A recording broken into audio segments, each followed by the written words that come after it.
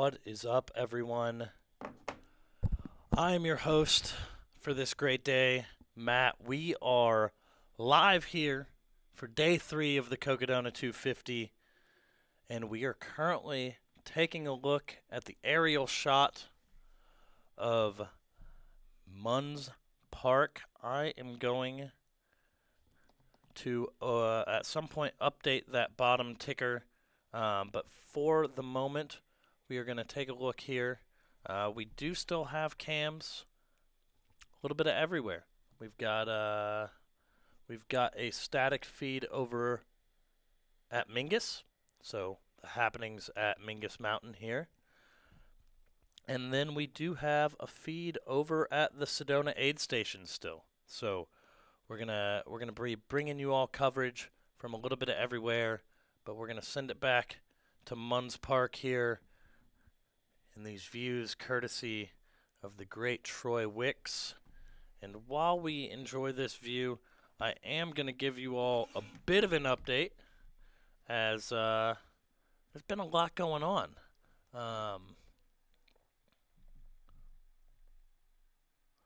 There has been a lot going on. Joe McConaughey is still the current race leader. But the big news is Michael McKnight, the Michael Jordan of 200-plus mile races, is now in second place. He has, I believe, reached Munds Park. He may have already left, so when runners get to Munds Park here, they are going on an out and back section in Munds Park, so they'll hit this aid station twice. So we will see them twice.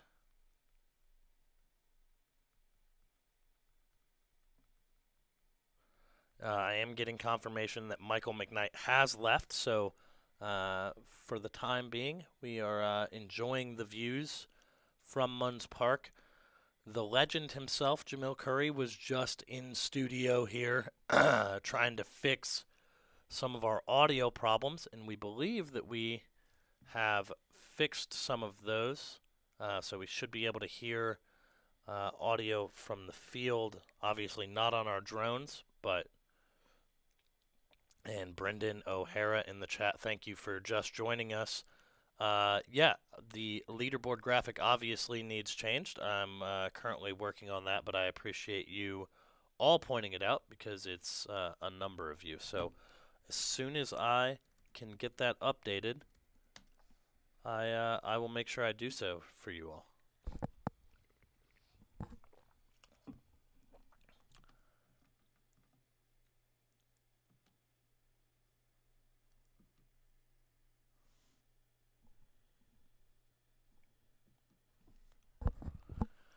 And so while I am trying to fix that bottom overlay, I'm going to try to keep you all as updated as possible on what happened through the course of the night. And so currently, again, our race leader is the string bean himself, Joe McConaughey, and he is, according to our live leaderboard, is at about 193 miles.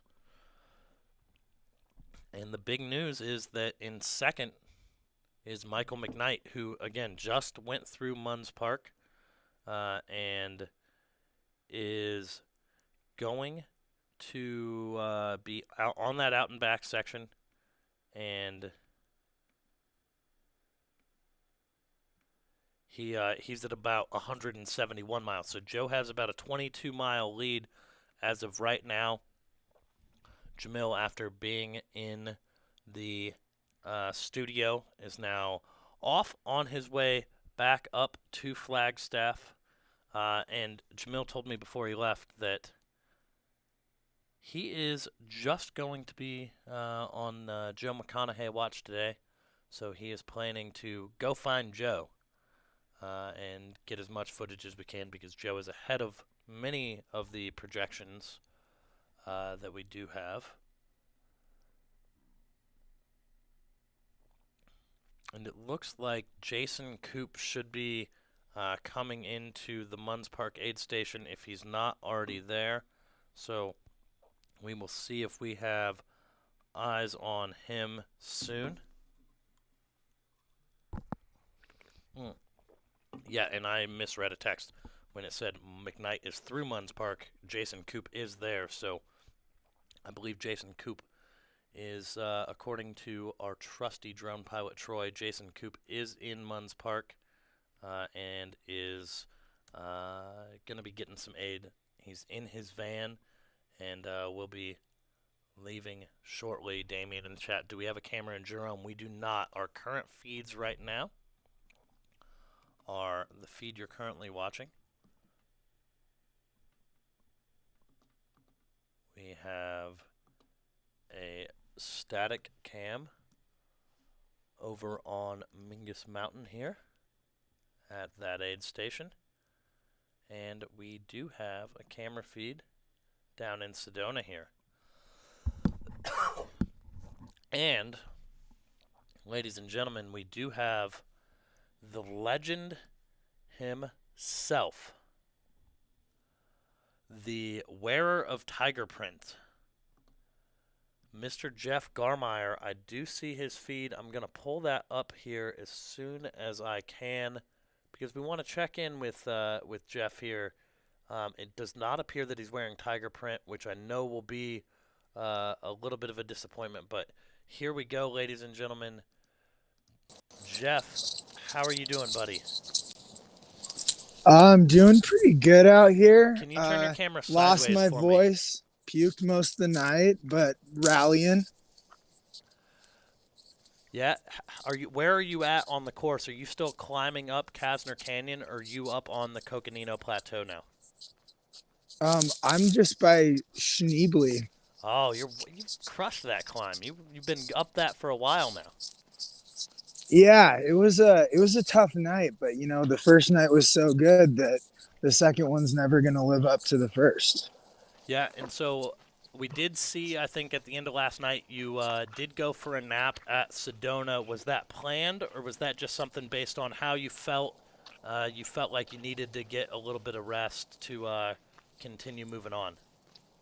Yeah, it was pretty much planned. I wanted to get at least an hour in Sedona, so was able to jump in there and got about an hour and 15 minutes and then ready for that water racing, which was not fun at night.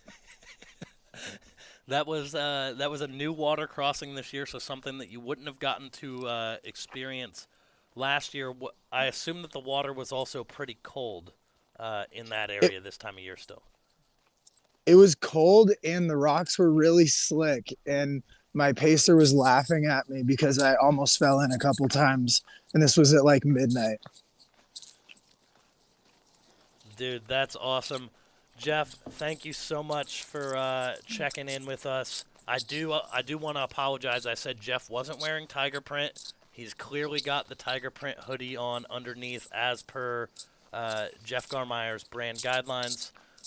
So we appreciate you checking in, Jeff, and we're super stoked to continue following along with your journey here.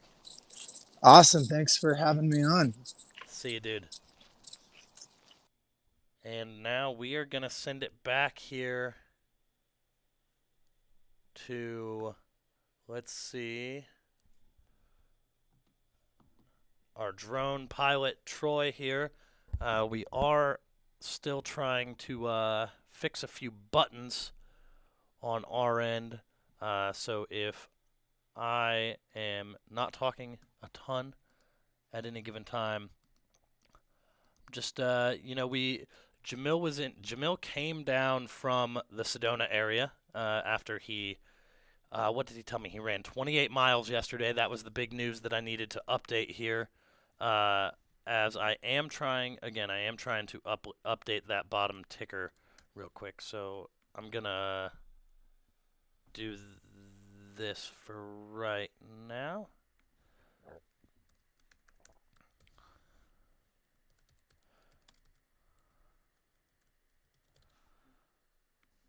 So I'm going to have it at that for right now, and I'm going to continue to work on that. But,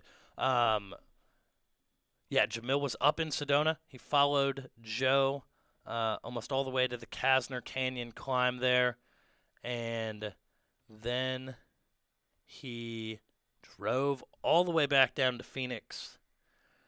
And I don't know if he slept at all, but he got here after I went to sleep last night, and he was awake when I awoke this morning. And then we needed to delay our start just briefly, but as you heard there, we did, in fact, get some audio from the field, and we got to hear from the great Jeff Garmeyer, which is amazing. Jeff did say that sleep break was planned, which was a much different strategy, than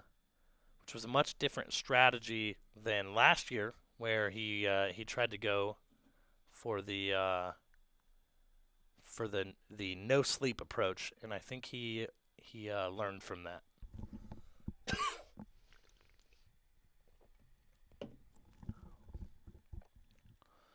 And we do have a question in the chat, and I believe Jamil is watching or was watching. Is Jamil still pacing, or did he move to camera duty? I'm not 100% sure. I believe that for a good part of today, Jamil will be, maybe the entire day, Jamil will be on camera duty. So I believe that he will be filming. And it sounds like we are going to have Brianna Grigsby coming into Sedona soon, so we want to go and check on her shortly. As soon as our great filmer Lynn has eyes over there, I will make sure that we take a look. And it looks like our eyes in the sky also has something going on here, giving us a nice little view. So once you get up on the Coconino Plateau here, it is going to be a lot of running through the pines, which, as someone who lives up in the pines in Flagstaff, I think is pretty great.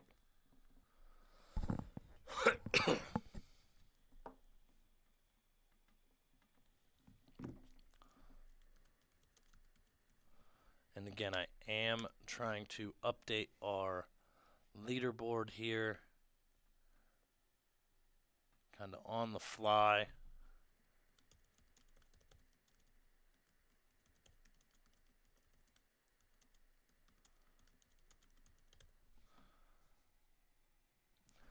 And I believe that is updated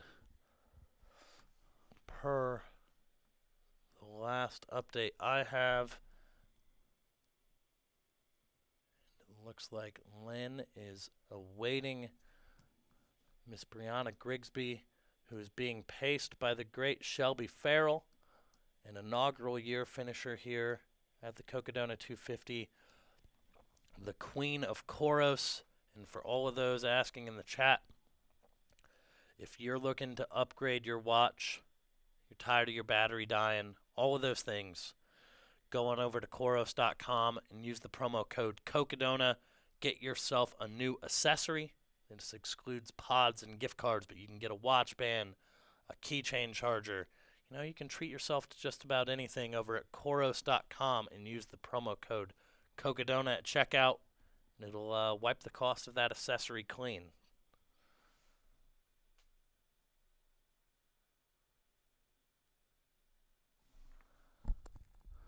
We got Rob McDermott in the chat. I'm just here to watch the drone crash again. I know that our trusty drone pilot Troy can hear, and so the people are just awaiting another crash up here in the pines after your first crash at Mingus, which I think is probably the first crash we've caught live on on air.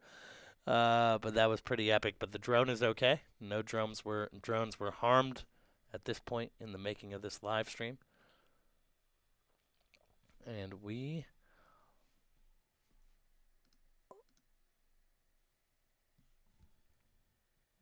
And so we are, again, up at Munds Park. Yeah, and Troy just sent me a note. He loves that he has a fan base now. Not for all his incredible shots, but for the one time he crashed.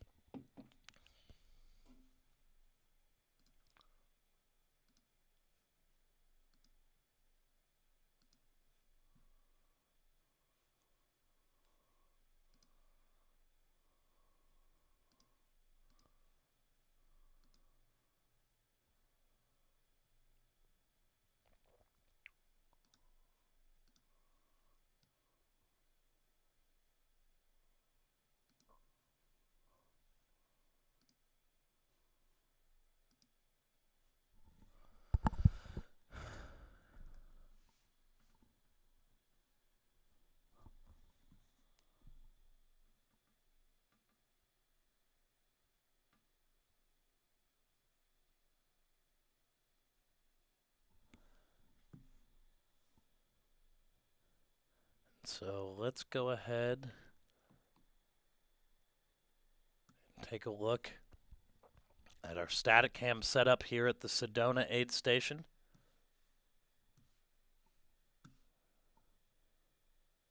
We also have Lynn over at the aid station. And again, our feed is a little bit grainy here, but it does look like we have a runner in the aid station there. Maybe getting a shoe and sock change.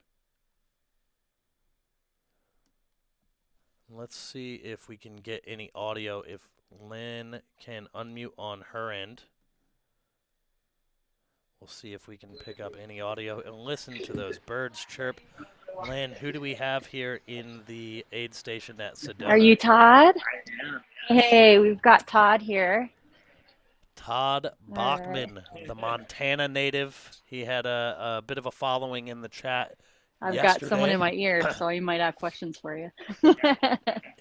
Yeah. How is, what do we have going on here? Are we just getting a bit of a sock change, or is Todd tending to any problems? Just a sock change, or do you have any problems that you're hot spots? Okay. Okay.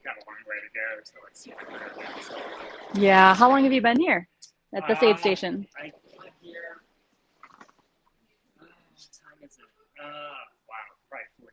Okay. All right. Gosh. Amazing. Well, thank you, Todd, and we wish you the best on your continued journey. And we are actually going to try and take a look here at the Mingus Mountain aid station, which I cannot see, or I can see, but my button is currently not working, which is what I wanted to test. So I am going to try and fix that really quickly. And I appreciate you all bearing with me as I do so.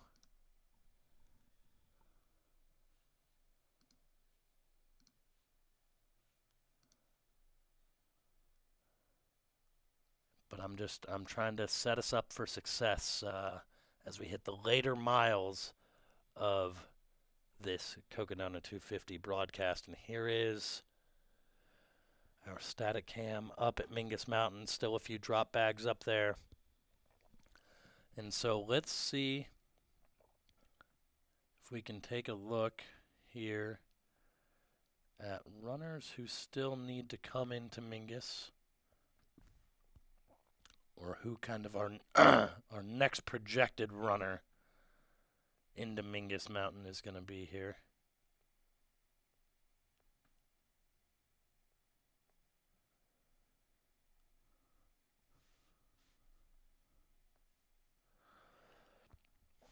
So it looks like Elizabeth Russ should be coming into Mingus here next, along with Sean Gallagher and possibly Joshua Garza as well. So those appear to be our next three. And to give everyone an update here on the People's Champ, as Troy is back in the sky here in Munds Park. Stan Barry is through Fain Ranch. Stan the Man Barry, I believe, is celebrating. Well, not I believe. I don't know the exact day, but this week is his wedding anniversary. He was on the live stream last year. We were able to chat with him as he was hiking into the Whiskey Row aid station with our sweep Jen, and was going to be timed out at that aid station. He has made it to Fane Ranch, mile 79, and he made that in 1 day, 19 hours, and 23 minutes. So that would have been about 5:30 this morning. So about an hour ago, I believe, Mr. Stanberry made it through Fane Ranch, and he is our final runner, or our kind of last runner still on course. He's about an hour and 40 minutes behind Shanoa Creer in terms of when they reached Fane Ranch. Allie Berry in the chat. It is today. I thought it was today, but I didn't want to misspeak. Happy wedding anniversary to Mr. and Mrs. Stan Berry. Absolutely incredible. You know, what better wedding anniversary present than for Stan to make it up Mingus Mountain today and to continue to stay ahead of those cutoffs.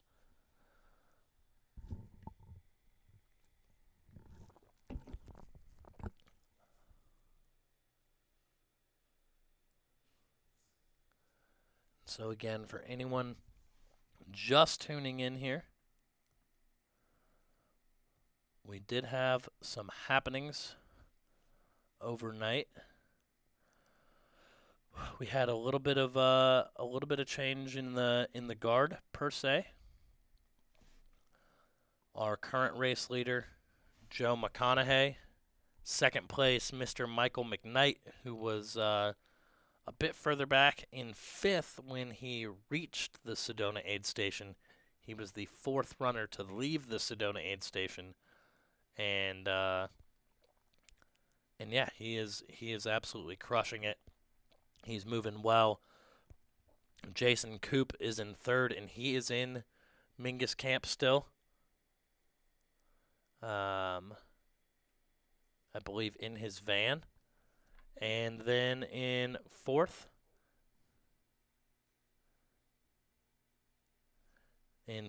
is Annie Hughes, who is your first lady. And she is still making her way to the Munds Park aid station, followed by Matt Smith, who is moving up the field, and then Jeff, Eye of the Tiger, Garmeyer, the fastest known tiger himself, who checked in with us earlier, let us know that he was almost to Schnebly, the Schnebly aid station, which I believe is about mile 161. So huge shout out to Jeff. And Jeff was the first guest on this year's live stream with audio. So we do have audio on our remote feeds as of the time being. And hopefully nothing breaks again. And yeah, so we're stoked to have some guest insights to hopefully be joined and able to check in with some of our remote filmers. And then later this afternoon/evening, we will be joined by a special guest, my good friend Ethan Newberry and Kim Tashima Newberry, the Ginger Runner, will be joining us remotely to just chat. I know that they have a runner that they are interested in, Miss Deb, who is having herself a strong run so far. And yeah, so we'll have plenty to chat about as the race goes on.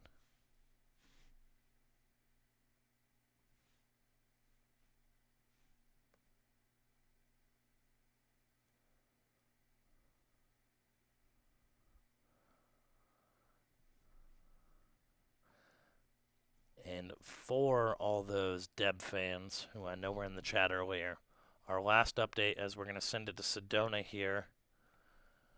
As we have Bree Grigsby coming into the Sedona aid station. She was just paced in by Shelby Farrell.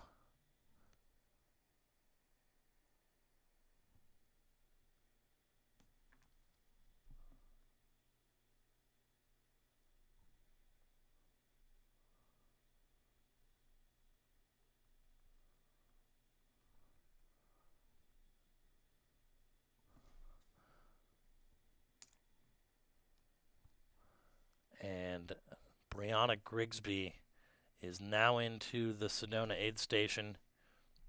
So if we take a look at our leaderboard, our top women, we have Annie Hughes, who is closing in on the Munds Park aid station.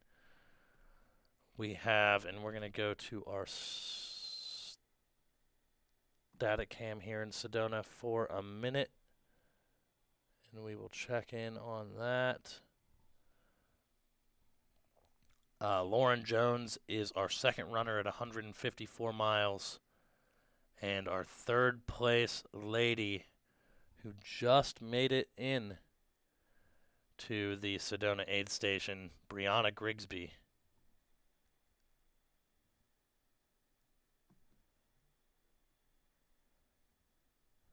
And it looks like we have something on the Troy drone, possibly out in Munds Park. And I can't tell if Troy is picking someone up or if he's just giving us some views. So for the time being, we will come back to Sedona aid.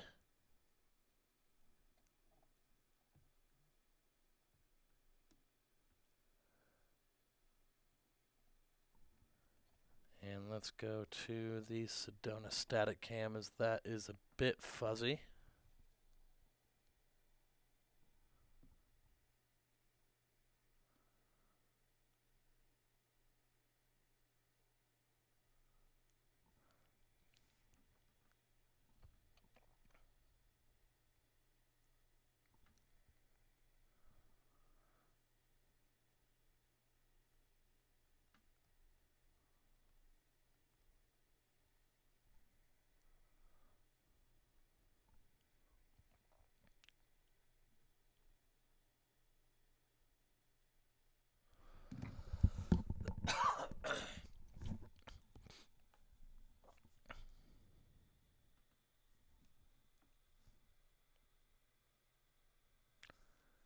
We are going to go to Lynn over in Sedona. And we're going to have Lynn unmute just so that we can kind of listen in here to what's going on. We do. Take one of those. Can I go, please? Yeah. I don't know what colors they are. Clementine. I'll take that. I have how's it going? Great. Good to see you. I Came out of the oven 10 minutes ago. I'll be back in a minute. Okay. I'm going to be here for a bit. Okay.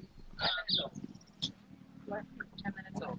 For you. That's gluten-free? Yeah. Vegan? Gluten-free, vegan.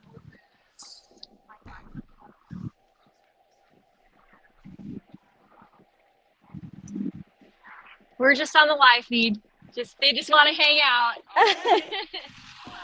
And it sounds like we do have Annie Hughes up in Munds Park, so we're going to send it to Troy here for a minute up in Munds Park, as he now has Annie Hughes coming into Munds Park along the fire roads here.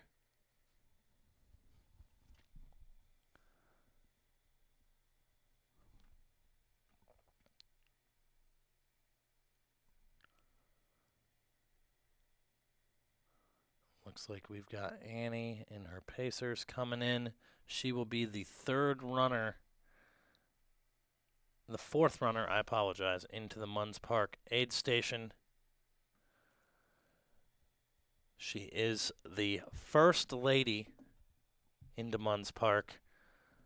She has, as of the last update, which is a bit delayed, she had about a 15-ish mile lead on the Atlanta resident, the Georgia native Lauren Jones. And then we just saw third place there at the Sedona aid station on the ladies' side. Aravaipa Racing Team's own Brianna Grigsby.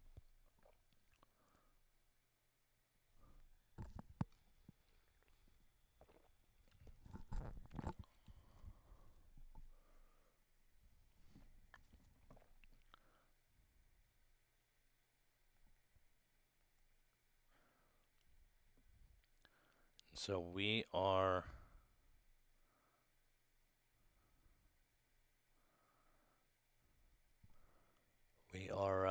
following Miss Annie Hughes into Munds Park here. And she is going to reach Munds Park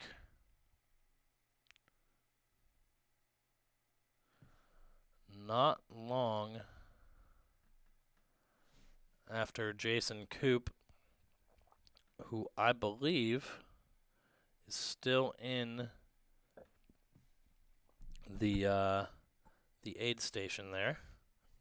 Yes, he is still in his vehicle there at the Munds Park aid station. So we will have both runners. Yeah, he's still in his van at the aid station. So we will have our third and fourth place runners both in the Munds Park aid station at the same time, which is pretty cool.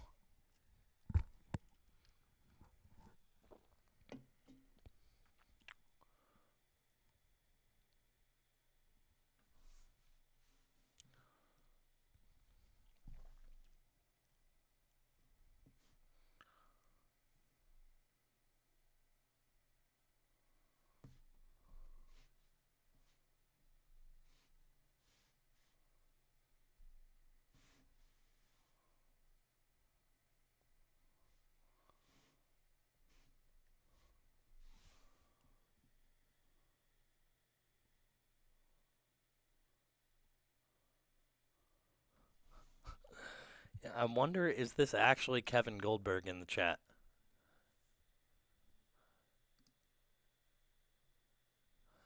Ready when they are. The man with a cult following, whose fan base only types in all caps. There's no other mode of communication. Can't type lowercase. Can't type normally, where the first letter of a sentence in proper nouns is capitalized. No, no, no. All caps only. We have the man himself, Kevin Goldberg, in the chat. First and foremost, obviously, Kevin, I hope that you are doing well. Obviously. And I am going to pull up the tracker here. Where is Mr. Bib 130 himself? Looks like he is also on his way to Schnebly, closing in on the I-17 crossing and continuing to move forward.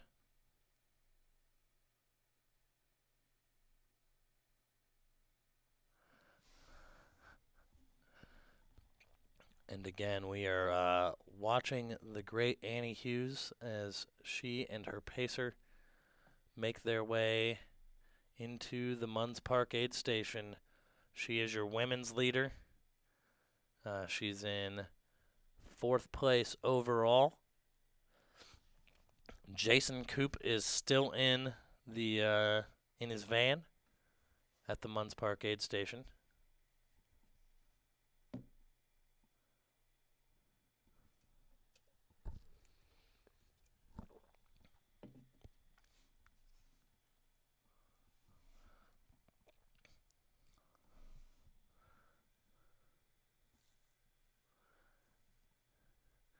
Yeah, and when I thought that the Goldberg energy in the chat couldn't get any more exciting, when Kevin Goldberg joins the chat himself, the chat goes even more ballistic.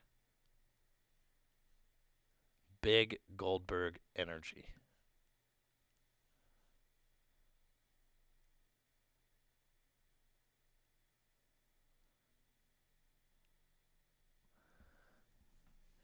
we go, a great shot of Annie Hughes.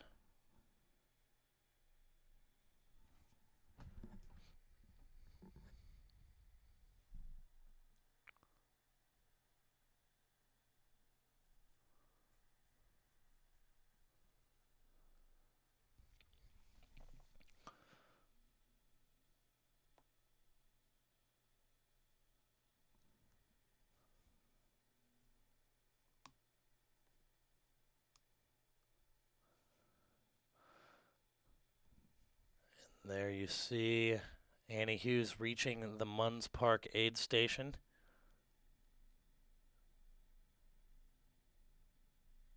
And I believe we are going to send it back to Sedona here, I think, in just a moment.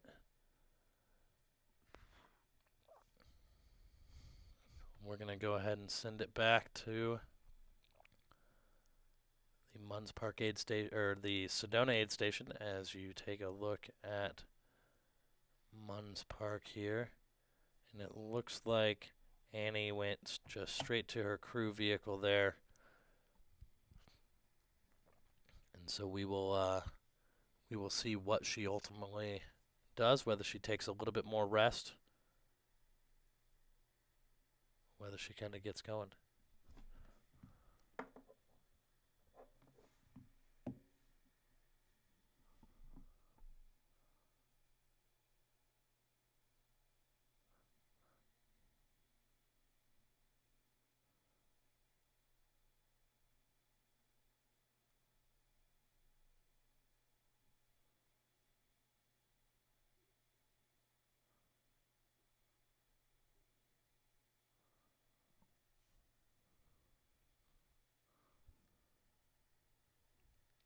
There we see Annie Hughes getting some help from her crew. Let's go ahead and check out Sedona. Is there any way, hold on, there was a question in the chat here. Is there any way to know what mile they're on? So I think the biggest thing I would say is if you go to Cocodona.com, there is a live tracker button up on the top, so you can see exactly where any of the runners are, which is super helpful. And yeah, that is where I would direct you in terms of where this current view is. This is the mile. This is the mile 171.7 and 187.2 aid station. So this is where they'll run an out and back section from here. So we will see them at this aid station twice, at mile 171.7 and 187.2. Let's go ahead and check in on Sedona here.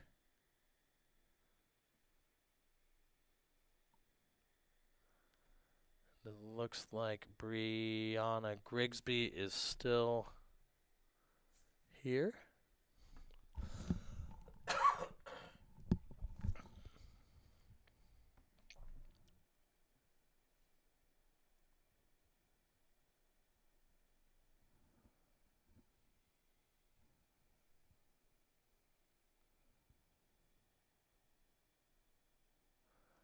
There you see Brianna's crew right there, and I know the feed is a little pixelated. However, I think some visuals is better than none.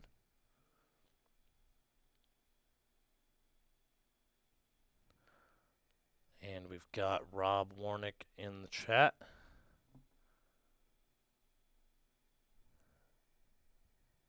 Tell Bree all of TTR is rooting for her. So we will have to relay that message to Bree as we take a look at her crew. There is her, helpful friend and crew person and pacer Shelby Farrell of Koros, who will be joining us in studio, I believe, a little bit later this evening to help commentate. So Shelby was just out there with Bree pacing.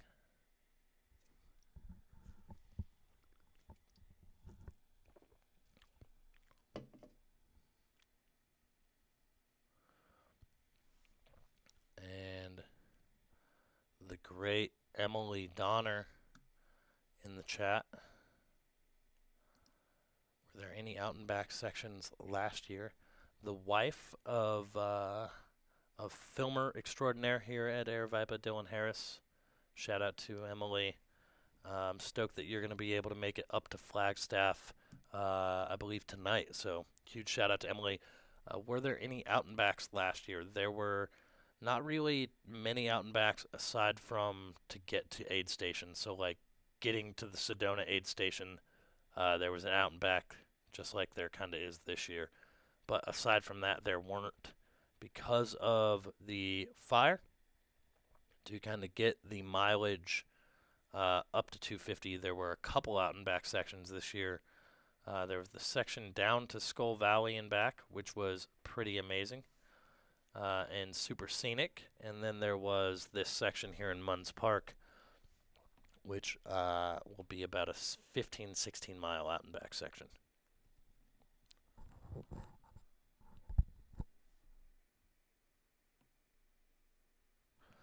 And I am going to send it to our static cam here, and I need to go actually unlock a door for our commentator extraordinaire, Nick Hilton, who will be joining us momentarily.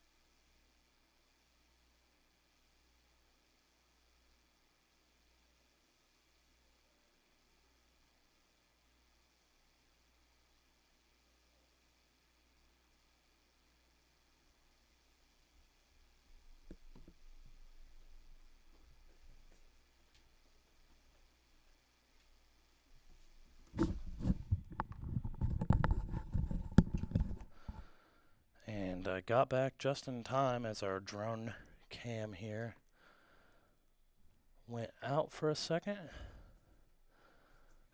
And we have that back up. So thank you all for bearing with me.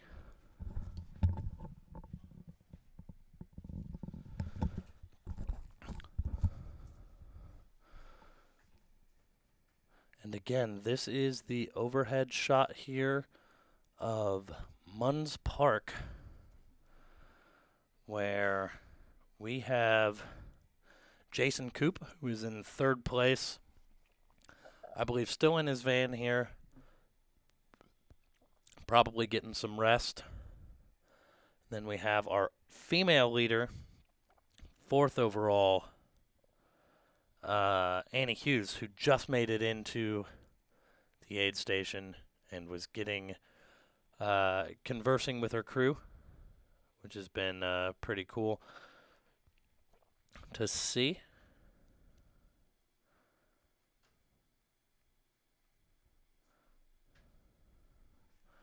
And we will go ahead and take it back to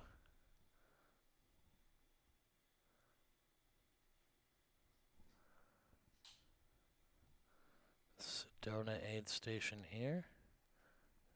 As you see, the drop bag setup not quite as hot this year, thankfully.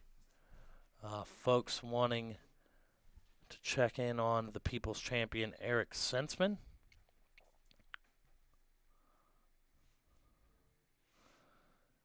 And it looks like his last update is past Deer Park, so he is making his way to Sedona still, according to his live tracker, which updated just a couple of minutes ago. And again, we are looking in at the Sedona aid station, and we'll see if we can just get a little bit of audio from Lynn here, just so that we can kind of listen in on what's going on. And I have to unmute. Getting ready to head back out? Sorry, Lynn, we can hear you now. Who is that? Todd still, yeah? Yeah. Looks like he's getting ready to head back out soon. Awesome. Awesome. Make sure he puts on plenty of sunscreen. Plenty of sunscreen. Make sure you put plenty on. And Nice. I believe Todd joined us last year as well, I do believe. So I'm sure he is no stranger. No to stranger at what he's all. doing. He's done this before. Yeah, Todd was the 6th place male finisher last year, so he's having himself just a little party out there. Definitely knows what he is doing. And ladies Yes, and he gentlemen, we're does. going to take it back to our drone in the sky above Munds Park, as I am now joined in studio by everyone's favorite voice at this point of the Cocodona live stream, the gentleman who I locked out of the building this morning and had to go unlock a door for, Mr. Nick Hilton. How are you doing, my friend? Doing great, Matt. Thanks for having me back. I'm pumped to be here. Man, looks like our runners were busy overnight. Yeah. People getting in some massive mileage. It's exciting to see. Yeah, a lot of movement, a lot of interesting happenings, I guess, overnight. So, and it looks like our drone is landing for a battery swap, possibly. Lots of beautiful drone shots of the Cocodona Plateau today, so that's exciting for Yep. sure. Yeah, and so we'll take a look at the Sedona static cam for a minute here. So, Joe McConaughey still in the race lead, out very far in front currently. We got to see him drop his pacer yesterday as he came into Sedona. Yeah, I was watching for a little bit of that earlier. That was crazy. His pacer was the 4th place finisher here last year as well, Mr. Whit Weisbrem. So that was cool to see. But then we had Jason Coop and Annie Hughes come into the aid station at Sedona in 2nd and 3rd. Annie and Jason left pretty close to each other. And then Jeff Garmeyer was in 4th coming in, followed by Michael McKnight in 5th. Michael McKnight's now in 2nd place overall. The man who has won every 200-mile race he's entered, who has won every 200-mile race that there is, except for the Cocodona 250. He is back, and he is now having himself a really strong run. And I think that's been not necessarily the surprise, but it's definitely been something to watch. The fact that he has caught he caught Jeff Garmeyer, Jason Coop, and Annie Hughes, and is moving super strong right now. Yeah, I mean, it just seems like, we noticed this earlier yesterday. He was just moving so well after having those stomach issues earlier on. So it's cool to see how well he's been able to move overnight. I don't think it's going to be tough to push Stringbean McConaughey with a 20-mile lead. Even if Stringbean were to take a significant nap, that would have to be one heck of a nap for McKnight to catch up. But to see both of these legends in this space run so well up front, it's exciting. And to see, Annie Hughes still killing it, Coop still killing it, Matt Smith, who had a big day yesterday, still up there.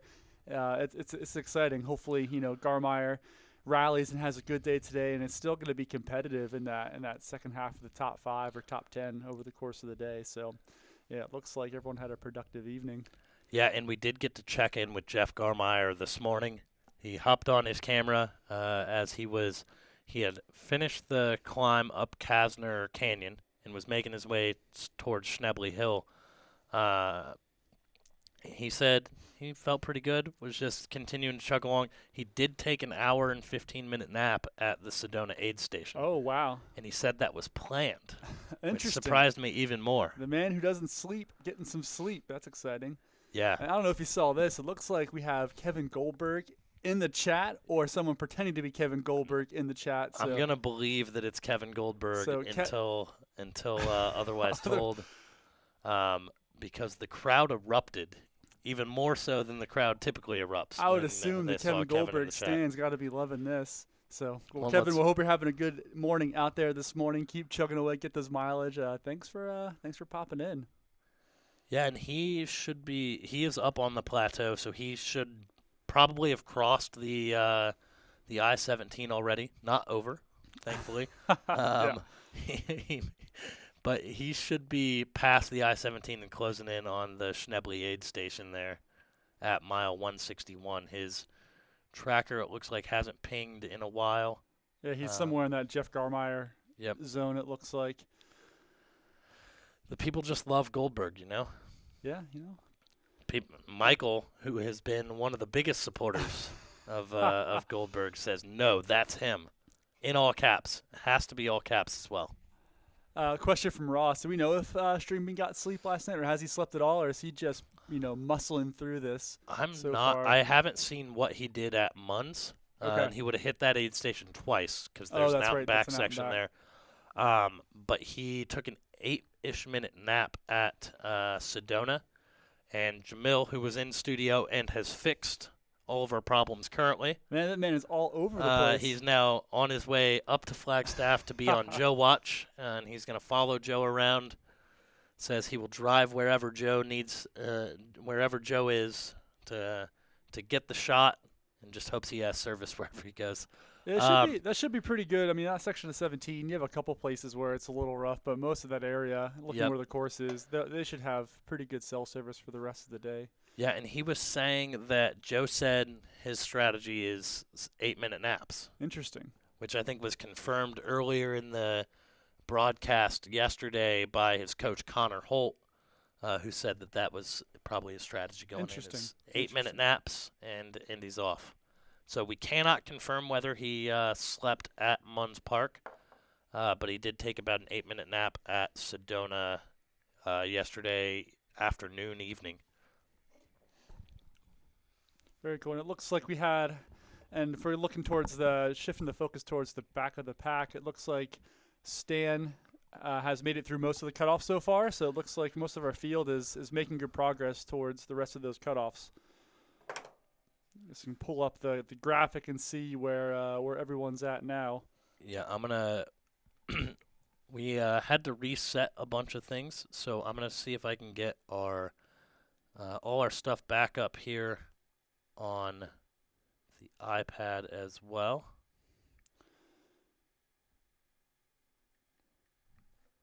So it looks like today, first big cutoff is going to be Mingus Mountain at 1 p.m.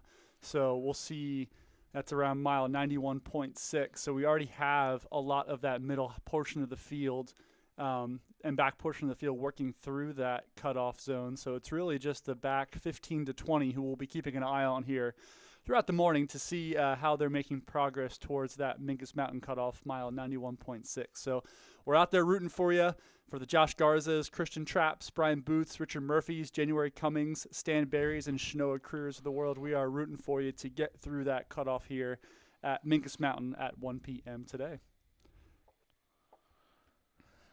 And we will have a static cam up at Mingus Mountain the rest of the day, and we will have filmers down in Sedona alongside our static cam for the entirety of the day, because there will be a Sedona cutoff later this evening.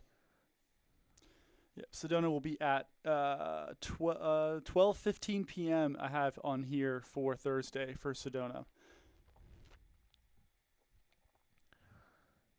And again, I am working on getting that pulled up on our iPad here so that we can show you all.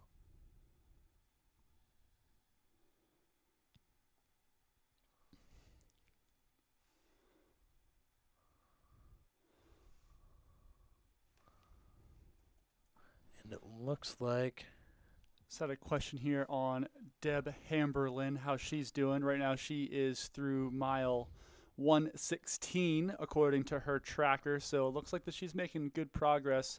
I mean, she should be heading towards or getting close to that Dead Horse Ranch aid station here any moment. So for the person, Darling Runner PT, Deb Hamberlin's doing well and looks like to be moving well as far as we can tell on our And we're end. going to have to keep tabs on Deb. I know that she's going to have a big following today and tonight in the chat. She is part of the GR crew over with Ethan Newberry and the Ginger Runner. So Oh, she's got very a lot of friends that'll be in the chat here. Well, hopefully we'll be able to catch her on one of the cameras here at some point at these next 8 stations. Yeah, and I think the next time we will likely see Deb will probably be as we take it to our static cam here in Sedona. We'll probably be here in Sedona, but we may be able to, get eyes on her a little bit sooner. But I'd love to be able to check in with Deb when she gets to Sedona if we can. And speaking of Sedona, weather today is looking to be, again, fairly favorable for the runners. High only of 77. Winds look to be maybe a little bit slower than they were yesterday. So right now it's about 10 miles per hour. Looks to be right around that for most of the day. So for our athletes coming through that Sedona area, it is going to be a beautiful day. And right now in Munds Park, up on that Cocodona Plateau, it is 40 degrees. It's going to get up into the 70s. And if you've ever been in that high altitude sun up in Flagstaff, 70 degrees and sunny is going to feel pretty warm for those athletes. So interesting, there won't be a big temperature difference there between Sedona and Munds Park. But that sun will feel a little bit more intense once they get up there. And on some of those trails in the Ponderosa Pines, you can end up on some fairly long exposed sections. So be interesting to see how our runners handle that as they are getting up there with a little bit more fatigue built in from lack of sleep and addition of miles. So definitely going to be a lot of things going on today. Super excited to see the McConaughey cam whenever Jameel can get up there and see how he's looking. I would expect expecting him to finish at some point this evening, like 9, 10 o'clock. Is that around? Well, that was the original plan. Yeah. He got to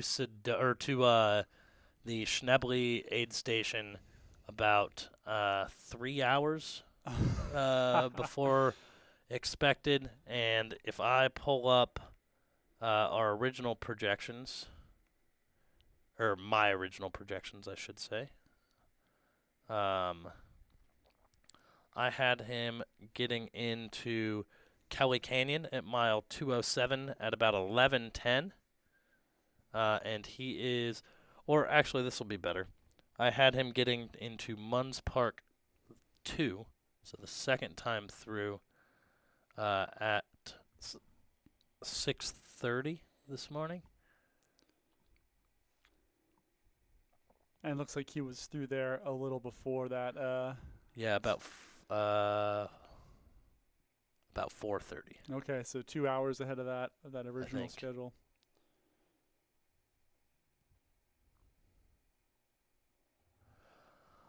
I think. Don't hold me to that math, but And I'm not sure if you've talked about the People's Champion much today, but I do have a check-in here from one of his pacers from yesterday, and said that he was Eric Sensman was struggling a little bit since yesterday. And he took about 3 to 4 hours of sleep right around that dead horse area. yeah. So it looks like he's feeling the distance, but hopefully he's out there today and clicking off some miles. We'll keep an eye on that as well. Yeah, and it looks like he is still moving forward as he's kind of on his way to Sedona. I believe he's in between Deer Pass and Sedona now. Yeah, it seems he's right around mile 132, which is, going to put him about 12, just past Deer Pass, about 12 miles short of that Sedona aid station there. So I'm sure he will be welcoming the chance to get up on more familiar terrain and get up on that Cocodona Plateau sometime today. Very much so. I think once he gets up on those trails, I think he obviously is going to be more familiar.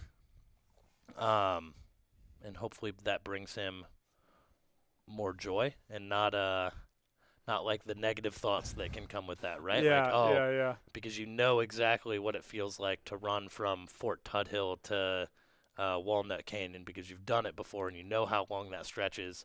That can be positive for sure. Absolutely. And that's what I would expect, but it can also be negative. Yeah, because then you know exactly how long you're going to be out there for. So it can certainly be a double-edged sword. I think most ultra runners can switch that mentality, and once, especially a guy like Eric, once he gets up there and he can almost feel that finish line, he'll be able to get there a little bit closer, and I'm sure he'll have friends and family and people from Flagstaff out there as well too. So he'll be able to take in some of that energy and channel it towards a stronger finish. AJW in the chat looking at the interesting battle between second, third, and fourth. I agree. I think even second down through, 10th, there's a lot of runners here within close proximity to each other. McKnight, Hughes, and Coop all super close. Matt Smith, Jeff Garmeyer, Goldberg all within a couple miles. Lauren Jones, that second woman, has a little bit of a gap on Crosby, but Jones, Cole Crosby, Josh Locke, Mark Vogel are all fairly close. And then net beyond that, Adrian Bagrin, Tyler Welch, Dom Grossman, Bree Grigsby, Chad Trumbo, Ostazuki, Todd Bachman. They're all very close as well, too. So a lot of really competitive battles here on day 3 of Cocodona that are going to shape out through the day. And it's going to be interesting to see who has banked enough sleep, who's been doing well on their calories, and who's going to be able to maintain that pace going into day 3 today. And it looks like AJW. Oh, heard it here first, folks. Wow. Thank you, Mr. AJW, for breaking that news live on the Cocodona 250 broadcast. Screenshot, clip, and tweet. There you go. He's thinking about this race for 2023. I'll have to make sure TMZ gets a hold of this clip so that we can get it out there and hold your feet to the fire. But AJW lived in Arizona for a stretch of time, so I can imagine that this kind of Arizona adventure would be something really special to Andy. So hopefully we see him at the starting line next year. Yeah, it'd be cool too. I mean, next year I'm assuming get back to the original course as well. So lots of things to look forward to in 2023, not the least of which would be AJW signing up and hopefully writing a nice long piece afterwards that we would get to read. Yeah, I mean, maybe we'd be able to get an AJW cam out on course. There you go. So that he can give us all his thoughts as he is suffering up Lane Mountain before heading into the Crown King Saloon for a beverage of choice.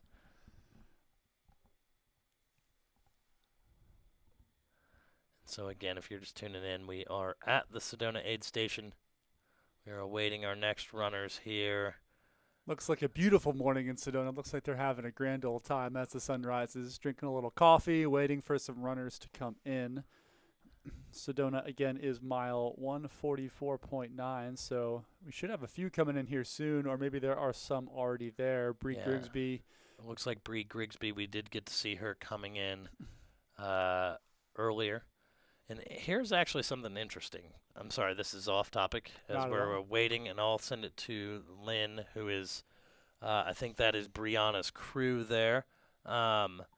Is all of the Kevin Goldberg fans type in all caps, but Kevin Goldberg himself does not. Does not type in caps at all. Interesting. I wonder if that will change the all caps crowd out there to maybe take on a little less of an aggressive position here, but we'll see.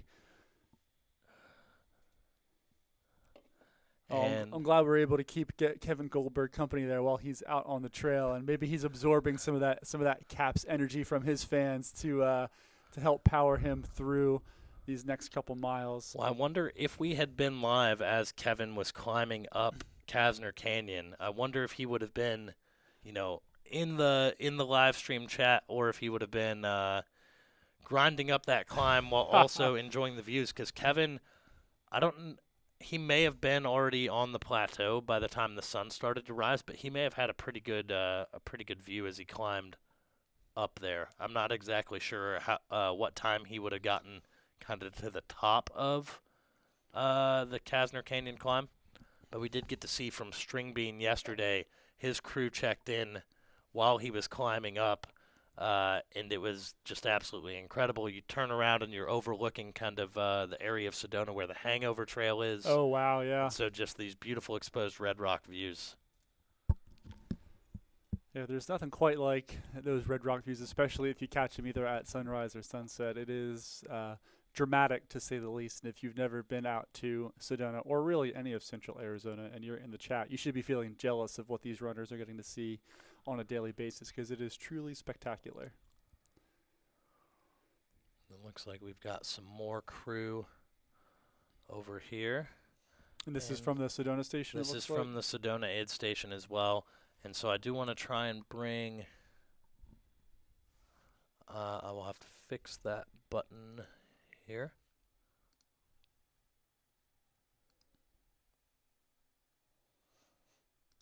If you give me just a second, I apologize.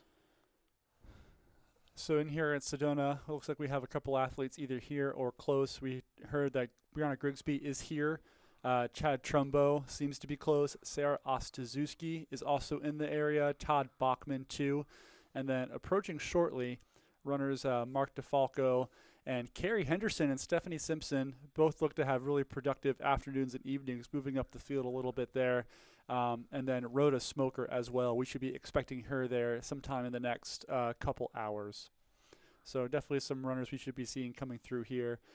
Carrie Henderson, a Flagstaff native, I'm sure she's starting to absorb that energy from getting closer to that Coconino Plateau. So she's been running well overnight. Mark DeFalco, one of our youngest entrants, battling through. He's from Tucson. He had a good afternoon as well. So definitely we should be getting some eyes on some athletes and crew here shortly. And we're going to go ahead and maybe just catch some of the sounds. We got the audio fixed, Oh, Nick. awesome. Thank you. So if Lynn can unmute. Yeah, thank you, Lynn. You're on top of it. We're just going to kind of listen in here, see if we can just hear her crew interacting a little bit.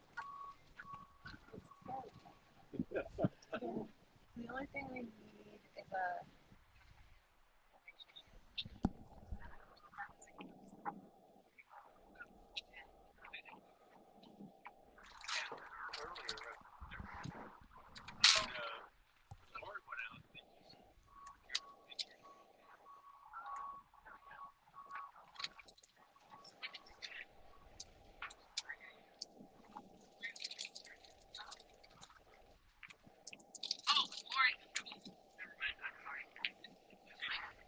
So there, we're just watching Brianna Grigsby's crew, making sure she has everything she needs before getting back out there. And we are going to, for just a minute here, oh, it looks like maybe Lynn might have another crew vehicle over here. Lynn, do we know who we have over here? I think this is actually Brianna still. I think she has 2 cars. Oh, she has 2 cars. So Bree is over here. Her crew, oh yeah, crew operating on the other side there, getting her all the stuff she needs. And Bree has also had a pretty steady fan base in the chat here down in Tucson. We got Rob Warnick in the chat. She had a great, looks like a really good day yesterday. I mean, just steady Eddie, super consistent over the course of the day. She's moved up a little bit. She looks to be our 3rd woman right now behind Annie Hughes and Lauren Jones, who both have also been consistent. So really cool to see how she's been running so well there in that kind of back half of the top 20. Just had a note here from Mr. Goldberg, said that he broke his wrist at Black Canyon while texting. So would hope that our man can be careful out there. I know those trails up on the plateau are buttery smooth, but keep your eyes on the ground, please. No broken wrists this time around. And there you see Brianna Grigsby getting taken care of by her crew here.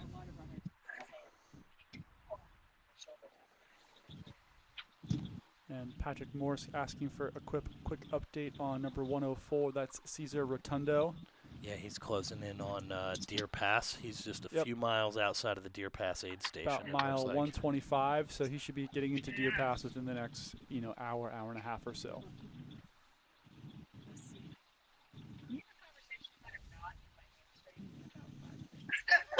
I have a sleeping bag and some other things to be packed. Okay, excellent. She have a long sleeve shirt. You have a long sleeve shirt on. Okay. Yep. Looks like Bree is moving over maybe to her other crew area for a moment. And shout out to the crew here. I mean, anyone who's ever run one of these longer races knows how important the crew is. So, and I can especially assume for a 250-mile race that the crew's got to be even more important and uplifting for these runners. So, you know, while the runners have been up here and awake for, you know, closing in on, you know, 50 hours, the crew has also been doing that as well. So shout out to all the crews and all the volunteers, really doing an awesome job out there over the course of this race. Someone in the chat, we anticipating that Joe dips under 72. Under 72. Yeah. Yes. Maybe 69 to 70. Joe's going to be way ahead of 69 in 70 hours. Yeah, it should be. He's going to probably be under 60 hours. Yeah, sometime between 8 or 9 p.m. likely. He's got another 55 or so miles to go at his current clip. You can see where he's at now. At his current clip between 3 and 4 miles per hour. I mean, he should be getting there definitely by this evening. Yeah, not a ton of hard stuff left aside from the climb up Eldon. Just to climb up Eldon, and then you get the nice long descent from there. How do you think that's going to feel after 240-some miles on Eldon Lookout Road coming down? Yeah, I think there are some steep sections coming down Eldon Lookout Road, so it's going to beat up your quads a bit, but it's probably powdery soft. I'm not sure if I did. Yeah, Shelby, we got the audio figured out, and we can hear you. He says, yeah, Shelby, we got the audio figured out. Hey, is Matt in there? Yeah, he's in my ear. Oh, I'll see you sometime today, Matt. Everyone, you can hear the voice of the great Shelby Farrell of Koros. She just paced Brianna Grigsby into Sedona here, and she will be joining the live stream commentary team at some point this evening here in studio, which will be great, as our plan, as it stands currly, is to take this coverage from right now until 10 p.m. tomorrow night. So we are still trying to maybe figure out what our plan is for that overnight section, but we're gonna have camera feeds up on YouTube. And that's the most important thing. So if you're in the chat here, give a shout out to our main man Matt for helping this train run smoothly and likely having very little sleep over the next 24 to 48 hours. So it's great. I have two amazing little children. My daughter turns 3 in 8 days, and my son is a year and a half. So I feel like over the last almost 3 years, like I've gotten enough training. Yeah. And it's all been for this moment. You've been training your body for this. You know, yeah. I didn't feel like that training had paid off during the Black Canyon live stream when we went for about 30 plus straight hours. And I was very tired by the end of that stream. However, I'm feeling good as of right now. I've got a great support system and crew coming in to help at the next aid station. Between you, Mr. Hilton, we'll have Kelly T-Slink of Girls on the Run Northern Arizona joining us a little bit later. Oh, that'll be And cool. yeah, Shelby Farrell will be in the live stream later. Drew Fraze, Cocodona finisher, will be in the live stream later as well. So it's going to be a party. And, of course, we still have Aravaipa After Dark this evening. So it's going to be great. I know everybody looks forward to a little Aravaipa After Dark.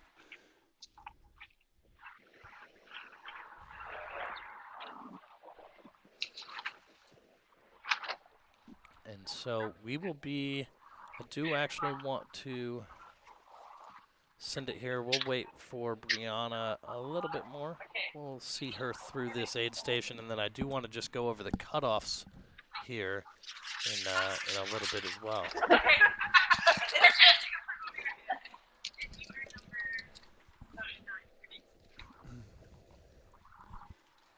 Well, I'm glad we're able to get this audio back going. This will really be cool for today as the runners come through Sedona. Maybe get a little audio from seeing how some of these runners are feeling and about their experiences. So that'll be fun. Yeah, and we got to check in with Todd Bachman a little bit ago at the Nice. Sedona aid station. He was, I believe, the 6th place finisher last year. The Montana native, which is where we went awry between Missoula and Bozeman and Montana State. But yeah, he's having a strong race. He left the aid station maybe about a half hour ago. And so, yeah, it was good. It's good to have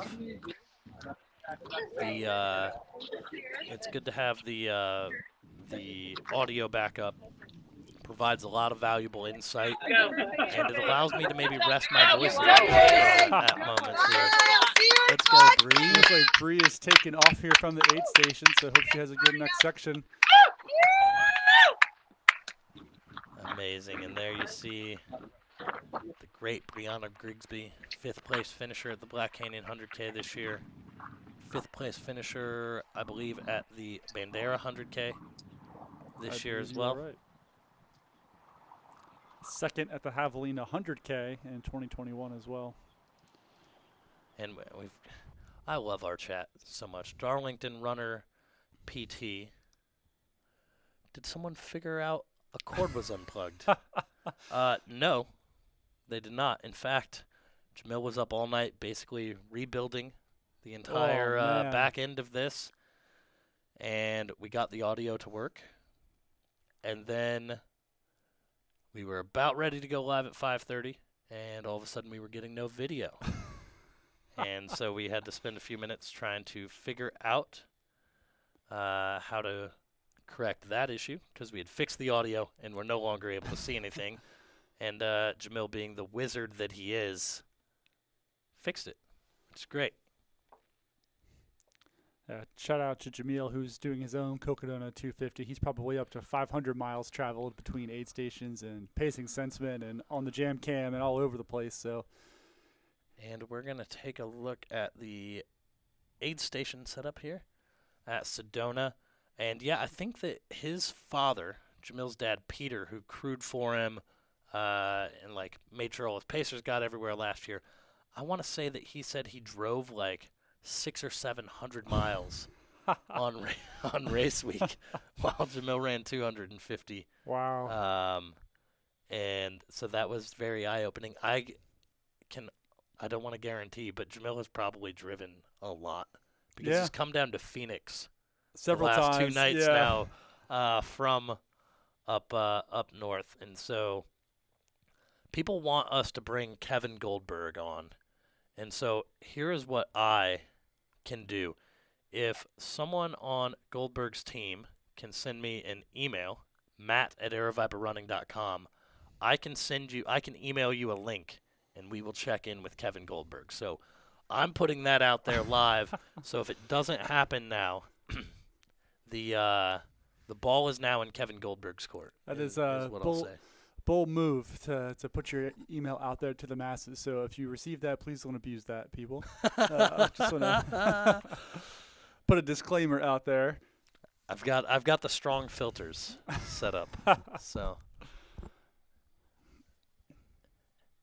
yeah, if anyone on Goldberg's crew or Kevin, who's in the chat, if you want to have someone email me, I'll send you a link and we can check in with you. If you don't want to, that's also okay in my book. I'm not running 250 miles. I expect that to be your focus.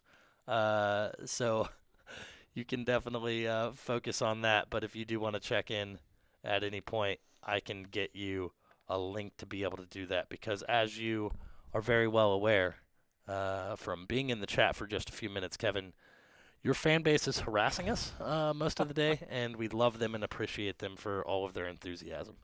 Yeah, it makes it way more fun. It's cool to see so many friends and family members in the chat rooting on their runners and watching the live stream. Definitely makes it even a little bit more special. Had a little comment here from Alex Myers saying that the reason that String Bean has his nickname was because he only ate green beans for his run across America. Can't confirm nor deny that fact there, Alex, but if that is, true, that's an amazing fact.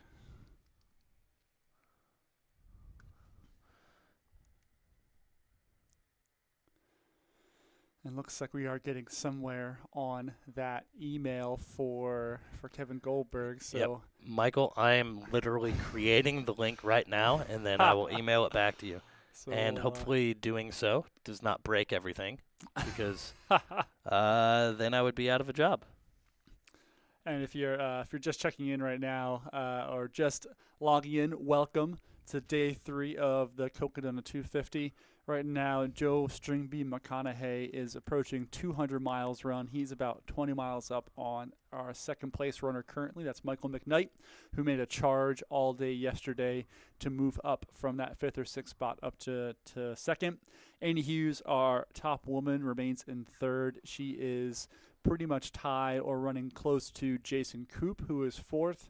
Matt Smith, who has passed many runners over the next 2 days, is in 5th there. And Kevin Goldberg, the favorite of the people in our chat, remains in 6th, followed by Jeff Garmeyer, and then our second woman this year, Lauren Jones. So definitely going to be competitive here throughout the day today. It's going to be a beautiful day in Sedona and in Flagstaff, so a great day for our runners to traverse over the Cocodona Plateau. And the San Diego fans still here in the chat as well, always. Well, they have a excited really for their big runners. contingent, right? It looks like they listed about 5 different runners. I know we've covered a couple of them. We have 168. That's Hector Rodriguez around mile 108 right now. Bib 190 is Alan Guevara around mile 118.5. We have 24, Adrian Bagrin, who is in our top 15. He's around mile 148. We got Luke Thomas, Bib 195, who is around the Dead Horse Ranch aid station. And, of course, Jose Sosa, the man who maybe went off course a little bit yesterday. He's hanging around about 132. Got some shouts for Ben Dullum, number 179. We remember Ben. He's got a great mustache, I believe, and also was wearing that extra colorful CLA hat. So love to see all the fans here in the chat. Definitely some big fan energy, as Michael Langwell says. Stanberry is rocking it. We were monitoring that yesterday. He got through that Prescott aid station, got through the Iron King cutoff, and he looks to be on pace to get to that Mingus Mountain cutoff, which is mile 91.6. And that cutoff today is going to be at 1 p.m., it looks like. So he seems to be on track to beat that cutoff as well. So we'll be monitoring that throughout the day. He's got about 5 hours to get there and get out of that aid station. So our back half of the field seems to be rocking it and having a good morning so far, and we will be monitoring those cutoffs throughout the day.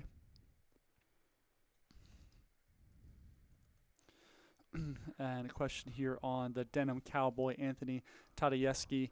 I did see a photo on Instagram. He is no longer wearing denim. No longer wearing denim. Maybe the chafing got to him. Don't blame him if it did. He is going strong. Looks to be around mile 110, so just past that Jerome Historic State Park aid station, and on his way down into Sedona and Dead Horse Ranch State Park. So he seems to be moving well as well. A lot of shouts here for Chad Trumbo. Trumbo's been running a great race. He is currently still running well. He is, last we checked, I believe, around that Sedona aid station. Can find his name here in just a second. Yep, he is somewhere in and around Sedona, maybe just past it or resting there. So lots of fans here in the chat. Fun to see.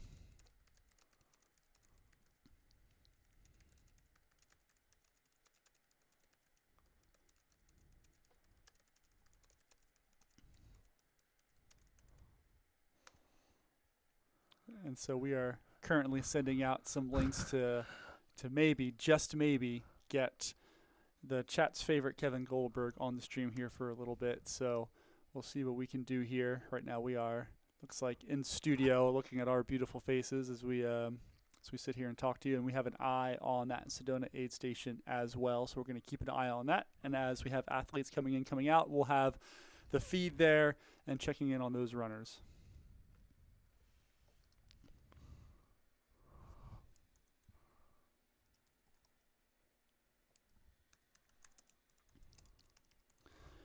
and some of the things that we'll be monitoring here throughout the day. We have a lot of runners in close proximity to each other, so there could be some good racing as they approach that finish line in Flagstaff, Arizona. We're looking at Hughes and Coop right now in third and fourth, within a couple minutes of each other or so, it seems. Matt Smith and Kevin Goldberg and Jeff Garmeyer are all within 4 or 5 miles. Lauren Jones, Cole Crosby, Josh Locke, Mark Vogel are all within a few miles of each other. And then there's a big group from about 148 down to 140. So within that 7 or 10 miles, that could be going back and forth depending on how they take their rest today, between Grossman, Bagrin, Welch, Bachman, Bree Grigsby, Chad Trumbo, Ostazuski, DeFalco, and Kerry Henderson. So a lot of interesting things to develop here throughout the day as our runners move through Sedona and up into the Coconino Plateau, and then as they approach the finish line at Heritage Square in downtown Flagstaff. Yeah, and over in Sedona here, we have Chad, who was it? Chad Trumbo? Trumbo. A lot of so Trumbo that's his fans in crew the chat here. today. And let's see, I'm going to unmute so that we can listen in here. My best. I think you did great.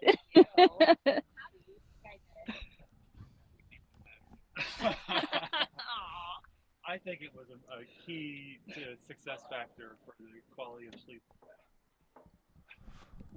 It's very comfy. That would be factor. Yeah. Great place to feel crafty. I know. This view is amazing. Yeah, my family lives up here, so I get to come up a lot. Yeah. He's from Prescott, so Oh, he used to spend a lot of time here. great. Yeah. So we just got to hear briefly there from Chad Trumbo's crew. And we are back to our static cam setup here as I continue to diligently work over here to give the people what they want, which is a Kevin Goldberg cam. And I'm sending the link to Michael Langwell right now. So that has been sent. The ball is no longer in my court. It is up to the people now. It's up to Michael, really. It's up to Michael. If it doesn't happen, if it doesn't happen, I feel like Michael should never be allowed to type in all caps ever again. Big stakes for Michael Langwell in the chat to see if he can pull off the impossible and get us a little Goldberg on the feed. Oh, this is absolutely gold. Someone has made an account titled Versteeg Sandals. Can someone come pick me up? I've been thrown off the side of the trail at White Rock. That's absolutely awesome. Rest in peace, Michael Versteeg's Sandals, as he inevitably discarded you for the nice feeling of EVA cushioning foam underneath his feet. So can't say I blame him, and I can't say I feel too sorry for the Sandals. Although we do have a Sandals runner out there. C. Sawyer. C. Sawyer, the Floridian legend. Also, I heard, saw in the chat, he's an Aussie. I saw that as well. Let's go. Crocodile Dundee hat on. So exciting to see that. I appreciate that. The great white shark of the Cocodona 250 out there in sandals. I'm sure he will be excited to get up towards that Cocodona Plateau to get that nice soft dirt underfoot. Pine needles feel better than cactus pricks, that's for sure. So good to see him. See Sawyer right around mile 116 right now, so he's in and around that Dead Horse Ranch State Park aid station. So about to traverse his way through Sedona. We got a question about the rundown of aid station foods, and oh, buddy, can I pull that information up for you? So today, our runners can look, if they're in the Sedona area, they can look forward to, at Dead Horse Ranch, a taco burrito bar and some soup and an oatmeal bar. At Deer Pass, they're looking at grilled cheese with turkey, quesadillas with turkey, tomato soup and pancakes. And at Sedona, chili and rice and veggies, soup, eggs, bacon, and pancakes. So a veritable smorgasbord out there on the course today, so I'm sure our runners will be enjoying that. We were watching some athletes chow down on some lasagna at the Mingus Mountain Camp, so that'll be awaiting some of our runners as they filter through there today, and then rice and sausage, soup, fruit, and some oatmeal bars at Jerome Historic State Park. So lots of food coming in here for the runners. We have some word here from Jared Trumbo in the chat that Chad is coming off of a power nap, and he's going to get ready to get up that climb on the plateau. We just checked in with Chad's crew, so we saw that they were getting ready for him, so excited to see how he does today.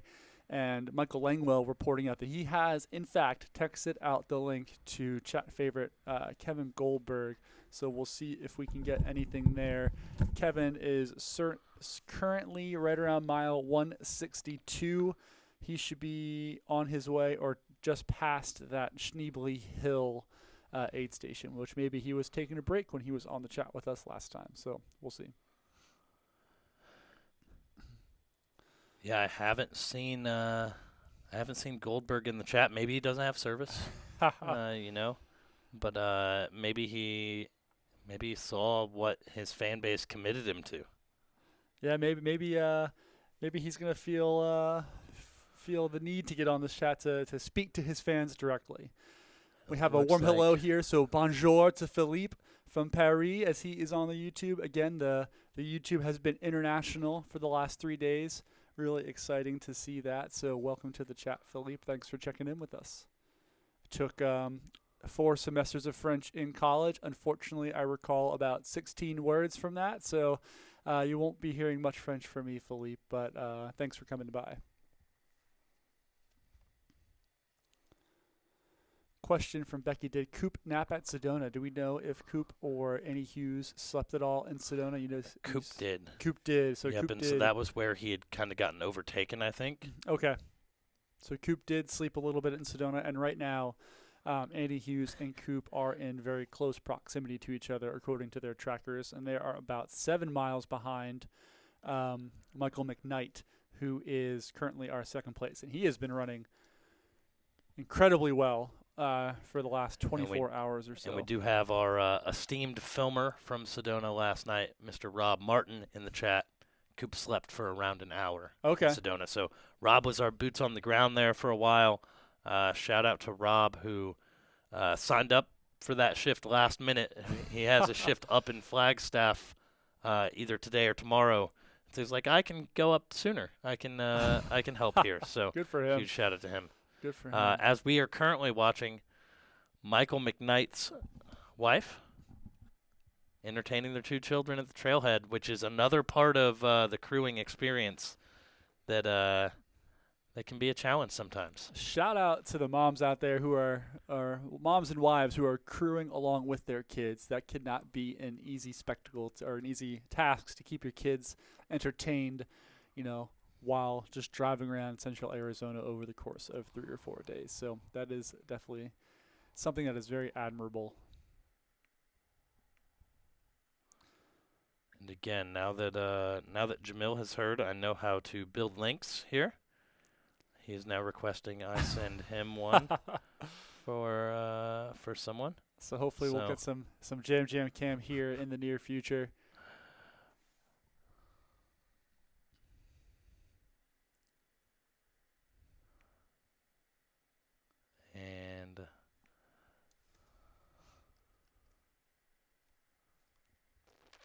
And a question, has Annie slept at all yet? Do you know, has Annie taken time to sleep much or not so much yet? Where was it that she slept? We saw her sleep, and I can't remember where. Dead Horse, I think. Dead Horse. So I think that she had, I don't know, I guess I technically don't know if she slept, but she had taken a prolonged break. She was there for a while. I remember, yeah, she was there for a while. And I will actually reach out to some of her crew to see. So I think with Coop having taken an hour of sleep at Sedona, I'm assuming he's probably going to push through and not sleep the rest of the way outside of the. He was in his naps. van for a while at right here at Munds Park. At Munds Park. Well, I stand corrected then. So. And I'm going to check to see if he's still there because he may. It looks like him and Annie, both of which haven't moved in a little while, and they're both directly at 171.1. Which Yeah, would put Annie them just at Munds Park. left recently. Okay, so maybe she has taken sole possession of third place there. We'll see once we get the update on the spot trackers.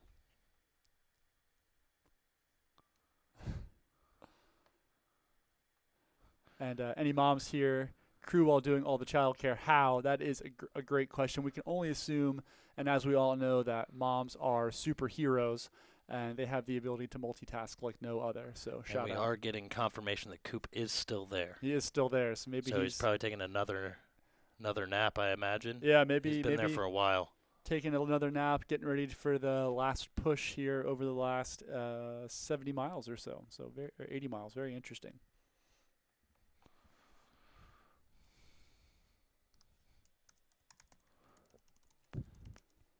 And right now we are have an aerial view of the aid station here at Munds Park. You know, no air conditioning here, but it's about 45 degrees, so it'd be a beautiful morning to take a quick nap. But we can see the setup here, lots of tents. We can see lots of parking for the vans, the drop bags there. So definitely a welcome sight for our runners as they make their way.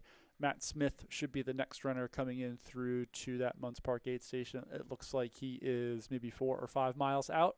We'll keep an eye on that, and maybe we'll get a visual of him when he comes in here within the next half hour, 45 minutes or so.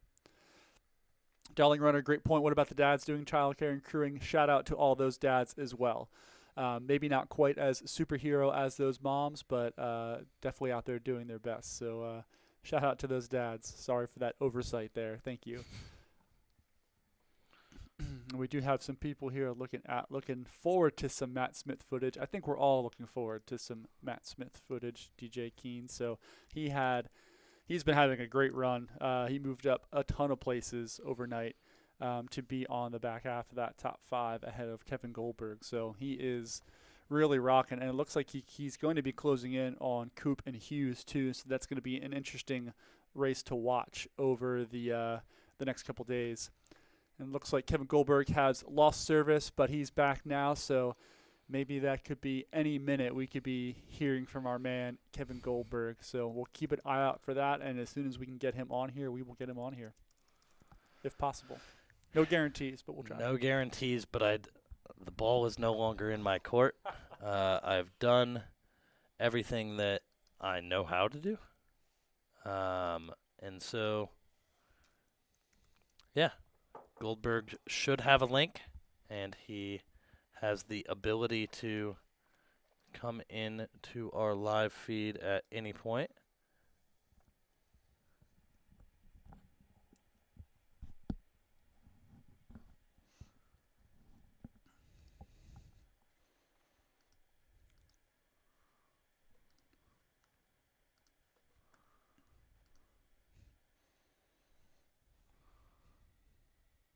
Again, we are taking a look here at the Munds Park aid station.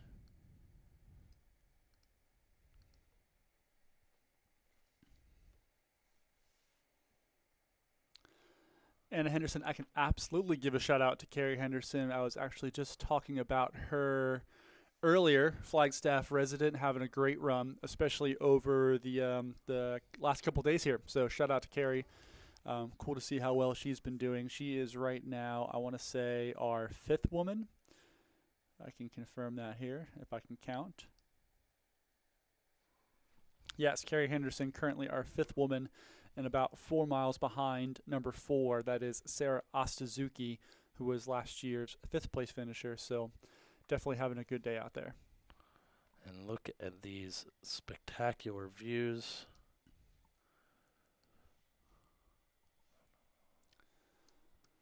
You really, honestly can't beat that. That is pretty incredible.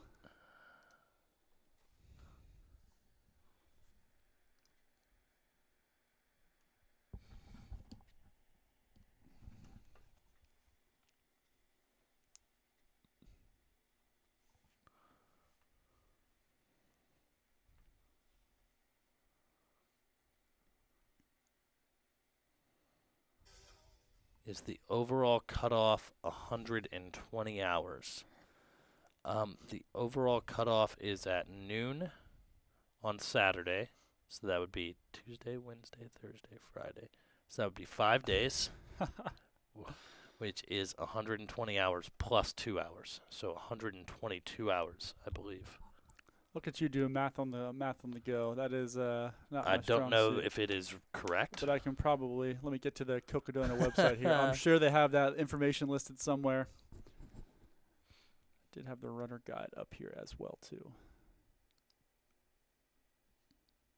Shout out to Chris Vargo in the chat, former Flagstaff resident, Chris, my ultra guy. legend in his own right.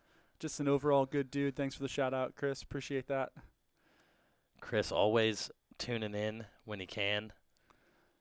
Chris was my coach for like 6 years. Oh, no way. After college.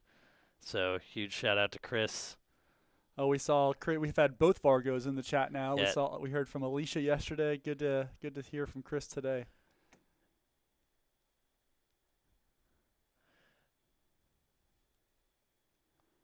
Chris, I believe, winner of the Ultra Race at Champions. I don't remember what year, but again, a legend in his own right. He did win U-Rock, and this isn't breaking news because the entrance list is public. Chris signed up for Flagstaff Sky Peaks. Oh, very interesting. So, the comeback is on. Yeah. Very excited to see that. Alicia racing as well. Interesting. Well, which might be more exciting. Who do you think is going to be the faster Vargo? Faster or place higher? Or it might be one and the same. It might be one and the same. Yeah, it might be one and the same. Where would you put your money? I put my money on Alicia. Sorry, Chris. I think so as well. I think Chris would as well. Yeah. I can confirm from the race guide, 122 hours is that cutoff time. Dude, look at that math. Yeah, that was pretty incredible, Matt. They teach that math down there in Georgia. They also don't do a good job of that in Pennsylvania, so you can see where my math skills come from.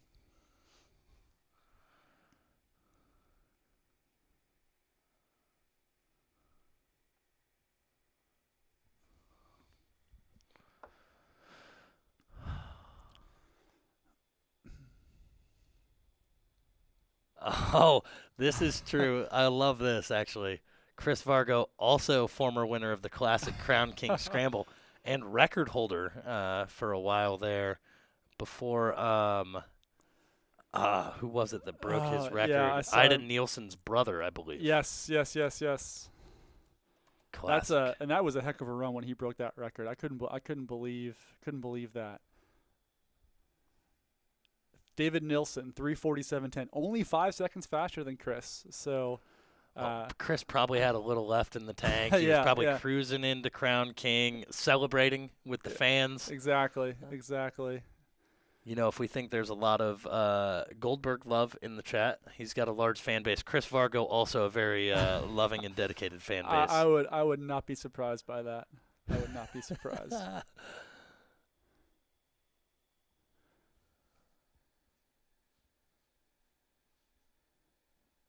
Crown King Scramble, probably a great tune-up if you're thinking Cocodona 2023. So no better way to tap off a training segment for the Cocodona 250 than taking a nice little jaunt up the Crown King Scramble. So keep that in mind, folks, if you're looking into running that next year.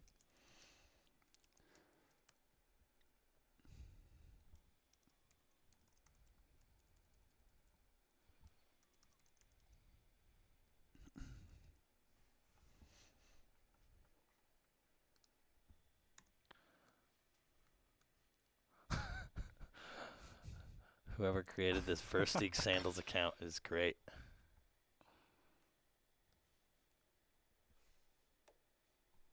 I had a question about Peter Ward overnight. It seems like he maybe did drop a few places.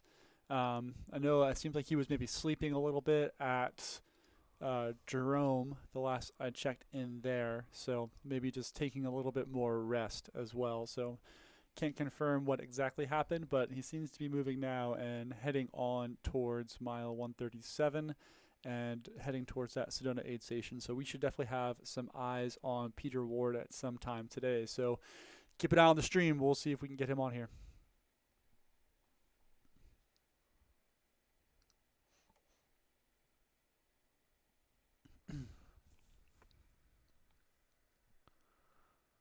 And right now we have eyes on the Munds Park aid station, where the runners will be coming through twice after a little out and back section. So Munds Park 1 and Munds Park 2.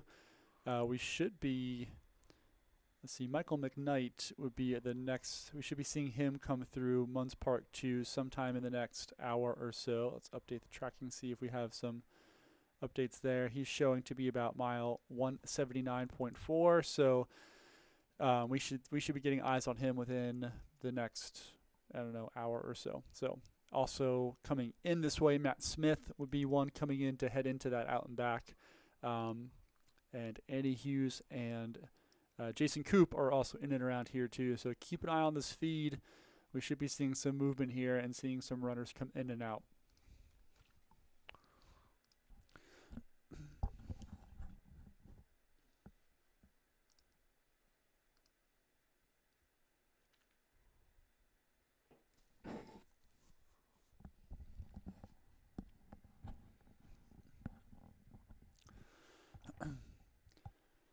And Joe McConaughey, currently our race leader. He is 198 miles or so in. He is about 18 or so ahead of Michael McKnight in second. Gap has maybe shrunk just a little bit, but that is definitely a big gap to overcome. And according to the spot tracking, they seem to be moving about at the same speed. So we'll keep an eye on that battle as the day here unfolds. Our top 5 overall right now: McConaughey, McKnight, Andy Hughes, Jason Coop, and Matt Smith currently. Top 5 women: Andy Hughes, who has been running in the top 3 overall the entire race. She is our top woman. Lauren Jones, who has been moving up well and is in the top 10 right now, is our second woman. Brianna Grigsby, who we just a few moments ago watched leave the Sedona aid stations, she is 3. Sarah Ostazuki, who we had eyes on yesterday running with Eric Sensman, is our 4th. And Carrie Henderson, who has some stands here in the chat, who is in 5th right now from Flagstaff. And we're being told by the great Austin Corbett of Cotulla, he'll be out. He's out helping crew and pace. Carrie Henderson's longest run before this was 80 miles. Wow. So she's out there. I mean, she is in unknown territory, to say the least. So shout out to her. Shout out to Cotulla. Great community member in Flagstaff. Great business. Great micro spikes. And fantastic gators as well. So shout out to you guys at Cotulla. I don't know if you've ever done the Cotulla uphill, but definitely a fun event up in Flagstaff if you're into walking up ski slopes on spikes.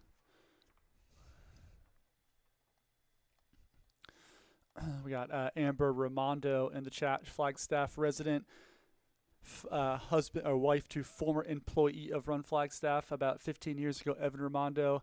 Good to see you tuning in, Amber. Hope you guys are doing well and rooting for Carrie Henderson. So very cool. And I am getting word from our race command.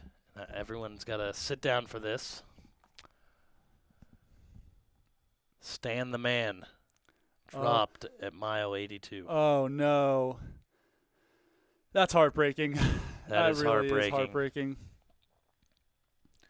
So Stan Barry, who was currently our final runner on course, has pulled out of the race, according to our good folks over at Race Command, at mile 82, which that would be right around around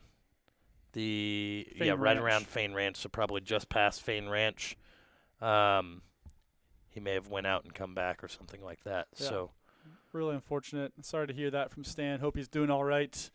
That puts our watch on to Shanoa Creer as our current runner, holding down that last place spot. She is from Decatur, Georgia. So hey, Atlanta area, let's go. Area. So we'll be keeping an eye on her. She is on her way to Mingus Mountain. That cut-off time today, I don't remember off the top of my head. I want to say it's 1 p.m. Yeah, that I cutoff, have the graphic now. I think it is at 1 p.m., so she seems to be in a good spot coming into that. So, and we have the graphic. yeah. a lot of disappointment here in the chat for Stan. You know, everyone was rooting for him, so hopefully he's doing okay. But hey, running 82 miles is nothing to sneeze at. So. Yep, and we will have camera feeds out at Mingus Mountain. At the very least, we'll have our static cam set up throughout the day, so until the final cutoff. And you are looking at Mingus Mountain right now. And so, yeah, hopefully, again, just touching back, hopefully Stan is okay and happy and in good spirits. And if so, I hope he enjoys the rest of his wedding anniversary today. That's right. It is his wedding anniversary, so yep, hope they have a good day. Hope they go out and get a nice beer somewhere in Prescott. Enjoy some of the nice local breweries here and the beautiful weather in Prescott, Arizona. And we do have some action here at the Sedona Aid Station as we've got some crews. Coop's coming. van showing up in the chat. Still looking like he needs an oil change. Hopefully Jason Coop himself doesn't need an oil change and that his joints are well lubricated as he heads into this latter part of his race.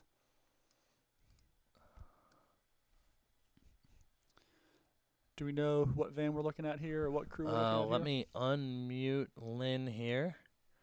Hey, Lynn, who are we looking at here? This is Chad's area And there's Chad? right here. Did you drink Yep, that so coffee? we've got Chad right there in the white. So all the Chad Trumbo fans are taking a look. Here he is at the Munds Park Aid Station. Munds Park? Sedona. Sedona. Yep, Sedona, we're sorry. in Excuse Sedona me. here. I misspoke. Sedona Aid Station. Gotta stay in the sun. Ingredient of this is love. Oh, Choose now. the first ingredient is love. The rest is CBD. A little CBD shout out there. As the first ingredient is love, which is that should be important for every product, right? That should be important for every product, yeah. I think if every product first ingredient was love, the world would be a better place. But I agree. I agree. And we got some love for Decatur, Georgia in the chat. and speaking of love, looks like he's getting a little love for his feet right now, Mr. Trumbo. So Well, after that long stretch from Dead Horse Ranch to Sedona here, I can imagine that you probably at the very least want to air your feet out, get a little bit of a shoe change because it's a very long, dusty stretch yes, until you get into Sedona, and then you've got a lot of the clay red rock trails, which can kind of present their own unique challenges as well. yeah. And then, once he gets up on that plateau, those trails are going to be dusty as well. We're not in the monsoon season here yet, so I would imagine frequent sock and shoe changes to clean up the feet are going to be really important as the runners progress through the Flagstaff area as well. And we must be at the top of the hour as the church bells ring at the St. John Vianney aid station here, which is just great. We've been able to hear some birds chirping. We've been able to hear the church bells now. Been able to hear a little bit of crew interaction. So huge shout out to Jamil for basically not sleeping and rebuilding everything so that we could provide the people audio here. Yeah. Well, this isn't the Masters, folks. We don't pipe in those bird sounds. Those bird sounds are all natural, Yeah. so hope you guys are enjoying that. This is our version of the 18th fairway there.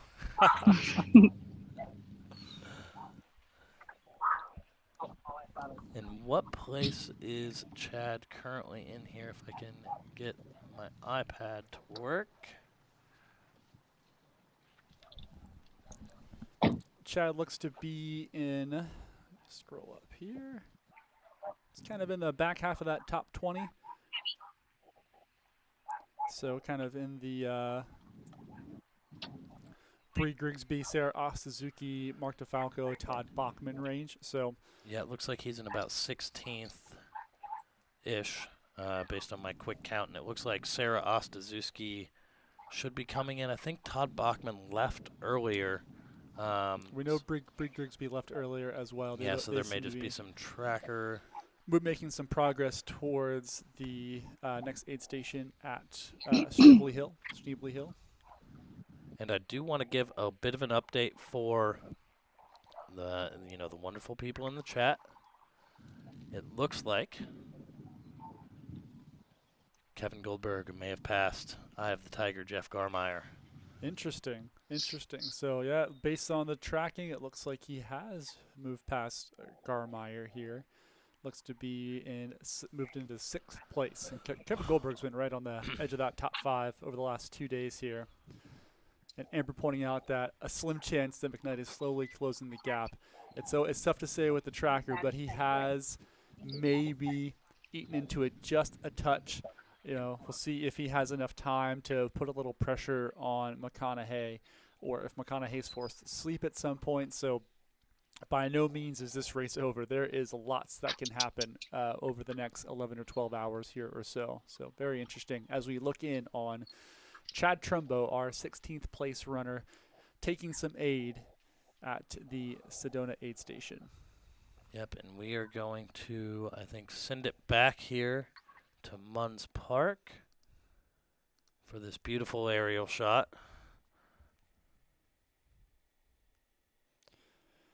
And we should be getting some eyes on some runners here eventually at Munds Park. It looks like that Annie and Jason are both maybe sleeping right now because they've been stationary for quite some time. So Annie has not left. Yeah, right. At least based on the spot tracker, they both have been here for quite a while.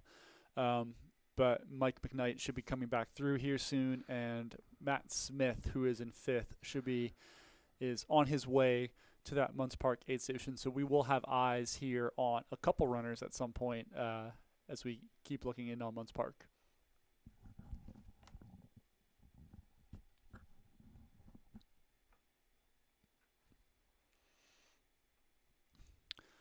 And we've got lots of fans in here today. All the fans are vocal, which is cool. Chad Trumbo fans, Matt Smith fans, obviously the Goldberg fans are still here. So cool to see so many people checking in on their runners here on day 3.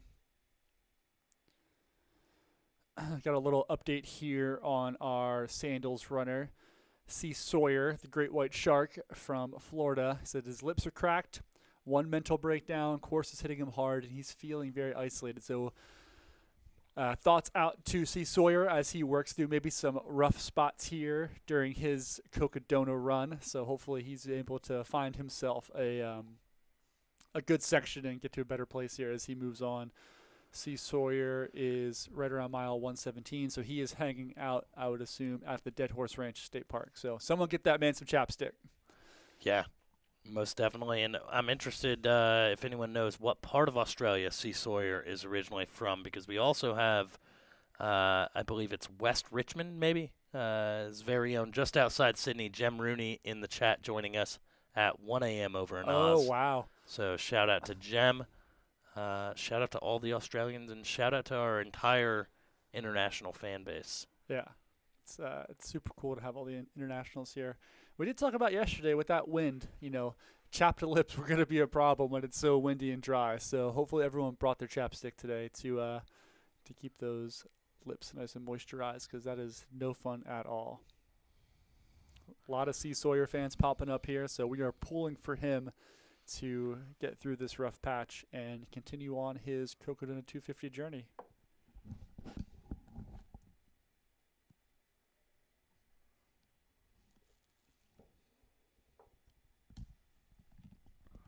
Okay, so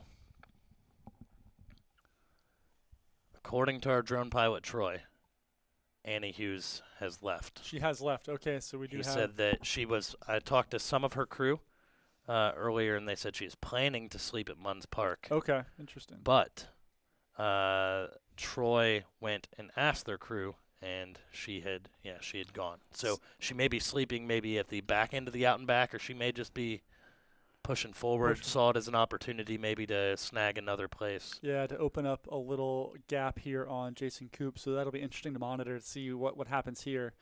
And it looks like on the tracking, Joe McConaughey has crossed over the 200-mile mark. So Joe McConaughey has 50 miles to go here as he closes in on our finish line at downtown Flagstaff. And it sounds like Sarah Ostaszewski has left the Sedona aid station as well. She laid down for a short time, according to the great Lynn, who is out filming in Sedona, and left. It looks like their crew might be getting ready to head out as well. So we were just going to check on that, and it looks like Sarah O is out of here, as we're going to Just take a quick look.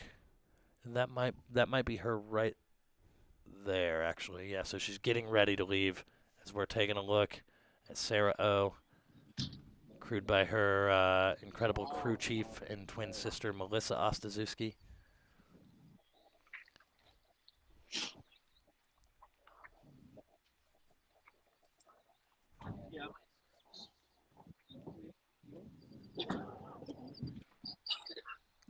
I like those.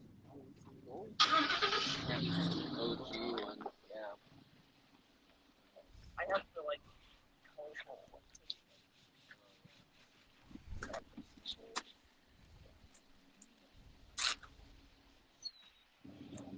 There? No.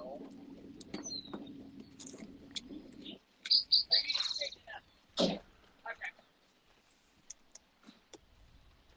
Done with the red puppy? Yeah. And we are looking in here on Sarah Ostaszewski as she prepares to head out from the Sedona aid station.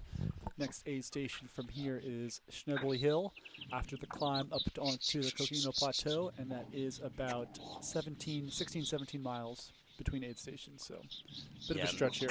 This is going to be a stretch that Sarah is familiar with. Again, lives up in Flagstaff now, has done a ton of training down in Sedona, has gotten into the Munds Park area, scouted a lot of this course, so she's going to be getting into familiar territory here, and we'll kind of see if she can kind of keep moving forward, as she's now, I believe, the fourth female to leave. She is the fourth female behind Hughes, Lauren Jones, Bree Grigsby. And Grigsby we watched depart from this aid station only like 20 or so minutes ago maybe, so that battle for third is certainly on, and she has a couple runners on her heels here. Carrie Henderson, who is the fifth woman, Stephanie Simpson, Rhoda Smoker are all within striking distance of being in that top 5 female. And Joe McConaughey has just crossed over the 200-mile threshold. 50 miles to go for him. He currently holds about a 19-mile lead over Michael McKnight right now, who is at 181, and we should be getting hopefully some eyes on him here eventually as he approaches Munds Park again at mile 187. So 6 miles to go to that, so maybe in the next hour or so. A look here at the van. I think that's Peter Ward's van, if I remember correctly, from Jerome. Nicely decorated for him, supporting him. Yep, that's the Peter Ward mobile. Peter Ward, a couple miles out from that Sedona aid, so he should be coming through here at some point in the next hour or so. And again, we are currently at the Sedona aid station watching the great Sarah Ostaszewski, the fourth place female currently, the fellow Midwesterner. Her and her sister grew up in Indiana, but basically in Chicago, so I claim them as Illinoisans, and they're now Flagstaff residents. And Sarah, who ran out near the front early on, is having herself a really great day so far. Hi. How are you? Pretty good. It's so nice here. Yeah, a little bit. Probably get some later. I came to warn you about our COVID gear tag. Oh, yeah. Okay. I have like an ear muff. That's fine. Okay. Yeah, and gloves, Wool long gloves, long sleeve jacket. Yeah, Cool. and I have like the other safety stuff. Perfect. I didn't want you to get up there and then have to send you back to the car. You're welcome. Can we make anything for the road? Some pancakes. Do you still have that cake chili? Yeah, rice.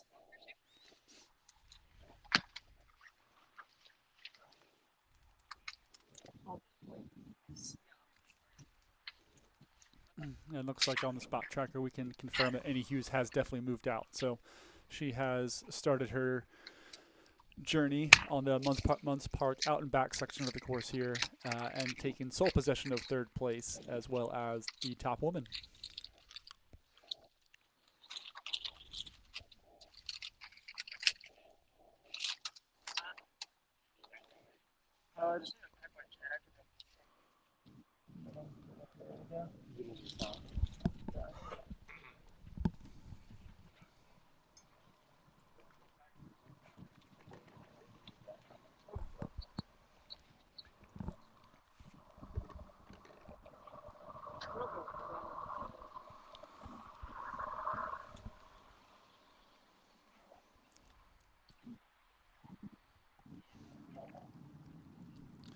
And again, right now we have eyes on Sarah Ostazuki and her crew as they prepare to head out from the Sedona aid station up onto the Coconino Plateau, up into the Schneebly Hill Aid, about a 17-mile section.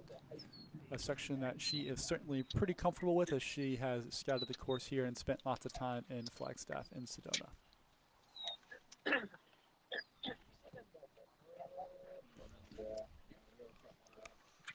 We do have a Coops fan. Coops fan letting us know here. He's feeling worn out. Master Coop is sleeping. Oh, probably good for the van to get a break, as well as Jason Coop himself. So I'm glad that they're able to recharge here for the final leg of this race.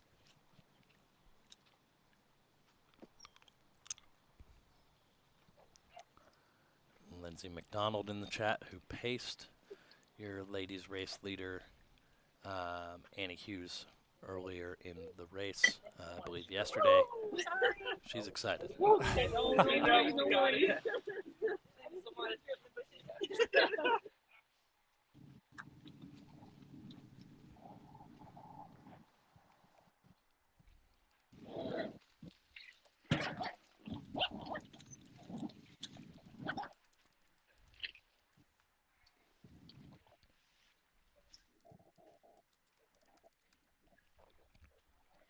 And there was some word in the chat that Rhoda Smoker is signed up for the Massanutten Mountain 100 about 8 days after this race. So that is one heck of a double there. So shout out to Rhoda for the 350 miles in approximately 2-week span there. That is quite impressive.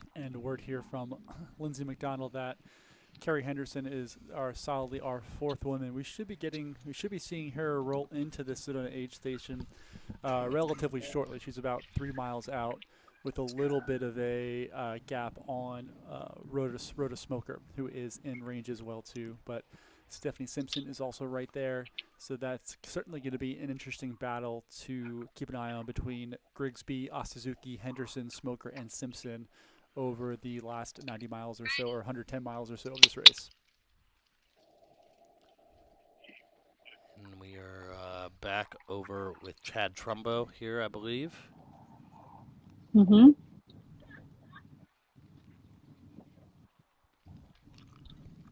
Chris Warden in the chat. Chris, we do have audio, my friend. We do have audio. It's wonderful.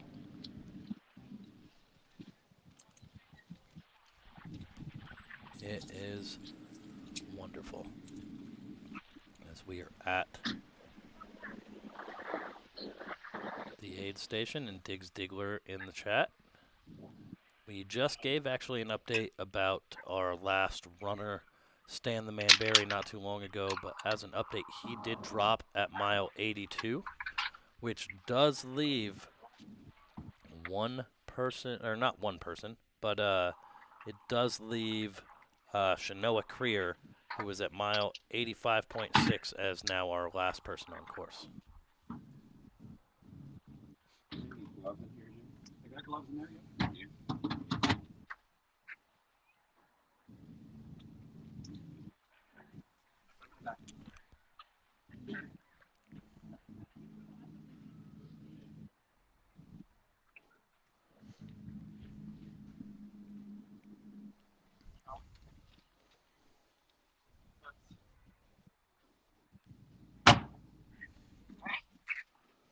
And looks like Chad Trumbo is getting ready to head out here with his pacer to tackle the about 17-mile section here from Sedona up to Schneebly Hill.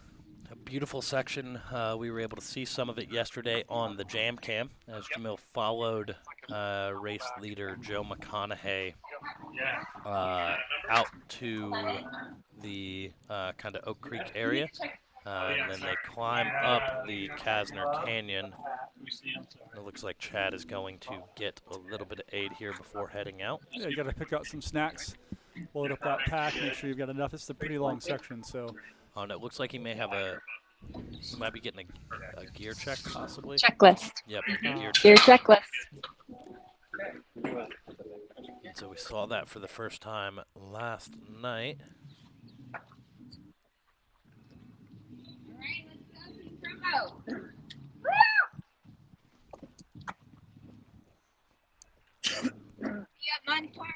Bye.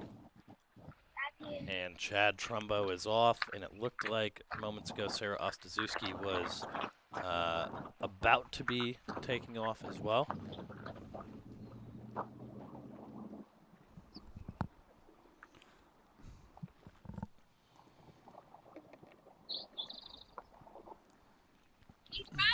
Yay! And we are going to send it back to our drone in Munds Park here for a moment. So we should be seeing some runners coming in. Matt Smith should just be a few miles out, it looks like. Yep, waiting on Matt Smith, and then we're waiting on McKnight to check back in here at Munds Park after that out and back section. Out and back section this late in the race, that's got to be mentally a little challenging as you're looking forward to covering distance. To have to do this little out and back is certainly going to be a little challenging mentally for these athletes, but we should be seeing Matt Smith here within a few moments, so maybe the drone can pick him up as we take a look here at the largest part of the largest ponderosa pine stands in the world. Yep, largest contiguous ponderosa pine forest in the world. A beautiful place. Incredible, world-class trail system there. Perfect running conditions out here as well this morning too. You really can't get much better than 40 or 50 degrees. Nice cool morning in Sedona and Flagstaff, so hopefully the athletes are enjoying this weather.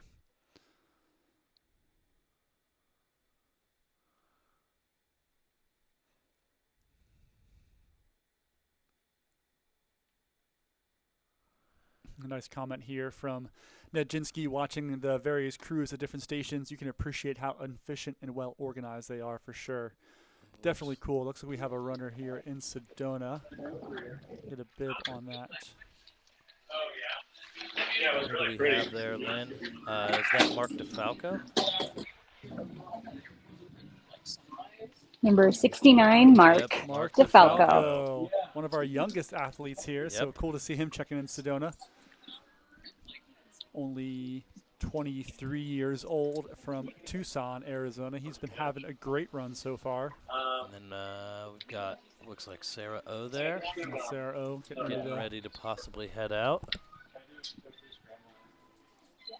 Sarah O was brought to fame last year during the Cocodona live stream when her and her crew sat in front of our beautiful view of a campfire at the Dead Horse Ranch aid station. You know, I'm glad that Sarah has become a good friend and has embraced that moment when she blocked the people's view of a beautiful campfire unknowingly. Welcoming on Dawn Greenwald here in the live stream as well too, a podium finisher like last year. We do have view of our next runner. So this would be Matt Smith. I believe so. I'm trying to confirm that is Matt Smith. It looks like our drone shot might have froze there. Yeah, it looks like that froze, so we'll bring it back to Sedona momentarily.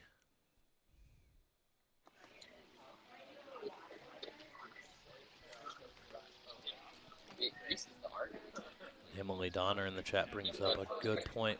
we will be releasing a film here in the coming weeks on Sarah Ostaszewski and her epic run at the Muggy and Monster 100 this last September, where she basically just crushed everyone. That'll be fun to see. That'll be cool. You know, so she she was hours ahead of the second place lady and just had herself an absolutely brilliant day. So we'll have a film about that coming out shortly as we Preparing to leave the Sedona aid station, heading out to Schneebly Hill and watching Mark DeFalco, who just checked in after traversing the section from Deer Pass to Sedona. That's about a 14-mile section.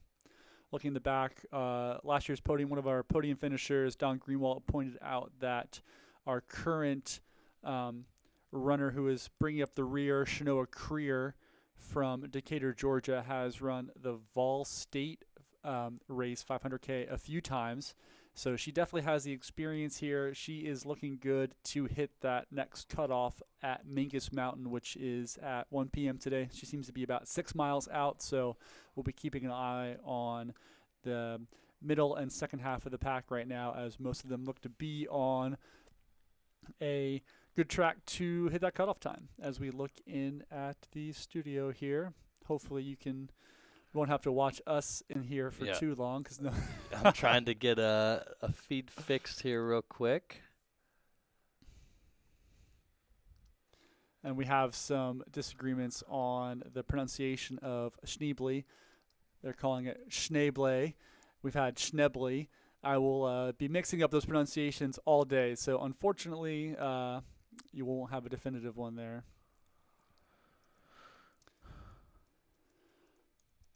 And our Florida trail runners letting us know that C. Sawyer and Krupski, two of our Florida finishers, have both left Dead Horse Ranch. So good to see them moving on here and heading on towards Deer Pass. And it is a beautiful morning in Sedona right now. On last check, the weather was somewhere in that 50-degree range and going to be high in the high 70s. So it'll be warm, but thankfully nothing in the 80s or 90s. So our runners should be able to handle that well. And in Flagstaff, the highs are going to be in the low 70s. So that sun can feel a little bit intense up at 7,000 feet. So there's something to be said for that. But 70 degrees should be a fairly manageable temperature for our runners as they navigate the latter sections of the race here. And again, we are just trying to get our feeds back up here. Yep, just a little bit of technical issues. We'll get our feeds back up. We were looking in at Sarah Ostaszewski as she was getting ready to head out. Currently our fourth place woman, and we just saw Mark DeFalco, one of our youngest runners here, checking in at that Sedona aid station.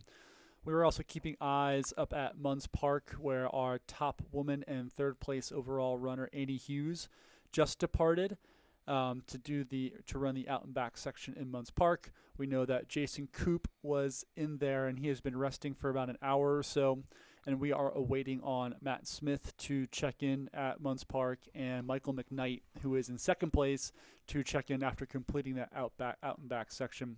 He is about 19 miles behind current race leader, Joe Stringbean McConaughey. He has run 201 miles, so he is right now in the last 20% of the race with about 48 miles yet to go. He is on his way to that Kelly Canyon aid station and is approaching that, which is mile 205.2. And we know that Jamil is heading that way to hopefully get some eyes and a camera on Joe as he runs through the last 50 miles or so of this race. And the Goldberg stands here back in the chat. Everyone wanting to see Kevin Goldberg. Well, we can say that we sent the link out, and that is in their ballpark now. So maybe we'll get some eyes on him. Kevin Goldberg currently at mile 165. So the next aid station he'll be checking in at is that Munds Park aid station at mile 171. So he is probably about an hour, a little over an hour or so out from there. Michael Langwell, I hope you don't get fired from work either. That would be unfortunate. So yeah, hopefully you're able to keep up a little productivity as you tune in here to the Cocodona 250 live stream, as we're just working through some technical difficulties as we try to get the stream back up so you can watch in on some of our runners here as they check in at Sedona or at Munds Park. And it looks like we can see, which hopefully you will be able to see soon, that we have Matt Smith on the drone here, and he is approaching that aid station, so hopefully you'll get a chance to see Matt. Matt is having an excellent section of the race. He's been really doing well, running over the past 24 hours or so, moving up about 22 spots maybe, somewhere in that range. And it looks like Sarah Suzuki is she is departing from the Sedona aid station, as she will look to traverse the 17-mile segment from Sedona to Schneebly Park, including the climb up Kasner Canyon into the Pines.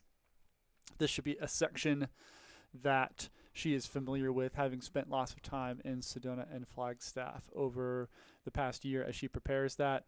We were just talking about her epic run at the Mogollon Monster 100, where she won by quite a distance, and there will be a movie coming out about that as well, so keep an eye out for that, detailing her epic run at the Mogollon Monster. And again, we are trying to get these feeds back up, so just bear with us here. And looks like Kevin Goldberg has made another,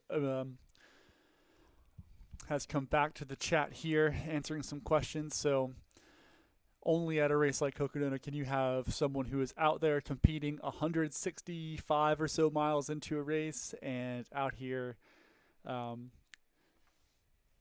playing to his fans here in the Goldberger chat.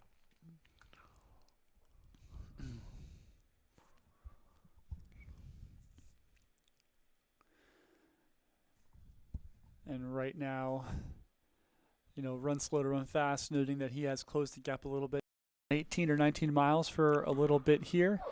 They seem to be moving at similar speeds. Right now we've got a view of the map here of the course. And now we're back in studio. And we're back in studio.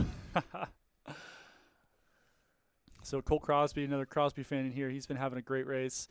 He's about 160 in, so we should see him check into Munds Park here at some point today. Actually, he should be approaching that Schneebly Hill aid station here in the next mile or so. So Lauren Jones, our current second woman, Cole Crosby, should be right around that Schneebly Hill aid station. And then Matt Smith should be checking into Munds Park here momentarily. And we're getting a report that Jason Coop has left. All right. Again, we are trying to get all of these things back up ASAP. So Jason Coop, who had been resting for a little bit here at the Munds Park aid station, now about 3 or so miles behind Annie Hughes, who sits alone in third and is our top woman. So Jason Coop, who's been having an excellent run so far, waking up from his nap and getting ready to head out here from Munds Park. And a reminder, that is an out and back section of the course. That out and back is about 16 miles, so quite a lengthy out and back there. So maybe a tricky section mentally for these runners, but they will get a chance to see their crew a second time as they head out of Munds Park.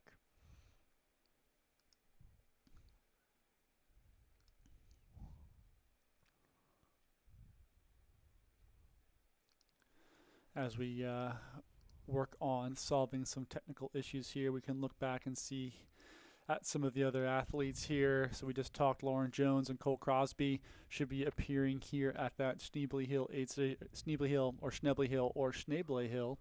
station here in the next few minutes. We're also waiting on Mark Vogel and Josh Locke, who were also kind of approaching there. They should be there in the next hour. And then Mustache Man himself, Dom Grossman, is about at mile 152, so he seems to be a few hours away, along with Adrian Bagram and Flagstaff's Tyler Welch. So a couple tight packs in here. We noted that Coop and Hughes and now Matt Smith are all very close together. Kevin Goldberg and Jeff Garmeyer as well. Lauren Jones and Cole Crosby within about a mile or so of each other. And then Vogel, Locke, Grossman within close proximity, Badgrant and Welch within about a mile. And then there's a big group here from about 148 to 140. That's Todd Bachman and Brianna Grigsby, Trumbo, Mark DeFalco and Sarah Ostazuki. We just watched Trumbo and Ostazuki leave Sedona and head up towards Schnebley Hill. And we do have Matt Goldberg here. I'm trying to see if we can get his feed in. We can confirm that we can see Kevin Goldberg, and we are hopefully Kevin Goldberg and get him here on, which I am sure is going to light the chat on fire once we get him on the live stream, as he is making his way to the Munds Park aid station as well, being only a couple miles away. So hopefully we'll have Kevin Goldberg here shortly.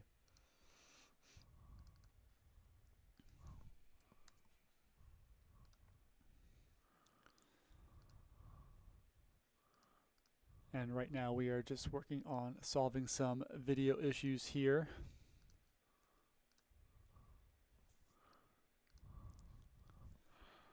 And we are hoping to get some Kevin Goldberg video up on the screen. And we just watched Sarah Ostazuki make her way out of Sedona along with Chad Trumbo. We saw Mark DeFalco make his way in, and we did have eyes on Matt Smith coming into the Munds Park aid. And as we look towards the back of the pack here, unfortunately, Stan Barry had to drop out at mile 82. And so our current back of the pack finisher is Shnoa Creer. She sits at about mile 86. She's about 5 miles out from Mingus Mountain, which is our next cutoff time. That cutoff time today is at about 1 p.m. Beyond that, the next cutoff is going to be 8 p.m. for Jerome. That is mile 108.7. So we'll be monitoring that as the day goes on. Currently, all but it looks like five of our athletes have been through Mingus Mountain, so we'll wait to see those 5 come through Mingus, and then we'll be looking to see as the pack makes their way down to Jerome, and that 8 p.m. cutoff this evening at mile 108.7 at Jerome State Historic Park. So we're going to try something real quick. Going to change things. And we had a question here on the chat about the sleep situation on the leaders. We can say that we are comfortable saying that Joe McConaughey has been taking 8-minute naps periodically and has not slept for much more than that. Michael McKnight, I believe, has taken a little bit of rest last night when he was having some stomach issues. He has rebounded from that beautifully and has moved into second. Annie Hughes has taken a couple short rests, we believe, at Dead Horse Ranch State Park and a little bit up at the Munds Park aid station. Jason Coop slept on night 1 a little bit, and he has slept for maybe about an hour or so at Munds Park. He has departed there. Probably will be making the rest of the race without much sleep. So I know, and I believe Jeff Garmeyer has took some planned sleep last night as well. So most of the top runners have rested a little bit and are getting ready to make that final push. Currently, Joe McConaughey, our leader, is about 48 miles or so away from the finish, just 100-mile threshold, and approaching the Kelly Canyon aid station, where we believe that our fearless leader, Jameel Corey, is heading out that way to maybe get some camera on him. Mike McKnight in second is heading back on that Munds Park out and back, and is approximately 4 miles out from Munds Park. So hopefully once we get the video back up here, we'll get some eyes on McKnight, and then also get some eyes on potentially Matt Smith as he comes in there, and Kevin Goldberg, who is hopefully going to be on the stream as well too, as we sent a link out to him. Sleep situation on commentators. Myself, I've had to commentate much less than Mr. Matt here, but he has been able to get some rest, although the next 24 to 48 will be challenging for. Hopefully he can maybe take some of that Joe McConaughey strategy, get in a couple 8-minute naps. I know he has some great support here in studio, especially coming in this evening.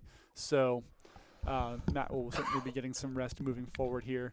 vocal cords are holding up well. As you can tell, I'm sure you are loving listening to our dulcet tones as we talk through some of these video issues that we should be hopefully working out here soon.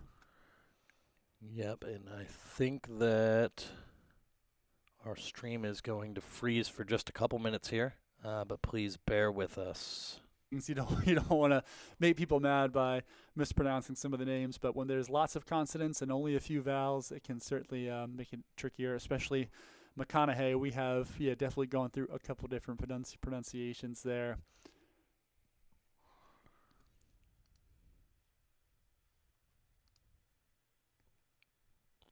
And in terms of that course record talk, they are well under course record pace, but it's certainly like comparing apples to oranges, as there's way less vert, and the course itself is a little bit different. A lot of more runnable sections. The weather was a little bit better, so it's definitely tough to compare records, but it's easy to say that McConaughey is on an incredible pace right now and is having one heck of a run.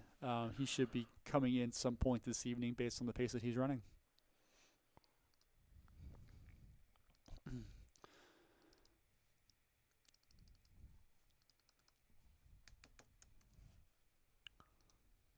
Yeah, it definitely can't take anything from the way that Joe McConaughey or McConaughey, we're getting some conflicting reports here, is running. I've been nothing but incredibly impressed with the way he's been able to push, even dropping his pacer yesterday, who was a fourth place finisher at this race last year. So he is having quite the run.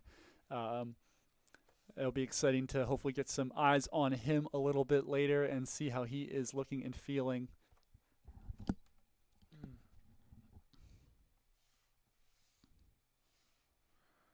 And again, we are trying to figure out a solution here to get our camera feeds back up.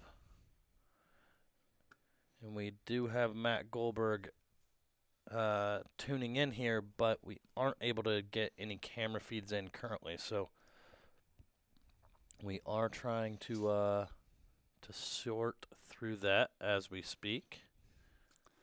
Yeah, so bear with us, folks. We will get those videos up here for you. And we can confirm that, Annie Hughes has left that Munds Parkade, and it looks like someone in the chat mentioned they were about to pass each other too. So that should be a cool moment out there on the trail. Jason Koop has awoken from his slumber, and we'll be heading out here shortly. And yes, we will make sure we get, it is Kevin Goldberg and not Matt Goldberg. I keep calling him Matt. Hey, a lot of Matts here in the race, that's well, Matt is a good name. Do you think, Michael, do you think we could change his name to Kevin? Do we think we could change Kevin's name to Matt? I think Matt's a good name. But no, shout out to Kevin Goldberg, whose name is in front of me, and I still keep getting it wrong, so my apologies. And then we have word here that Matt Smith has reached Munds, so that is our fifth place runner, Matt Smith coming into Munds Park, about to either take a rest or head out onto that out and back section of the course. So he has come, and it'll be interesting to see now. He has closed that gap pretty considerably on Jason Koop and Annie Hughes. Only a couple miles separate the three of them. So be interesting to see whether Matt Smith decides to take a break here or to push on through and see if he can continue to close that gap. So his brother is Matt, so there is a Matt Goldberg. There is a Matt Goldberg. So we can't change Kevin's name. And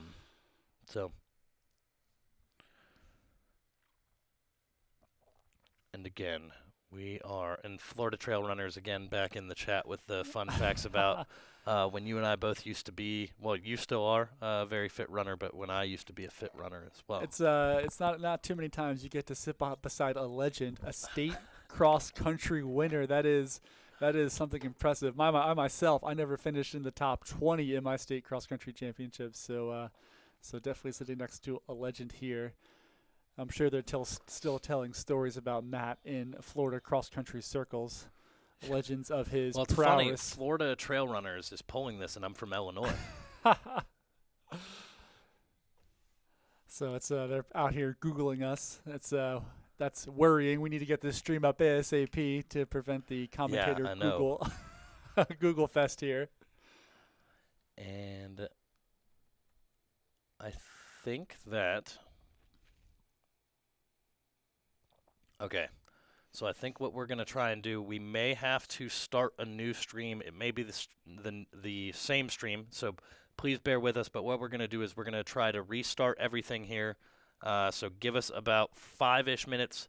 Hang tight, and we are going to try to hop straight back on, and hopefully we get everything to work. So we will be back and so we should be live once again. I believe that we are possibly back in the same stream. If you can let us know in the chat if you are able to see and hear us now, that would be great. Because I have, I believe I'm able to pull in camera feeds. So we're going to pull in Mingus Mountain for right now. And that is where we are currently going to be, as I now maybe try and, for the time being, I'm going to leave things as they are. Not going to touch anything. We're not going to have any buttons, so I'm going to have to find everything over here to switch. But that is just what we're going to have for right now. So and right now we're looking in at Mingus Mountain, where our cutoff time today is 1 p.m. We're waiting on about 5 athletes to come through here later on at some point, so we'll be cheering them on to come through at Mingus. So looks like the still got a couple drop bags there. So hopefully might be playing a little bowling there. A little drop, what it looked like. Drop bag bowling. You got to pass the time a little bit somehow. Hopefully they have some lasagna left over for the runners coming in here over the next couple hours. And it looks like we do have Lynn back on the ground over in Sedona. Nice. And there's word here from Ember Ramondo that Flagstaff's Carrie Henderson, who I believe was our 5th woman at last check, is coming into Sedona. So hopefully we'll be able to get Lynn on that to take a look at her. So. Yeah, and she might be in because I was also getting a report that Rhoda Smoker was coming in as well. All right. So we'll send it over to Sedona here. Looks like they're and let me... we won't have audio currently until I figure out a few things here real quick. So please just bear with me.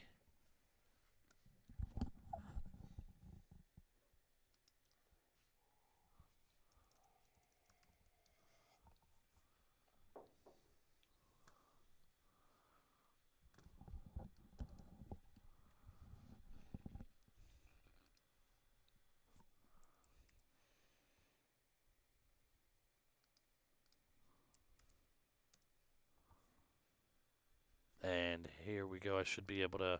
Yeah, so if Lynn can unmute, we will be able to hear now.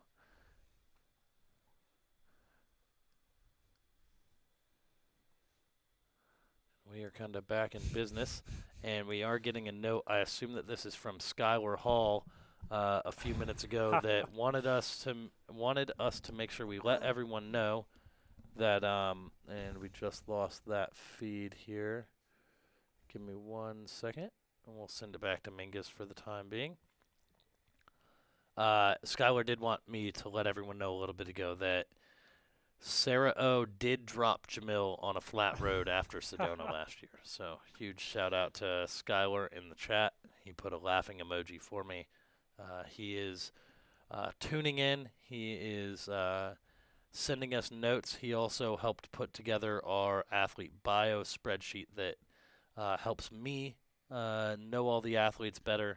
Skylar does a great job at putting all that together.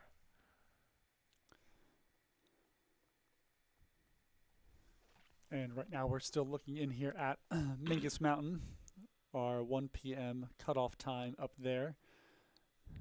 TJ in the chat here. Anyone in there been on for every second of the broadcast since Monday? I have been, TJ, so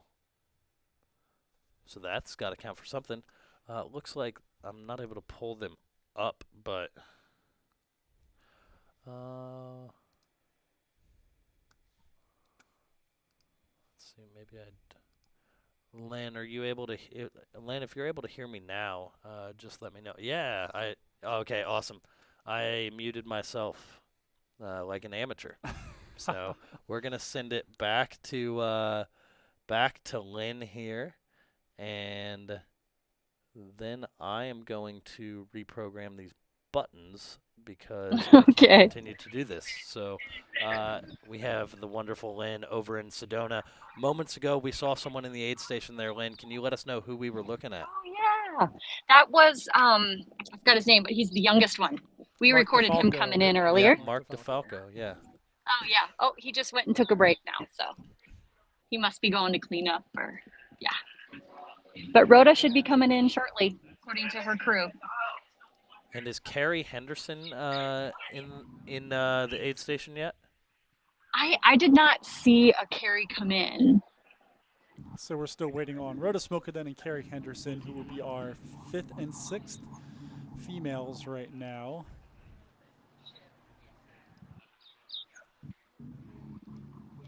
That's exciting. We're gonna have a little party coming into Sedona on the ladies' side. I believe that's 5th place female. Yeah, That's 5th kind of the and battle for 6th, 5th yeah. place female.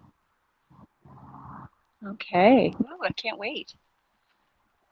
Awesome. Well, thank you so much, Lynn, and we will check back in with you as soon as we have some more runners coming in. Cool. And for the moment, we are going to send it to our static cam over at the Sedona aid station, where we can see the volunteers and crews and some of the athletes there in the background hanging out. And we should be getting Michael McKnight in the next probably 30 minutes here, heading into Munds Park 2. Word is that him and Jason Coop were about to cross on that out and back section of the trail. So McKnight on his way back in, Andy Hughes and Jason Coop on their way out. Matt Smith has recently checked in as our 5th place overall runner to that Munds Park aid station. And right now we're watching that in Sedona, where earlier this morning we watched Bree Grigsby, Chad Trumbo, and Sarah Ostazuki take off from. Sarah Ostazuki, our 4th place woman right now.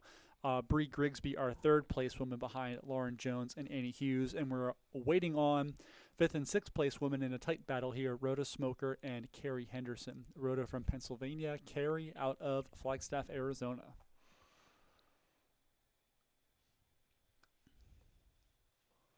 And word is that Joe McConaughey is getting close to that Kelly Canyon aid.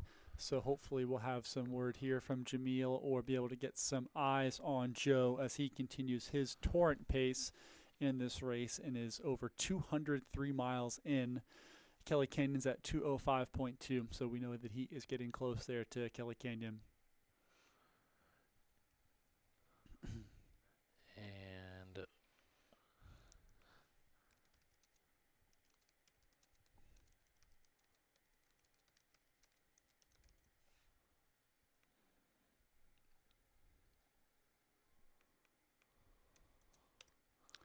And right now here looking in on that static feed of the Sedona aid station. Sedona aid station here, mile 1, about mile 1:45. The cutoff here for athletes, just as a fun fact, is going to be tomorrow at 12:15 p.m. So runners have by 12:15 p.m. tomorrow to pass through and leave this aid station. Next cutoff we're worried about is at Mingus Mountain. That's 1 p.m. All but 5 or 6 runners have been through there. And then everybody will be working towards the 8 p.m. cutoff at Jerome Historic State Park. That's mile 108.7.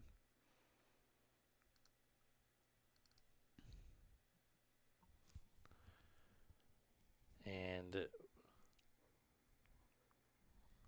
looks like, yeah, Joe will be,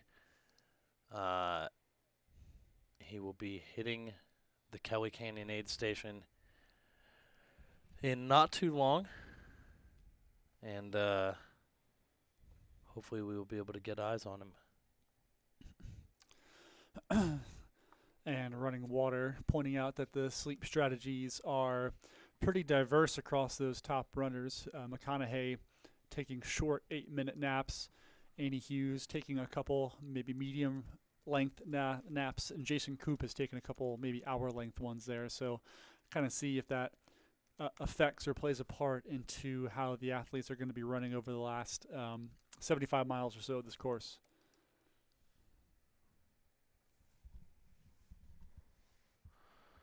And we should be getting Michael McKnight into Munds Park 2 anytime now.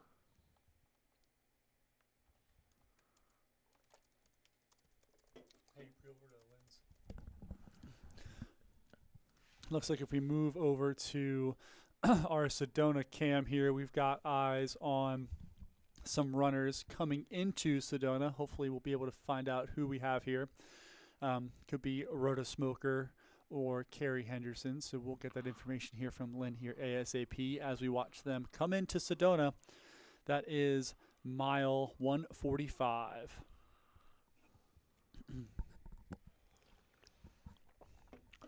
And I apologize again. I'm trying to now fix everything now that we've restarted Carrie Henderson, here. so that is bib That is 27. Carrie Henderson from Flagstaff, Arizona, has checked into Sedona.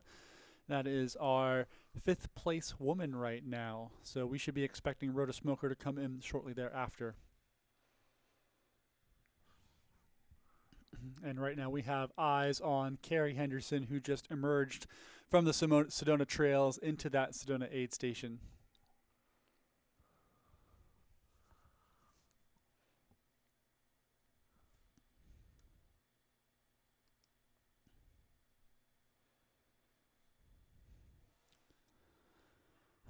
We talked about earlier, Carrie Henderson has not run a race over 80 miles, but does have some through hiking experience, so she's maybe into some unfamiliar territory as she checks in here with her crew and maybe takes on some aid here at Sedona.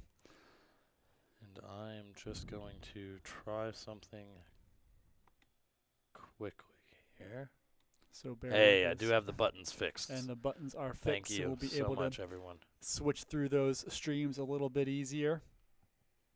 And we have Naomi asking about Sensman. Sensman is right now back around mile 140, so he is up and moving. We should expect to see him here at Sedona sometime in the next couple hours, depending on how well he's moving. So Sensman had to stop and take a couple hours of sleep at some of the previous aid stations, but he seems to be moving well this morning. Troy asking about the audio here. Oh, we're gonna have some audio here in Sedona. Yep. Yes, I have your socks and all that. If you want it now. Austin in the chat, big Carrie fan. Bunch of Carrie fans here. I think there's some Flagstaff in the chat here. Excited to see their Flagstaff's own Carrie Henderson pull into the aid station. It was hot. I felt like they were And I have to make I was saying last night. Yeah. Like jamming out. Kelly Canyon. This is the beauty of so live strong. television. Oh, yeah. And there are 2 people in basically the entire building currently. And it's myself and Nick. I lean on Nick at times to carry the stream so that I can do my best to make sure other things don't break. And we can all appreciate Matt making sure things don't break and bringing us, getting the streams back online so we can watch Carrie Henderson check in with her crew here. And I'm trying to very quickly get us a feed out to Kelly Canyon aid station. And there we have it. I need to send this. We had a question in the chat from Troy asking about that Mount Eldon climb over the last couple miles of the course.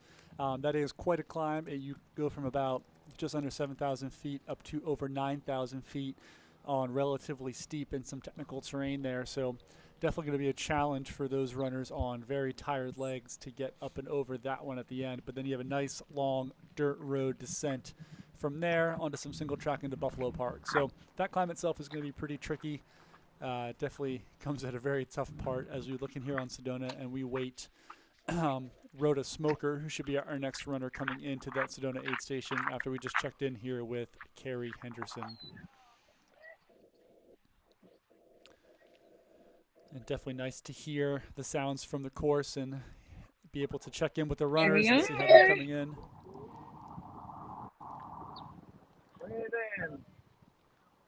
And it looks like we might have somebody coming through here.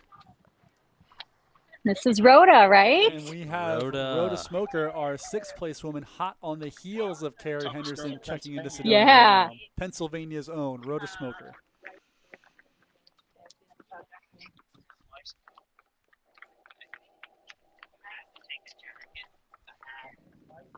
Gloves and a blanket from this aid station. Check. I think I have all the I thought you had it on your pack. Chili, pancakes.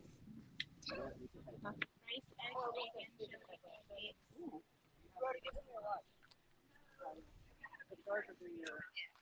Okay.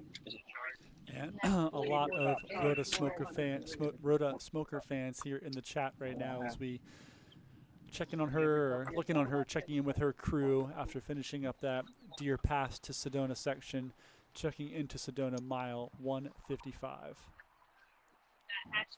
Or excuse me, Hash browns, 145. Sorry. sandwiches from McDonald's. Sausage, egg and cheese McMuffin, bacon, egg and cheese biscuit. Well, what do they have here? Rice, chili, eggs, bacon, pancakes.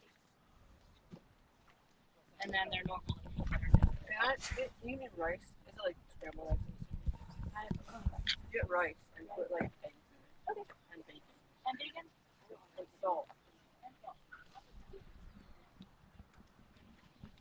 Huh? I can see it. What's up, Suze?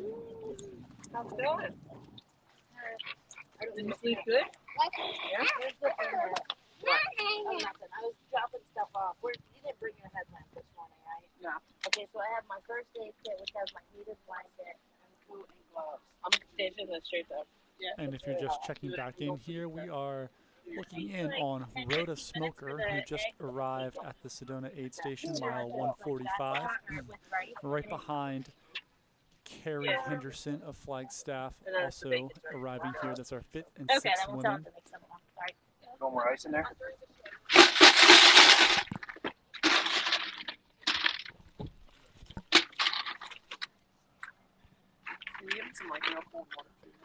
Pretty strong beard from the crew. Crew That right there. That is a strong beard there. A little of that maybe Pennsylvania mountain man look. And word is that Rhoda wants some bacon, so I can definitely understand wanting to get a little bit of that salt and some of that fat from the bacon as well. Sounds quite tasty right now, if I do say so myself. And we do have a feed up at Kelly Canyon that we will be going to momentarily if we can just get the wonderful Kelly, our admin assistant here, who was bringing me teas earlier in the week out of worry for my voice. If she can just turn her camera horizontally, and she may need to take her orientation lock off if that is on. I like how you so kindly provide those instructions, like, oh, if Kelly could just, so kindly turn her camera. And there we go. And for just a moment here, we are going to send it to the Kelly Cam at Kelly Canyon. And this is the view. And we are waiting on our of the leader, great Kelly. Joe McConaughey, who should be checking into Kelly Canyon here any moment now. And I'm not sure what's in the bottom right of the frame there, but Kelly will figure it out. She's a pro. She got us a good shot of the tractor, which was nice. And they're kind of out there, but this is what runners are going to get later on in the race. There is running through the pines. Running through the pines. Just a beautiful morning to be running through the pines. Looks like it's not windy today either. Yeah, looks pretty good. So that'll be a welcome change for the runners for sure.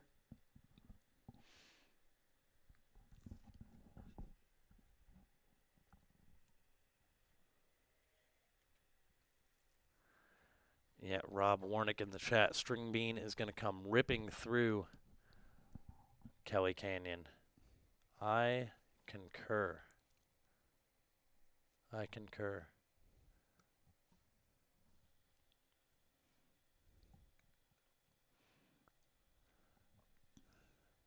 Chachi in the chat. She is using a gimbal, and that is part of it. Thank you so much for pointing that out. As Kelly gets it all taken care of, as I knew she would. And for a moment here, we are going to send it back to our Sedona aid station and our static feed here as we take a look inside, and we will be keeping our eye on the Kelly cam for Joe, the String Bean machine himself, Joe McConaughey. Although I know there's been debate. There's been a little bit of about debate. the pronunciation, so But I think I'm just going to call him String Bean. I think McConaughey has come out on top in terms of the pronunciation there, so we'll stick with that. Looking at the Sedona static feed where we just watched Pennsylvania's Rhoda Smoker check in and Arizona's Carrie Henderson. They're in that battle for the 5th, 6th spot in the women's race. It looks like Lynn is back on. We'll send it over to Lynn. And we earlier got today some of the crew if she wants to unmute. Yay, there we go. It hasn't been that bad. I haven't had many lows on it, except yesterday. I might have the hardest section. It was great. We had a great suffering. We had a lot of fun. It was good. So we got through. Doug was like, how was it? And I was like, great, but also horrible. Yeah.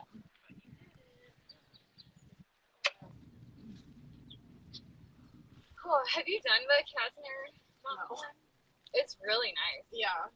I've been watching String Bean go up it on the live stream. Like yesterday, guys. Is it like that? Hey. Yeah. No. Really? Close. Wow. So he'll finish tonight? Yeah, probably. Oh, yeah. Well, probably. Maybe like the hour. I think he was at almost 200 tomorrow. Wow. That's incredible. Michael McKnight guy is like 18 miles behind. And Annie is at. Not work to vacate. Okay. Yeah, there's no way I'm going in. Oh my goodness. Yeah, they left early yesterday. And if you're just checking in right now, we are looking in on Carrie Henderson as she checks in with her crew after arriving at the Sedona aid station mile 145. Like everyone told me to bring a bigger pair of shoes because, your feet swell earlier. And we are also, we have our eyes on the camera here at Kelly Canyon waiting for String Bean Joe McConaughey, who is our current race leader just past the 204-mile mark right now. That Kelly Canyon aid station is mile 205, so we will be keeping an eye on him. He should be arriving there. It looks like actually we have Joe McConaughey and his pacer on camera. So there he is. There is your race leader, Joe McConaughey of Seattle, Washington, about 20 miles up on second place, checking into the Kelly Canyon aid station, mile 205. Katie in the chat can confirm it's McConaughey. Yeah, a lot of people letting us know that we haven't been screwing it up the whole time, so that is comforting to hear as we now look in on Joe McConaughey, race leader, filling up his water at the aid station, accompanied by his pacer, who he has yet to drop this time.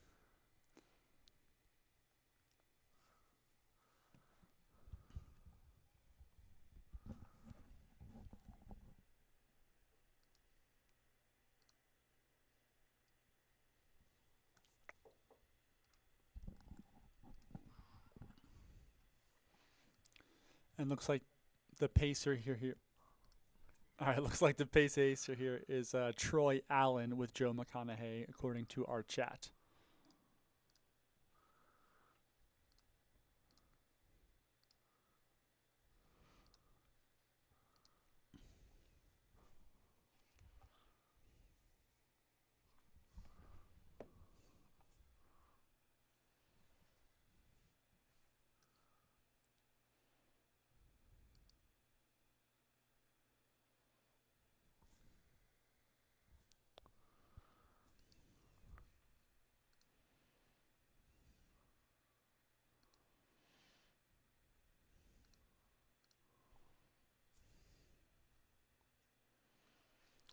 And a lot of talk here.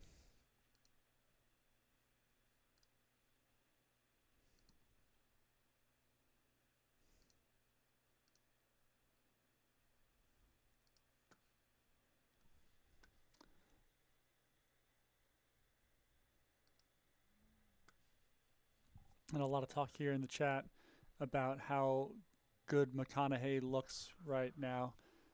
And I got to say, I agree. And yeah, he looks excellent. He looks fresh. He looks ready to roll. It looks like he's having a good time out there. So maybe bad news for some of the runners behind McConaughey, including Michael McKnight, who's been charging through the night to try to eat up that gap. But McConaughey himself looks really good as he's been loping along here the dirt roads of northern Arizona and the Coconino Plateau. Looks like he's barely run a step. Yeah, and we'll see if Kelly can unmute herself at some point. Looks like we missed the audio there, which is okay. She was muted on our end as well. So, how tall is String Bean?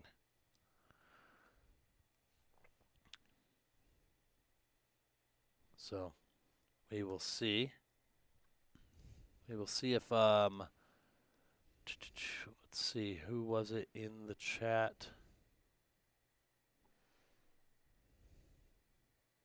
And looks like Might have been watching Mrs. McConaughey. We're watching McConaughey depart here from Kelly Canyon. Really quick stop. I mean, no time at Yeah, all. not a whole lot. He is now on his way to Fort Tuthill, where 6'3" is what Running Water said. Wow, 6'3". It's a tall guy. No wonder they call him String Bean. But he's got about 12 miles in this next section from Kelly Canyon to Fort Tuthill.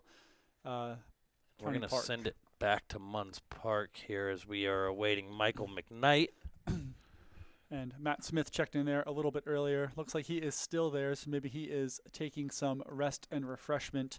We should be seeing Michael McKnight show up here at Munds Park sometime in the next, 15, 20 minutes. He's about 2 miles out. So we just watched Joe McConaughey spend virtually no time in this aid station, or in the Kelly Canyon aid station, and he was quick to fill up some water and move on out to Fort Tuthill.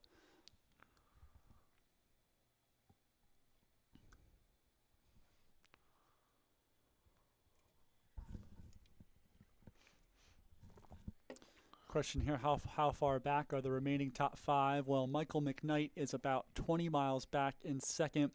And then Annie Hughes, our third place runner and top woman, is about 8 miles back of McKnight. Jason Koop about 2 miles or 3 to 4 miles, back of Annie.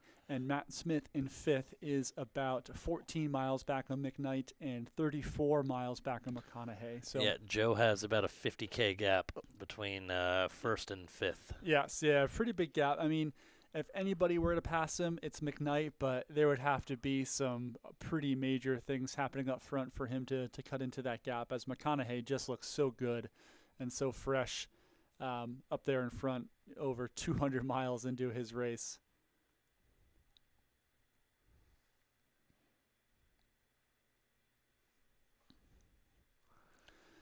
And right now we're on the drone cam here outside of Munds Park. We're waiting for second place runner Michael McKnight to come back into Munds Park for the second time as he approaches here mile 187 off this Munds Park out and back section. So we should be seeing him here any minute now.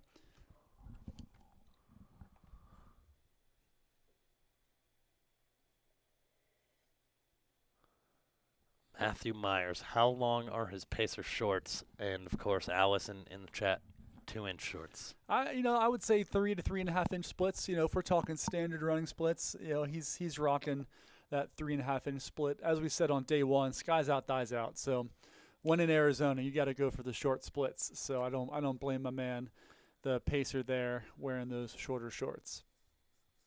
And it looks like we also have Lynn in Sedona. It looks like, is that Rhoda's crew maybe?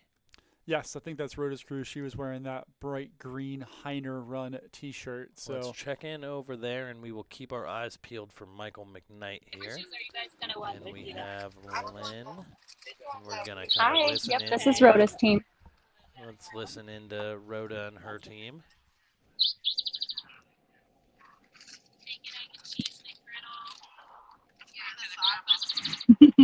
Yeah, you've got some fans, so yeah, wave to them. Yeah. A lot of Pennsylvania fans here in the chat for Rhoda, so a lot of PA runners excited to see her come into Sedona.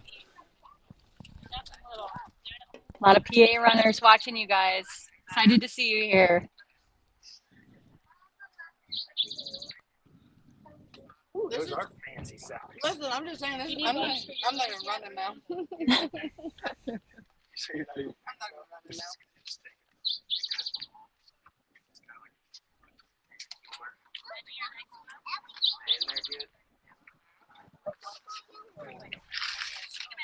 These are shorties, so. I know, I was worried about that last time, but I didn't go up high enough there, but it's fine.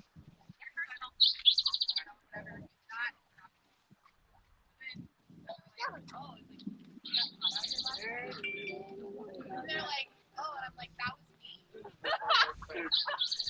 Downhill for you on that one? Oh, yeah. That was freaking awesome. So pretty.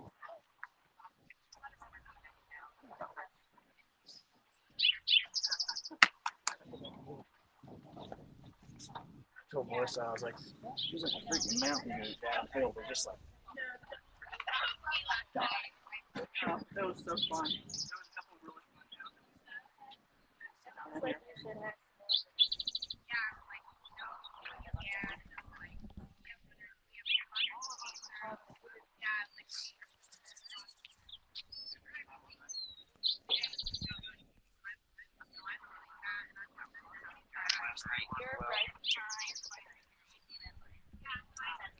I don't know, but right. you were running with her actually. Oh, yeah.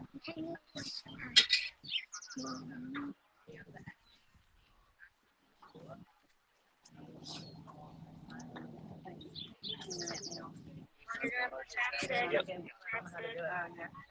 Grab the chapstick. I'm excited to get Me too. And did you give me a race? Yeah. Go back. Nice to go. Oh, watch out. We are ready.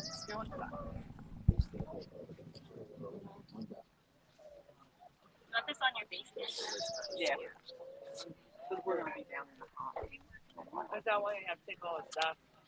Well, you're going to be going to a high elevation. Life is like a hat and glove there, but I don't know. You're going up and down.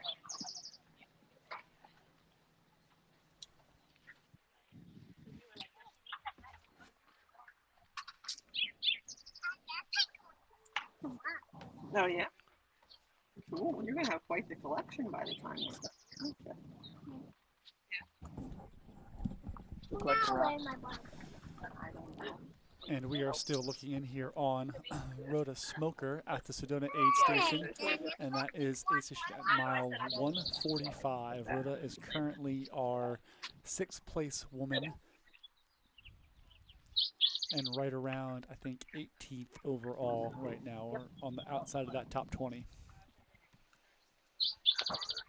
Do you want to wipe your face? I am going to. I know. That is not really bad. Is that what that is?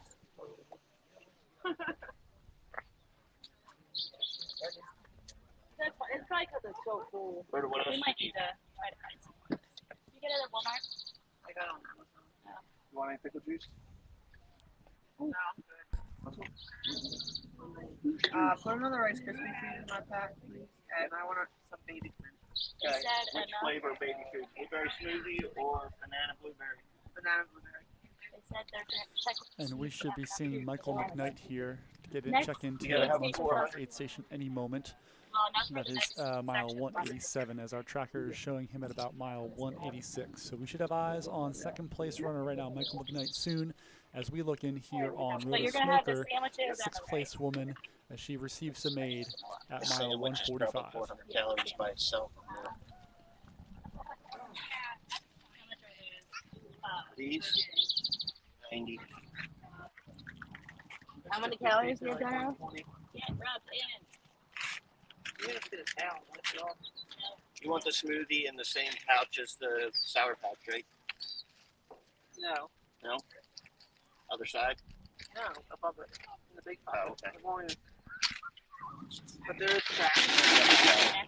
Is there a wifey somewhere? They're right here.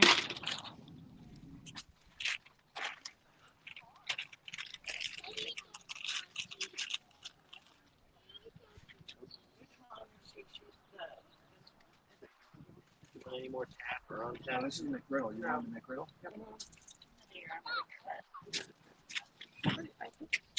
You want the Rice Krispie and the... Yeah. I know. Where you want it. Don't put any. You know, we gotta show them everything. Do you want to?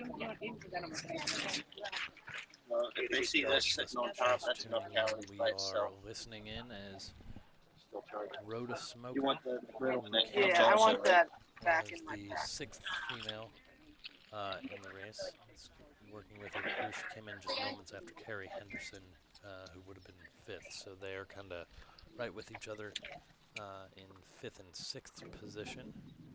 We do have our drone up in Munds Park, looking for Michael McKnight, who will be coming back into Munds Park for the 2nd time any moment now. You want any more ice? No. Sam, you need any more ice? No. Speed. Oh, I set it over here so it would be out of the sun.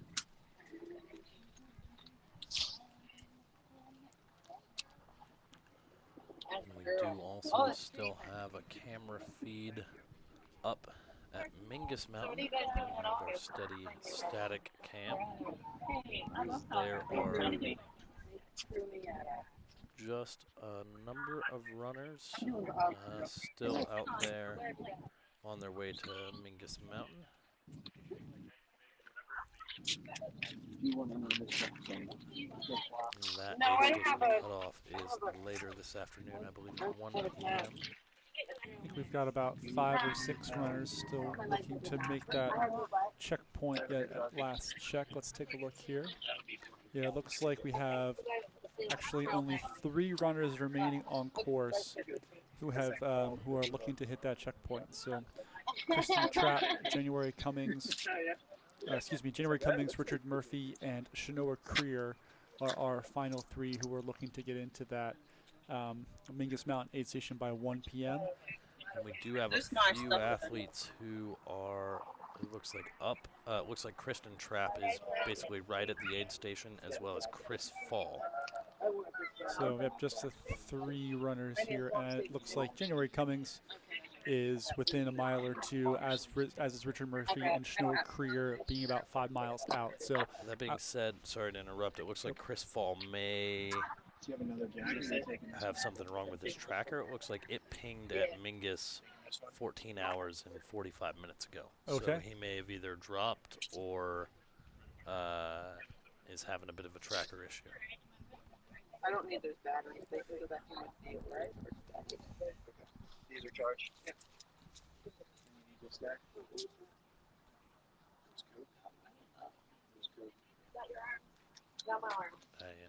Just for the live stream audience, I did just get a text message from the great Jamil Curry. We are on the hunt. So they are out in search of Joe McConaughey.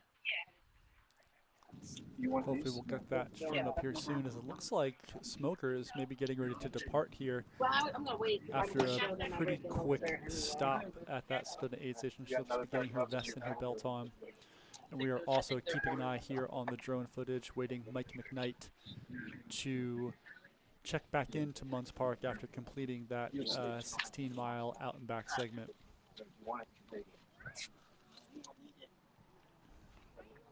Rob Warnick in the chat. Chris better not have dropped. I agree. I hope that he's still continuing. It could just be a tracker issue. We've had a few of those. Technology is great until it's not. Until it stops as working. We've experienced here as well. Yeah. And I believe we have Mike McKnight here on the drone.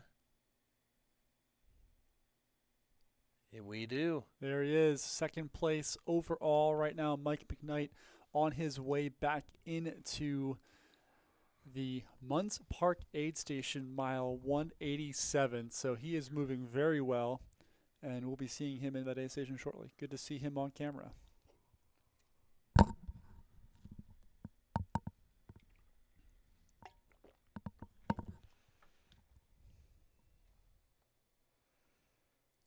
And there he is entering the aid station parking lots. That's second place runner right now, Michael McKnight, coming into mile 187 off that out and back segment into Munds Park. Shout out to Mrs. McKnight.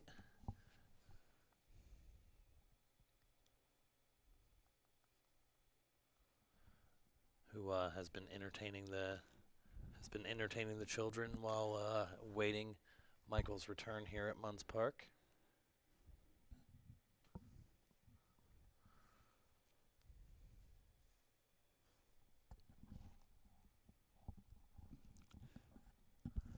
And it looks like he has his coach and friend, the great Jeff Browning, there at the aid station with him, is what we are hearing.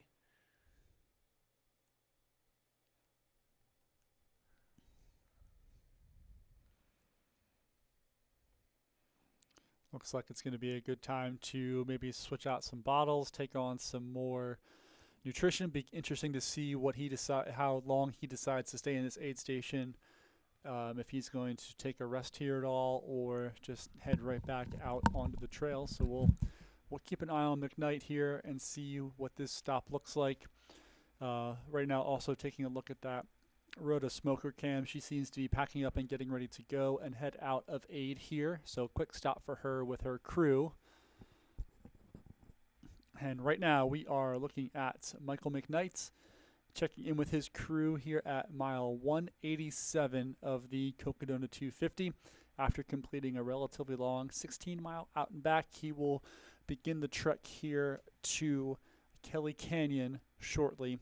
He is about 19 miles behind race leader Joe McConaughey, who we saw just a few moments ago check in and out of the Kelly Canyon aid station. Looks like we have dropped a little bit on our feed, so maybe we'll move back here to Sedona. Check back in with Lynn as she was watching Rhoda Smoker prepare to get herself to head out of Sedona, head up Kasner Canyon, and move towards that Schneebly Hill aid station here. It's about 17-mile segment.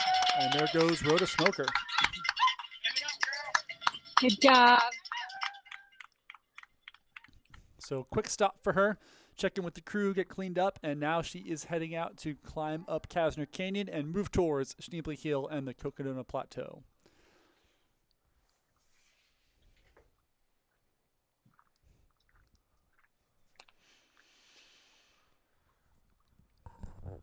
And it looks like our drone is back up. Oh, do we have another crew here? That was Rhoda's crew. And then through the trees here is Carrie. So Carrie is just over there still. So Rhoda has now moved into fifth place on the ladies' side.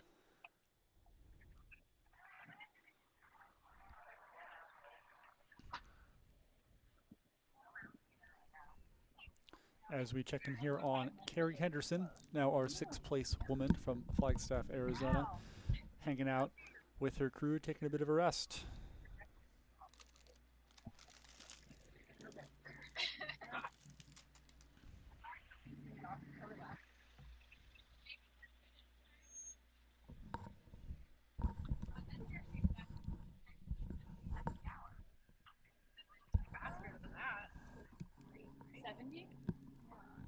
Where are we at? McConaughey's gonna finish under 60. It looks like we do have a shot from our good buddy Bryce. So Bryce is, I believe, pacing. Bryce, can you confirm, are you pacing? I'll say hi. Sarah or Bree? Bree, can you hear me, Matt? Yeah, I can.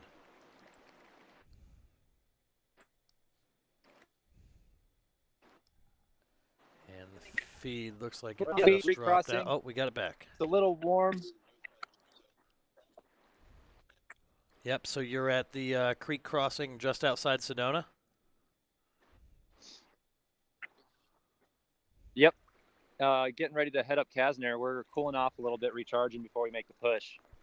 Well, when you guys start heading up Casner, you're going to have to check back in and give us some of those beautiful views. Bree, how are you feeling?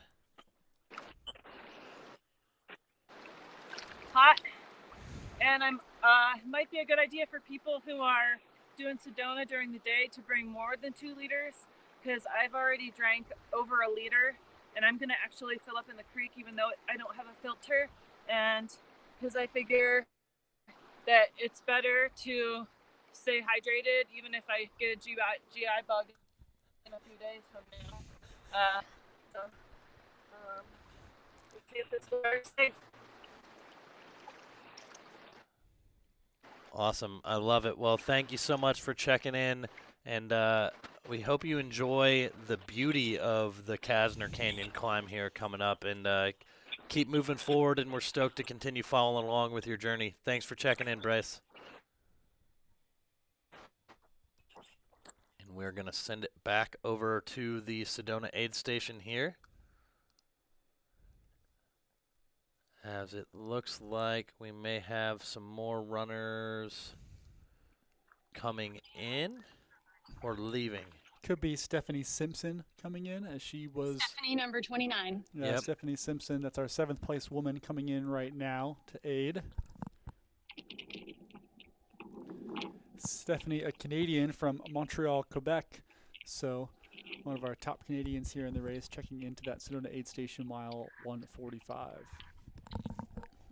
And folks asking about the mileage for the camera people.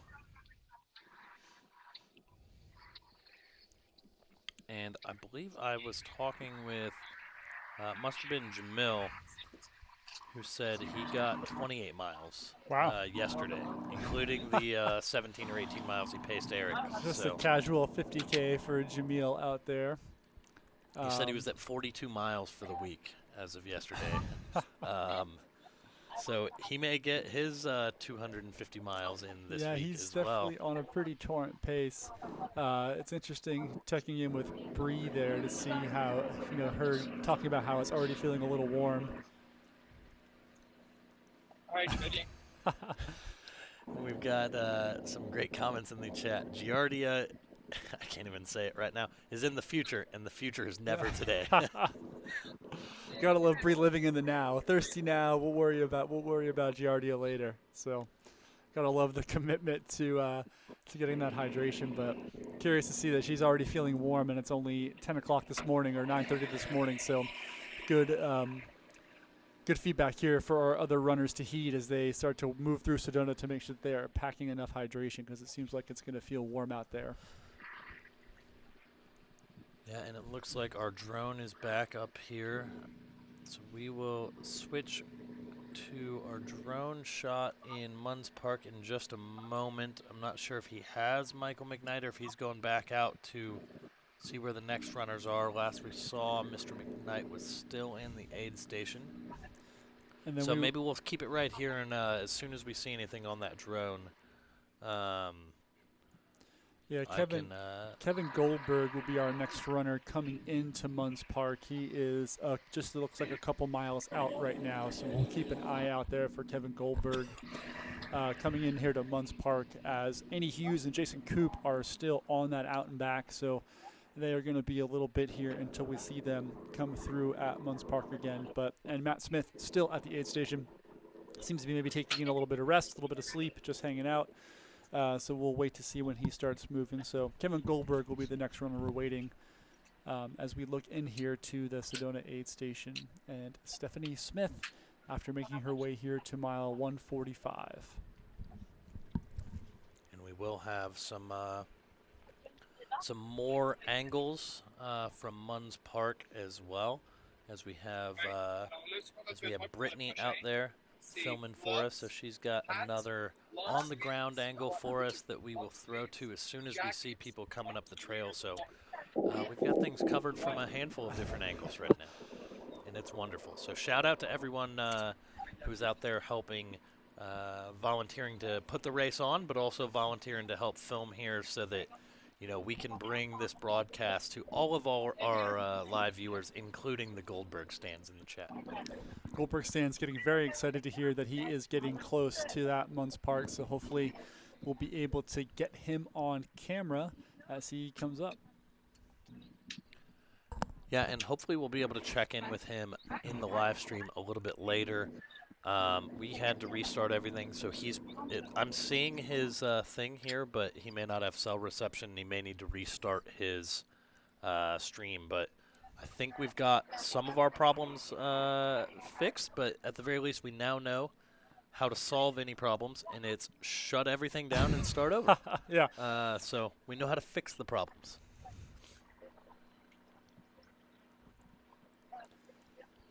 So Maria Franco checking on our last runner. Unfortunately, our former last runner, Stan Barry, has dropped out, so he is no longer going to be in the race. We are now keeping an eye on Shanoa Creer, who is our current runner in last, right around mile 87, and she is on pace to hit our next cutoff at 1 p.m. at Mingus Mountain. We do have Shad Burkholes in the chat, who is going to be helping film up in the Flagstaff area. I believe he's going to be filming some of the runners later this evening as they come from the top of Hospital Hill there, right by Flagstaff Medical Center, down Beaver Street before turning left on Birch, I believe, and then taking a right into Heritage Square. So Shad will be helping film that. He's calculated all that mileage into his training plan for the week. So. A little bit of hill training there too as he runs back up and down Hospital Hill into downtown Flagstaff. But that's a beautiful stretch, and that'll be exciting for the runners, knowing that it's just a nice little easy downhill there into the finish at Heritage Square. And we do, it looks like, have our drone feed in Munds Park back up. And we have eyes on Michael McKnight, who is still in the aid station with his crew. So we will keep our eye on that. We're really enjoying some of this audio coming in, especially after having not gotten any audio for the first couple days. So, yeah, it's nice to see. I will point out that Stephanie Smith also has that nice shoe pocket set up there on her van that we saw on Peter Ward's van yesterday as well. So looks like that's a popular setup here for Cocodona to organize your maybe shoes and other nutrition products. I think Josh Locke might have had that set up as well. Oh, was it Josh Locke? Well, I'm not sure. I think a lot of people have had it.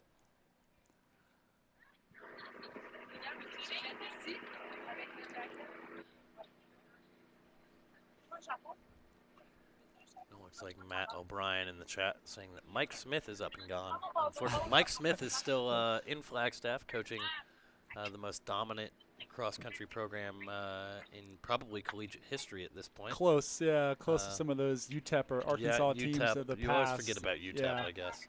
Mike Smith, the man of many coats here. Now he's running ultras as well as coaching team. He is a former winner of the Trans Rockies race. Him and Rob Carr back in the day teaming up to win Trans Rockies. Nice. I think a couple times. Some legendary runs there. People in Flagstaff love to talk about. But the coach of the NAU Lumberjacks and of Team Run Flagstaff. And of Team Run Flagstaff as well. Yes. But yeah, that is Matt Smith, who is running the race this year. Although maybe it is in May.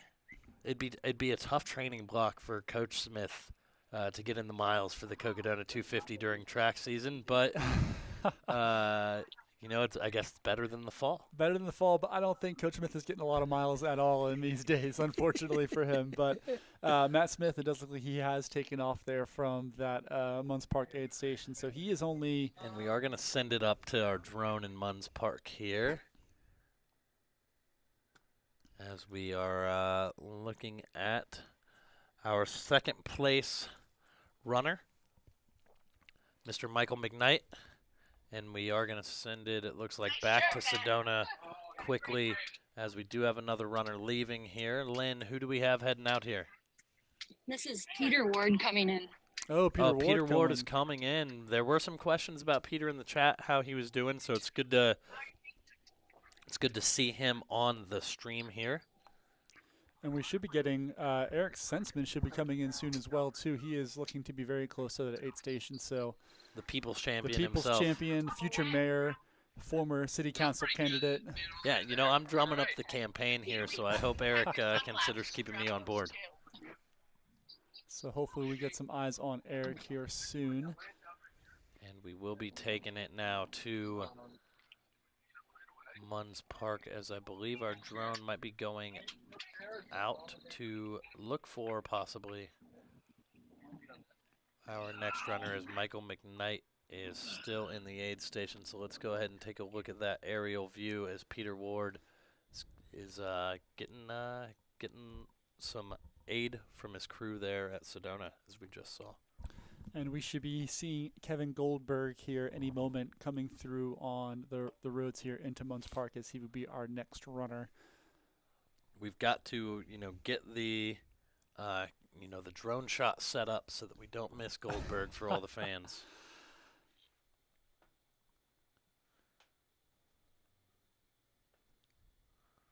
Definitely don't want to disappoint those Goldberg fans in chat. And after Goldberg, we'll be waiting on Jeff Garmeyer, El Tigre, man of the leopard print and many cat prints himself, who inconceivably took a nap last night. So we'll be waiting to see him come through as well.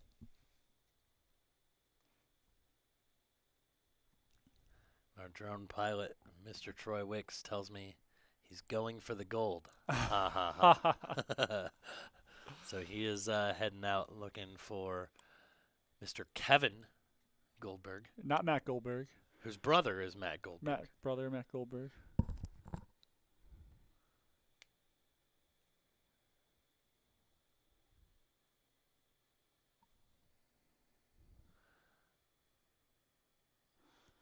Sarah Newberry pointing out that Sensman is the former mustache champion.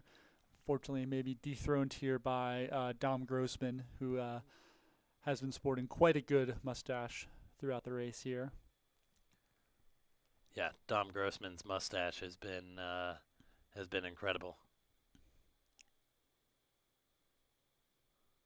And Dom Grossman himself has been incredible too, here in the top 15 of the race. Yeah, he has been. He's been running well.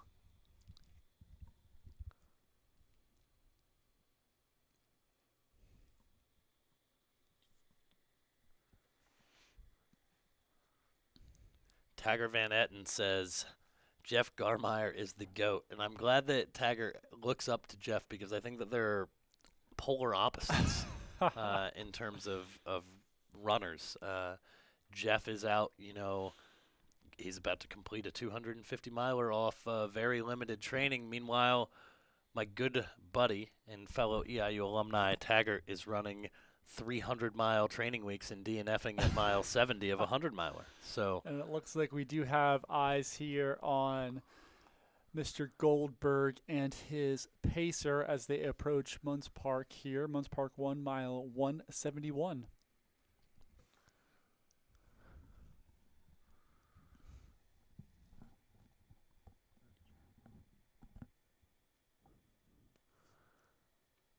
it looks like we have a Goldberg sighting. You got to say, Kevin Goldberg has been steady throughout this whole race. Every time we see him, he never looks like he's in a rush. He's going his own pace, but he has been consistent throughout the last 3 days of racing. And maybe now he knows he's on camera, so time to jog it out a little bit. So I can respect a man who jogs when the camera's on him.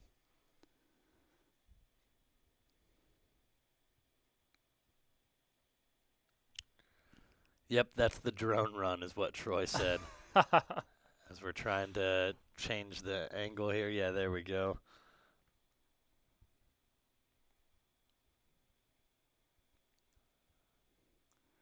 Got to say, shout out to the drone pilots.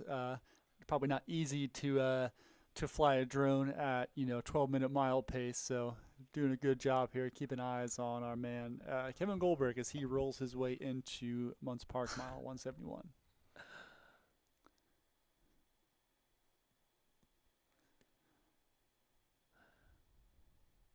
And we can confirm that Eric Sensman is still running. We actually might be able to get some eyes on him shortly, as he should be close to checking in here at Sedona Aid Station Mile 145. So hopefully we'll be able to check in with him and see how things are going for Eric after maybe a little bit of a rough patch between Jerome, Dead Horse Ranch, and Deer Pass. Looks like maybe we're having a little bit of a issue here on that drone, so let's send it over Take here it to the ground over in Munds Park here. Onto the trail cam. And we'll see, we'll wait and see for Mr. Goldberg to check on in. And it looks like the drone is getting back going, so we...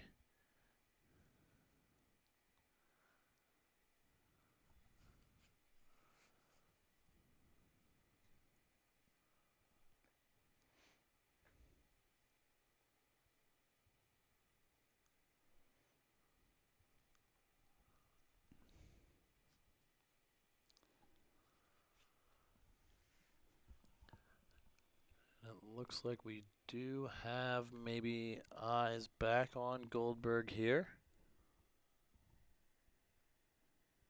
Yeah, and there he is. There is Kevin Goldberg.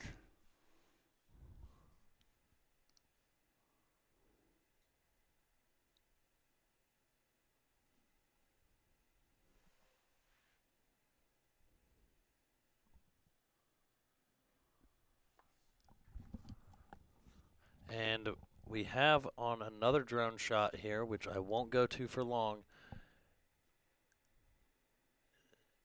Is that Joe? I'm going to get confirmation as... Oh, I'm on... Oh, this is still Goldberg, sorry. Goldberg, yeah. I've got a button malfunction here, but we do have another drone feed that I think might be... I think Jamil and Co. may have found Joe.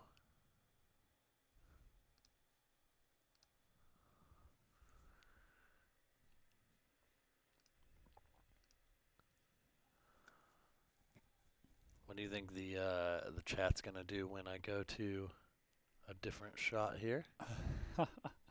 I hope the chat can understand as we take a look here, hopefully at our race leader, Joe McConaughey, who just passed Kelly Canyon aid station, right around a mile 207 right now. And it looks like he has him.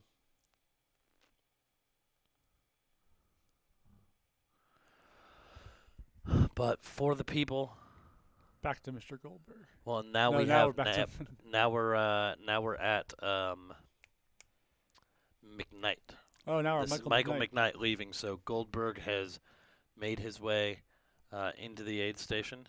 So we're looking at Michael McKnight here as he is heading out towards Kelly Canyon, our second runner to do so, to make the trip here from Munds Park to Kelly Canyon.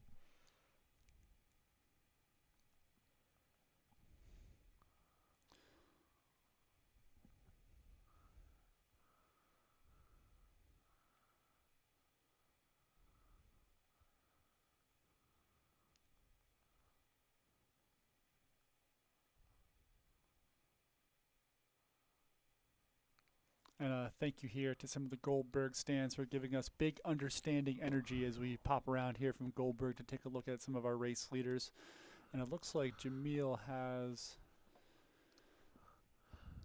And that, I believe, is Jody Simonell, and we have the Jam Cam here. So and we do have Joe McConaughey.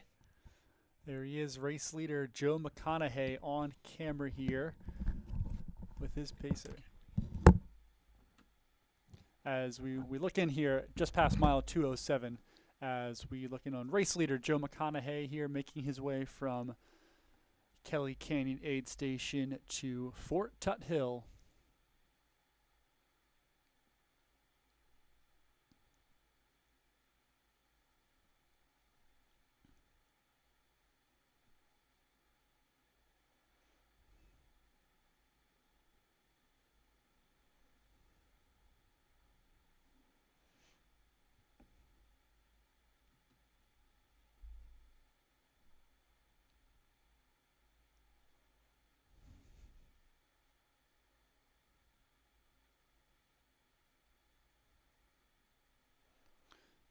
Looks like we can also pop in here. We have some video on Jody Seminel here as she is running into that Sedona aid station.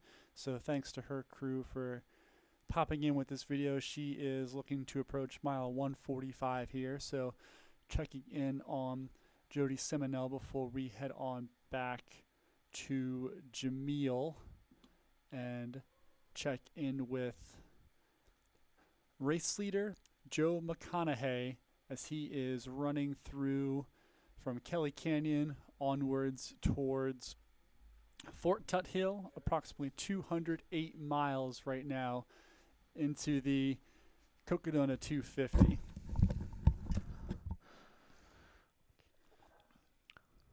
So we're also looking at the drone. I'm not sure who we have here. Yep. So oh, this is okay. Yep. So that is all right. So that's McConaughey and Jamil and their pacer as well. So sorry about that. So that's the overhead of this shot. McConaughey still looking like he is just out on an easy Sunday jog, just cruising through here on the... Oh, we should get some audio here. Yeah, we've got some audio here from the Jam Cam.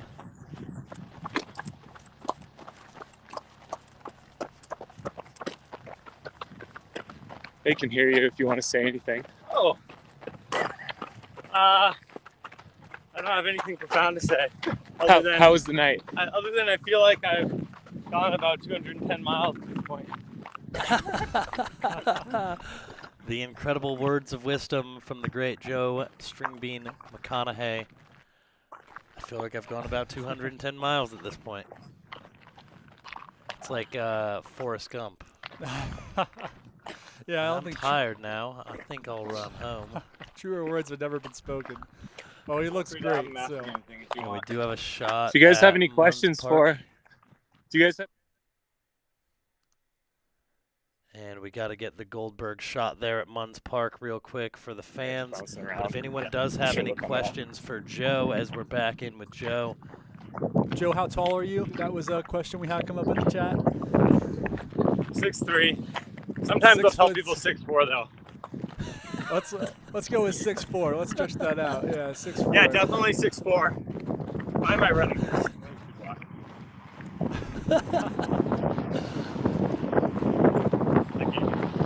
Very nice.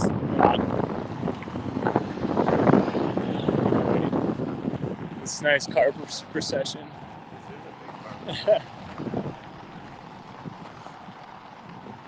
I do have a question for Joe here, Jamil. How quickly did Joe drop Witt yesterday? Well, they're literally paving it right now. Was this dirt before? This was just dirt before, right? Ignore my question here.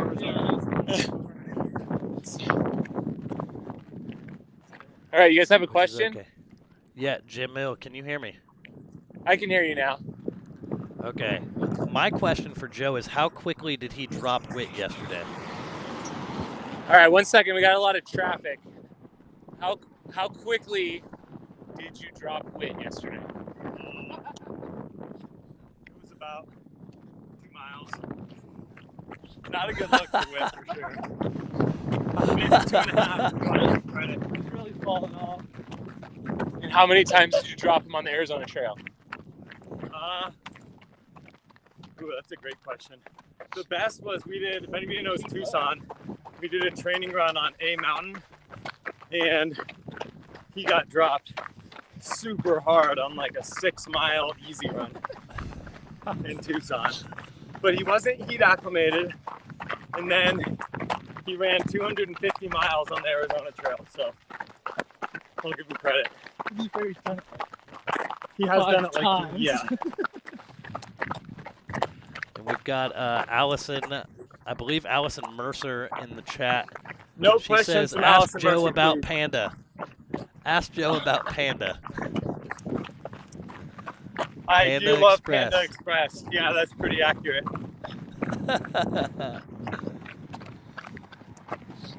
And we are, thank you so much. We're going to send it back to Munds Park here real quick to There goes check someone in else. on Kevin Goldberg. We got to give the people what they want here. As we have Goldberg on the chat, let me unmute Brittany here. And if she can unmute on her end, if Goldberg has anything to say to the people, they would love to hear from him. And we'll see if Brittany, can you unmute on your end?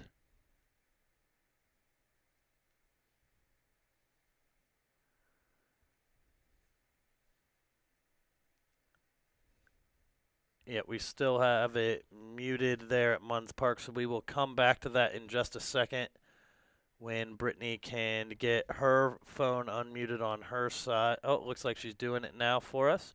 We'll send it over to Jamil for just a second, as it is still muted over at Munds Park here. Well, yeah, and so we're back to Brittany here, and we have the crowd favorite Kevin Goldberg, who this morning I was calling Matt Goldberg, who apparently is his brother. I apologize, according to the chat. Kevin, how are you feeling as you hit the Munds Park aid station? Pretty good. Yeah, that was a long stretch.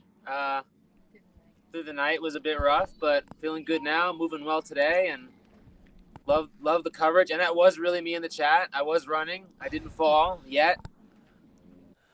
Well, I love it. I'm glad that we can get confirmation officially that it was, in fact, the Goldberg himself. Bill Goldberg, the famous wrestler and football player, is going to have to step aside.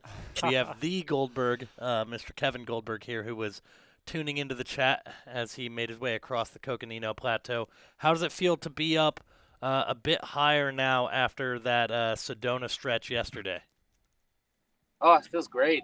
Nice breeze up here, not too hot yet, and shade. That's a new fun thing. Yeah, the first time runners will have experienced any prolonged stretches really of shade is up here on the Cocodona Plateau, home to the largest contiguous ponderosa pine forest. Well, thank you so much, Kevin. We will, I'm sure, check in with you a little bit later, and we are going to send it actually back to the jam cam here real quick. And we are going to have a commentator swap here in just a minute as we're watching race leader Joe McConaughey, the great Kelly Teeslink, and she will be on air to correct me if I mispronounce the last name here in just a moment, will be joining us. She is with Girls on the Run, Northern Arizona, which as a girl dad myself, super stoked to have her on and love all of the amazing things they're doing. So she will be on to help commentate for the next few hours, and we are actually going to put a donate button here right into the chat that is going to get pinned at the top here. So if you want to help support the things that we're doing here at Aravaipa and with this live stream, we've pitched you the merch, we've pitched you all the stuff. Just donate here and help support a great cause. And again, it means a lot to me personally as someone who lives up in Northern Arizona and has a daughter, all the things that they're doing to help keep girls active in sport is amazing. And so, yeah, feel free to support. That comment has been pinned into the chat, so you should see that at the top as we are watching your race leader, Joe Stringbean McConaughey.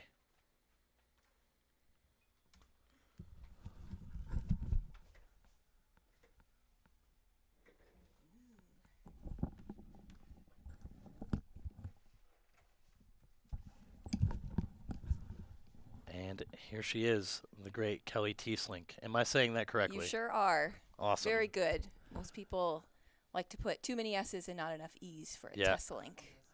And Nick Hilton is out of here. Huge shout out to Nick. Thanks for joining us again, my friend. And so, how are you doing, Kelly? I'm doing great. It's a little warm down here. Yeah, it's a lot warm down here it's compared like a 50-degree temperature change from Flagstaff, but so excited to be here. It kind of feels like I'm in the Matrix or something. Like I've been watching this for the last couple of days, and now I'm in it. I'm like in the Cocodona world. So it's awesome to be here and be part of this fabulous event in a different way. Last year I was crewing and pacing a friend. And so this year it's going to be fun to be on this side of things, and we'll also be out volunteering tomorrow night at, I think it's called Kelly Canyon. Yep. Appropriately named aid station for me. Yeah, so that is awesome because we have a camera feed at Kelly Canyon, who is the volunteer filmer there, is also helping with the aid station. She is Kelly, who is our admin assistant. So we have the Kelly cam at Kelly Canyon, and then we're going to have Kelly helping out volunteering at Kelly Canyon, which is pretty cool. Yeah. A lot of Kellys. There's You're probably always drawn to that aid There's station. always a lot of Kellys in my life, I feel like. So what's going on? I've been on the road for 2 hours, and so I have not really been able to check in a whole lot. Yeah, and so we have race leader Joe McConaughey, who we are watching currently, is through Kelly Canyon and making his way to Fort Tuthill currently. He has about a 20-mile lead over our second runner, Michael McKnight, who made a big move or passed a bunch of runners through the night after he left Sedona. He was in 5th place in Sedona coming in. He left Sedona in 4th place, and he made it to Munds Park in 2nd. So he has made it out of Munds Park, so there is an out-and-back section in Munds Park there. And then following him is Annie Hughes, who is our overall female leader. Amazing. And she's our female leader, and they get back to Munds Park. Matt Smith, I'm not 100% sure if Matt Smith has left the Munds Park aid station, but I know that he was there. And we just saw Kevin Goldberg, who we were able to bring or to hear from in the chat. Yeah, so Matt Smith, who is 5th overall, has definitely left the Munds Park aid station. And then Kevin Goldberg is in the aid station, as we just saw. Amazing. That was really cool to wake up. I mean, I literally woke up and the first thing I did was check the leaderboard, and it was pretty amazing to see that Michael McKnight had made his way up. But from what I could tell in the chat and from all the supporters, it wasn't surprising to a lot of people because he seemed to really pick it up the last 12 hours or so. It looks like we do have some more runners coming into Sedona here. So we will send it down to Lynn in just a moment to check in with her. Yeah, so Lynn, if you're able to unmute, who do we have coming into the Sedona aid station there? I think you're muted on your end, Lynn, so we will come back as soon as we... Oh, there we go. Hi, Lynn. How are you? Okay, Tim Kronk. Tim Kronk? Yeah, did I say that right? Awesome. Awesome. Looks like he is going to be heading over to his crew vehicle. This Sedona aid station, easy to access by the crew, so it's a great spot to kind of get anything that you need before you make your way up into Coconino County and up onto the Coconino Plateau. What sections did you help crew last year, Kelly? Actually, I was here, right where we're on this camera. I had run with Dawn Greenwald, who was the second female last year, and she'll be commentating right after me, so hopefully I don't steal all her stories. Although I only have like 14 miles of stories. She's going to have 250 miles of stories. So I was at Deer Hill. Is that what it's called? Or Deer Pass? Deer Pass, yep. So I was there on Tuesday night and then paced her from there into Sedona. And I probably got the luckiest because that was the first time she slept. So she came in just a little sleepy, and it's pretty obvious, when your runner is needing some sleep. And so she maybe slept for an hour. And then we started out right before the sun came up. And so she was, pretty fresh, all things considered. And so we had a great run, seeing the sun come up in Sedona and seeing all those hot air balloons. And I know you guys have been showing a lot of amazing scenes from sunset and sunrise at Sedona. There's no better place to be at that time. Yeah, and that was actually one of the cool things towards the end of the day yesterday was race leader Joe McConaughey, who we're watching right now, had his crew check in from partway up the Kasner Canyon climb. And so they gave us a nice little view of kind of sunset as they overlooked the beautiful red rock formations and vortices and the iconic Hangover Trail over there in Sedona. So that was a pretty cool moment for Joe to have his crew make them log on and give us that view. Did you guys confirm that it's vortices? No, Okay. but we just Nick Hilton, who was on just before, who seems like a very smart person, said he thought it was vortices, so I'm gonna just roll with it. All right. I have no clue. I'm sure that there's no wrong way to say it, Yeah. right? At this point, really, who cares?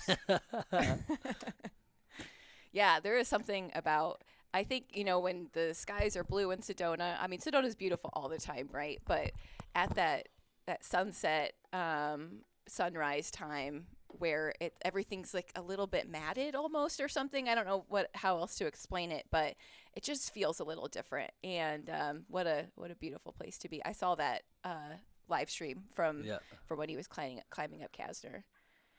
And we do have some folks in the aid station here at Sedona, so let's send it back over there to Lynn and see who we have here. Lynn, who do we have? How do you say your name? Ben Doolam. Oh, Ben Doolam. it is. Now that I see the All right. mustache, I know exactly who it is. He is definitely in the running Pizza. for the Mustache King of the race award. I don't know that we've come up with the comparable for the ladies. There were a lot of chat suggestions for best braids and these kinds of things. And as a male, I'm gonna let the women decide what they want to be awarded on. But Ben Dolam there at the Sedona aid station, definitely in the running for best mustache, alongside Dom Grossman, Eric Sensman with another really clean mustache, and a handful of others. So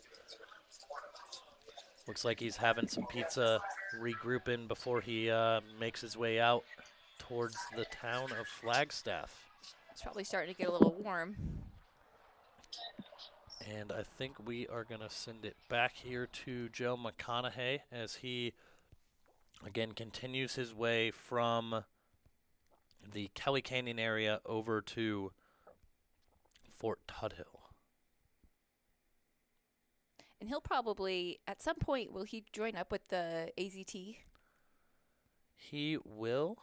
I believe it is after they leave Fort Tuthill, they take the Flagstaff Loop Trail over to the AZT and into Walnut Canyon. Great.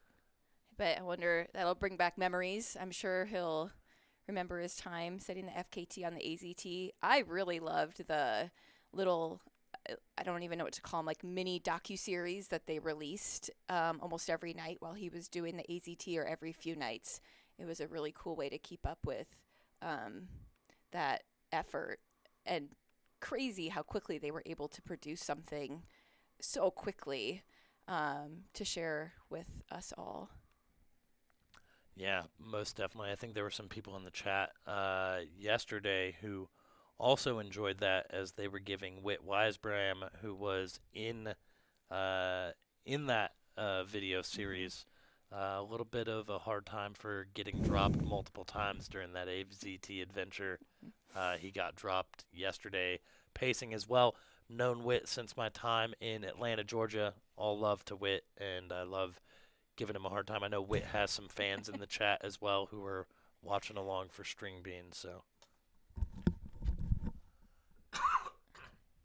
who is pacing Joe right now? I'm not 100% sure. If Allison is still in the chat, I am pretty confident that she would know. And Arlen Glick, again, thanks for joining us, my friend. Winner of the Javelina 100 this past year.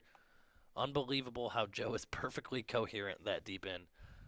He's making 210 miles a walk in the park. Joe, earlier when we had a chance to talk to him, said he doesn't have any profound statements right now, but he feels like he's just run 210 miles. That seems appropriate. Yeah, and he's still looking pretty good here. And maybe we can get some audio just to just to listen in a bit. If I stopped for like any amount of time in the last 25 miles, my balls of my feet would just start throbbing. As long as I kept moving, they kind of stayed numbed out. Yeah. You've probably been there before. I think I just had huge blisters, basically. Yeah. They would like fill back up with fluids. Blisters. Yeah. The whole like bottom of the foot bubble. Yeah. I didn't really know until the end. Didn't really manifest itself till then, thankfully. Yeah, I wonder what I'm going to come away with. Right now, I'm looking pretty good. Yeah? Oh, you're looking great. No blisters. I had a knee thing pop up out at night, but it went away. I haven't chipped myself. We decided that was going to be our 2 criteria if this is a good race at this point. If I win the race and I don't chip myself, then it's been a good solid last day. 24 hours. Which, who knows? I mean, at this point, both. You could do it after seeing, the excitement of the finish.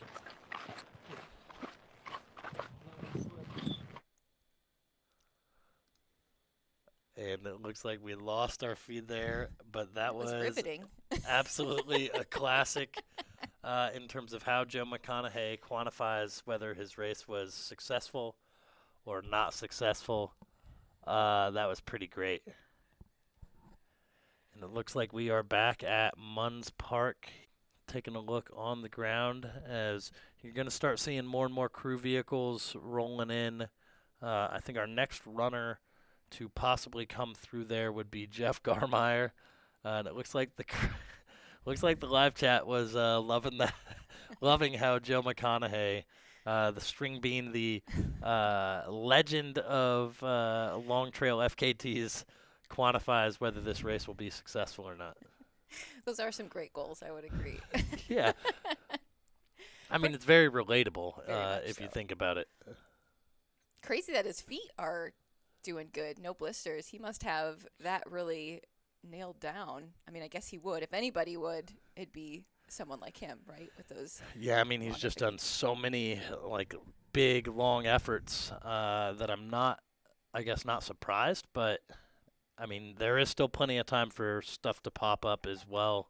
So hopefully he just continues to feel good. Yeah. Yep, I'm definitely rooting for him. Like I said, the first time I heard about him was when he was doing the FKT on the AZT, and just really enjoyed following along that story. And it seemed like he was trying to get some golden tickets earlier this year. That was a goal of his. So, I mean, unfortunately it didn't happen for him, but that means we get to see him here today and yesterday and the day before. Yeah, and I just got a text from Rob Ricardo, who's tuning in at work, who thought that was very funny as well. So, and it looks like we've got some more runners coming in at Sedona, so we're going to send it back to Lynn over in Sedona. And Lynn, who do we have here? We have Eric, looks like he's heading out, just getting his gear check. Oh, we've got the Senseman himself, the People's Champion, the future city council member of Flagstaff.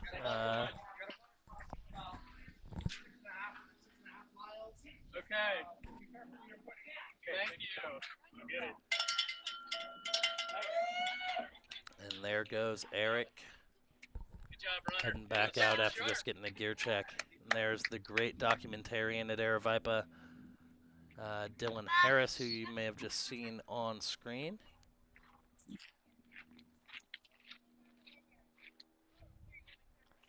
There is the great Dylan. And so Senseman He'll go down and go left, yep. Is on his way out. And I know it's are deceiving, going isn't it? to send it back to Munds Park as we await our next runners. So did I just see in the chat that I think I saw somebody say that Troy Allen is Joe's pacer? Hi, Diane. Diane Emethan, thanks for that comment. She is a Girls in the Run coach up in Flagstaff. She's also a teacher. Oh, hey, Molly. Molly's a trail sister of mine back in Iowa. That's where I lived before I moved up to Flagstaff. We got to give some love for the Midwest over here. Heck yeah. So I moved to Flagstaff in 2021, early 2021, but before that, spent a lot of time in the Midwest trail scene. And that's why I think I know Joe's pacer, if it is Troy Allen. Troy is pacing and also paced Whit last year. Okay. And that is a very viable source from Miss Allison, who is good friends with Whit and Joe and that whole crew. She's been a great source of information. I know Allison and her husband Ben through a variety of people from my time in Atlanta. So shout out to Allison. I knew that she would come through with that. So yeah, it looks like Troy is pacing Joe. If this is the same guy, I think it is. I met him at Burning River 100 that was my first 100 in 2015. And I passed him at one point, and then I think he took like a pretty significant nap, and he just zoomed right by me later on. And the most memorable part of meeting Troy was I was coming up to the finish line, and I was really close to that 24-hour mark, and I just hear somebody yelling from the finish line because it's a street, it's a road that you finish on, and I hear someone yelling, "1 more minute," meaning like 1 more minute to 24 hours, and me and my two pacers just kind of like, we looked at each other and we're like, okay, we're doing it, we're going for it, and just ran as fast as I could, and it was Troy that was yelling. And I've seen him here and there at different Midwest races, but I think he actually left the Midwest as well. But great guy. Great to see him out here. We got a lot of love here in the chat for you. Here's Diane. Yep, that's Diane, Girls Run coach. She's an amazing coach at Cromer Elementary in Flagstaff. She might even be watching this with her kids right now in her classroom, because she was texting me about it a couple days ago, and she said she was going to see if she could log in during her class. So if you are, in fact, in your classroom right now, Diane, hi, everybody. Hi, Cromer Elementary. It's good to see you all, even though I can't see you, so that was a pretty dumb comment. But I'm glad that you're here. Oh, man, that's great. Yep, go Hawks. I graduated from the University of Iowa. I am a Hawkeye, indeed. Awesome to see it. Better than, what's the other? I wasn't really a big sports person. Ames. What is the Cyclones of I Iowa couldn't even State? think about it. we used to drive. What town is Iowa, the university in? Iowa City. Iowa City, right? We used to drive through Iowa City, stop for practice at the University of Iowa before going up to Ames for a track meet every year. It's a pretty great place. I always said if I could plop Iowa City in the mountains, it would be perfect. And that's kind of what led me to Flagstaff. Looks like we have another runner about to come in. And I believe that it's going to be number 60, Christy Haswell, we believe is the next person to come in here. So we should be seeing her soon here at the Sedona Aid Station. And we will be getting our drone back up at Munds Park to go find the next runner out there as well.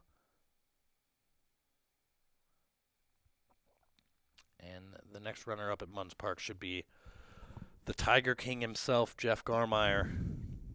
So our drone is off to see the tiger printed through hiking machine himself. See if we can find him to bring Jeff Garmeyer into the chat here, as well as, again, we're waiting for Christy Haswell, who should be coming into the chat soon. I like that Iowa City is in the chat. It looks like it's known for partying. Oh, that's from the great Chris Warden. Who, Chris, you went to Western Illinois, so you drove from the middle of nowhere in Illinois through the middle of nowhere to get to Iowa City, which is like a bustling metropolis in the middle of nothing. So shout out to Chris, who will be in studio a little bit later, and it looks like our feed is a little bit frozen there, so we're going to take it to our drone up here in Munds Park, a territory you're very familiar with, these big ponderosa pine forest here. Yep. Pretty lucky to live up in this area, and a lot of the new course I haven't even run, the area that goes through Munds Park, which is pretty incredible. That I'm a pretty avid trail runner, and I've lived in Flagstaff now for about 15 months, and there's just so much that I haven't run in northern Arizona, so many trails to explore, just even within an hour of Flagstaff. So consider myself pretty darn lucky, that's for sure. And we do have, it looks like, Christy coming in here. We'll see if we can get some audio. I know that our feed is cutting up a little bit here, but it looks like we do have Christy there.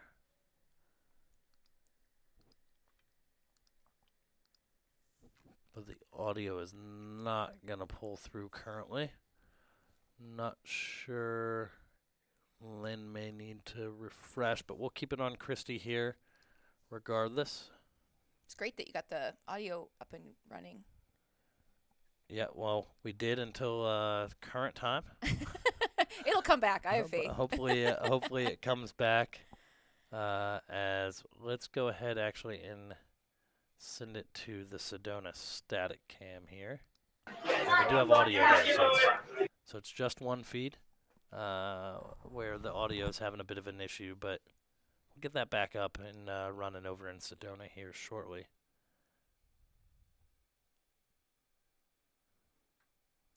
A lot of Iowa love in the chat. A lot of Iowa love. Yeah. It must feel nice, like getting this much Iowa love. When I'm on and I ask for like all the Illinois love, all I get is Taggart Van Etten in the chat. Yeah. So. Yeah, I don't know. Something about Iowa, I guess. And especially, I feel like the Iowa, Minnesota, Wisconsin, trail runners really stick together. There's not a whole lot of us, but we always, we find each other at all of the races, the iconic races in those three states. And I mean, Illinois' got some good races too, for sure. We have the Tunnel Hill 100, which is a pretty good race. Pace that. Paced and crude. There are some good races. I didn't really trail run much when I was in Illinois. So I'm maybe not as familiar, but up in the Chicagoland area, there's some cool races as well. So we're going to take it back to Troy and Munds Park on the drone. Looks like that is frozen. So we are going to go to Brittany, who's on the ground in Munds Park, as we await. Wind is supposed to die down today, right?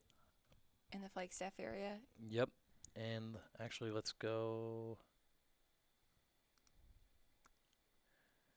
Yeah.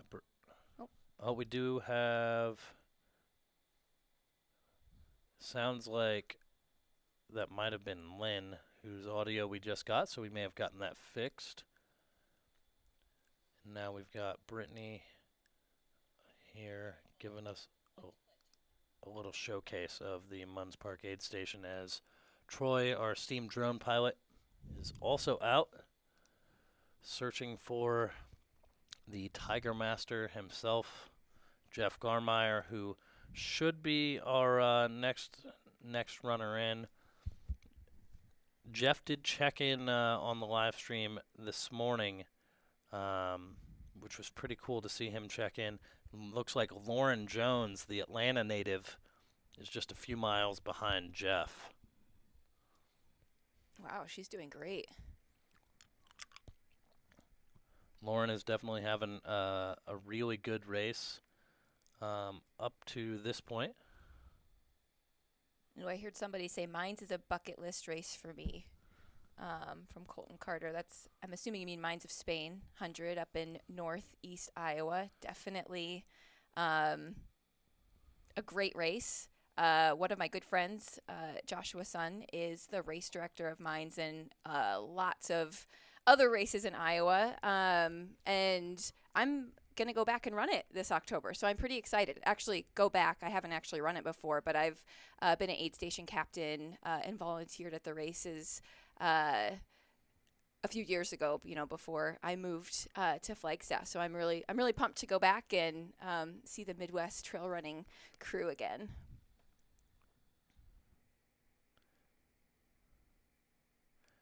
Yeah, it's a really a much different scene up there compared to what we have here in Arizona. That is true. I actually when I was living in Iowa, ran Black Canyon, so training through pretty rough winter to come run in the desert. Not my finest multiple hours later than I wanted to be out. Learned some lessons there. But it was beautiful. Just kind of took it for what it was and tried to enjoy the desert and think about my 20+ mile runs in, negative 10-degree weather. We do have Jamil back on with Joe McConaughey, who again should be closing in on Fort Tuthill. Wow. In just a matter of maybe 3 or 4 miles here. So he's starting to probably get into kind of the Tuthill area. If I can zoom in on the live tracker. And I think, from the Tuthill area, until you hit Eldon, you're not going to have any significant climbing. Am I wrong in that? I think there is a little bit of a climb. And it looks like they may have just crossed over the I-17, which you can see in the background. So they're getting really close, looking for what's going to be a turn coming up in, the nearest future.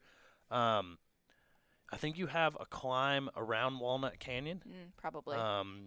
But I don't know that it's not like climbing to the top of Mingus or climbing up onto the Coconino Plateau or going up and over Eldon.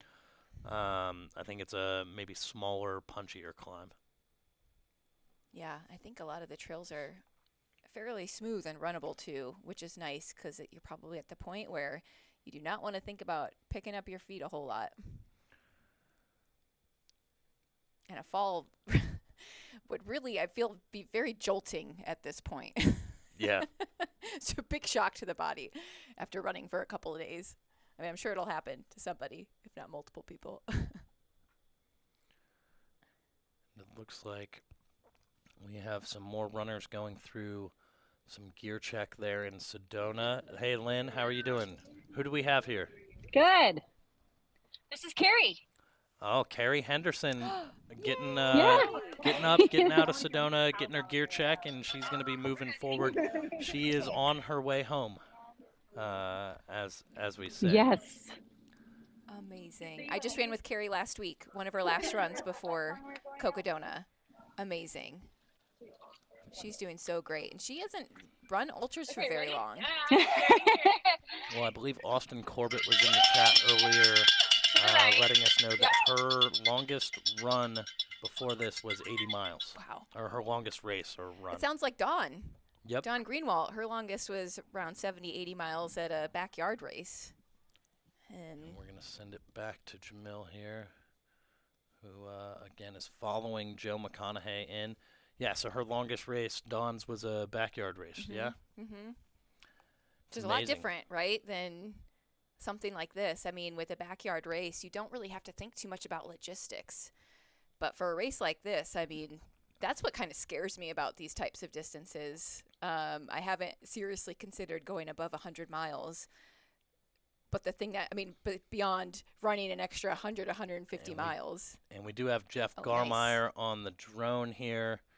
He has his iconic tiger print sleeveless hoodie on with the hood up to make himself easy to identify, as I don't know if our drone almost hit a tree or what happened here, but as it's stalled out there, we will go back to Joe Stringbean McConaughey, who's back on the single track coming into Fort Tuthill.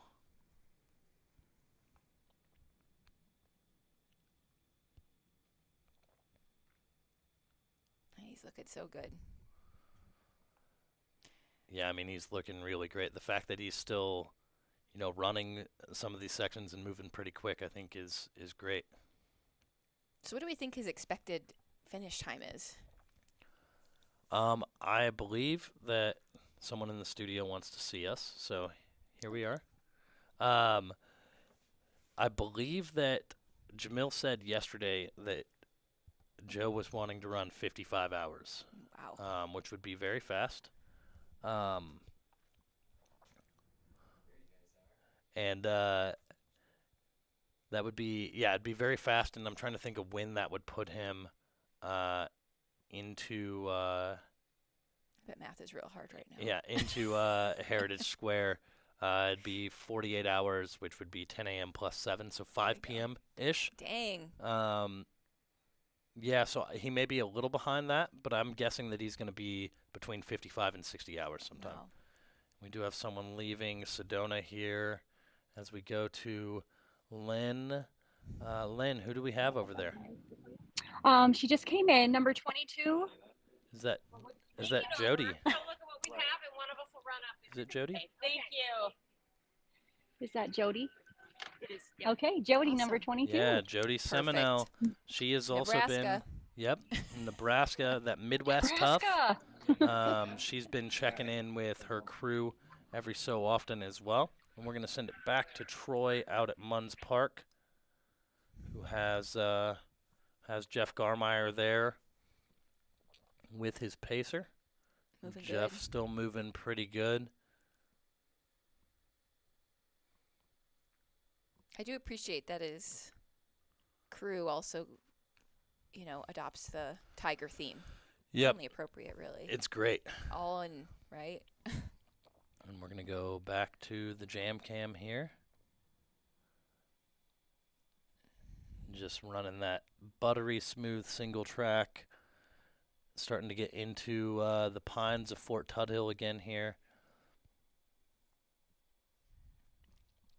Fort Tuthill area also home to our Flagstaff Extreme Big Pine trail runs and Blackout Night trail runs in June. So if you are an Arizonan who is looking to explore some more of Flagstaff, or you're just someone who wants to fly out, come out for it, we've got event distances of all kinds. You can go ahead and go over to aravaiparunning.com.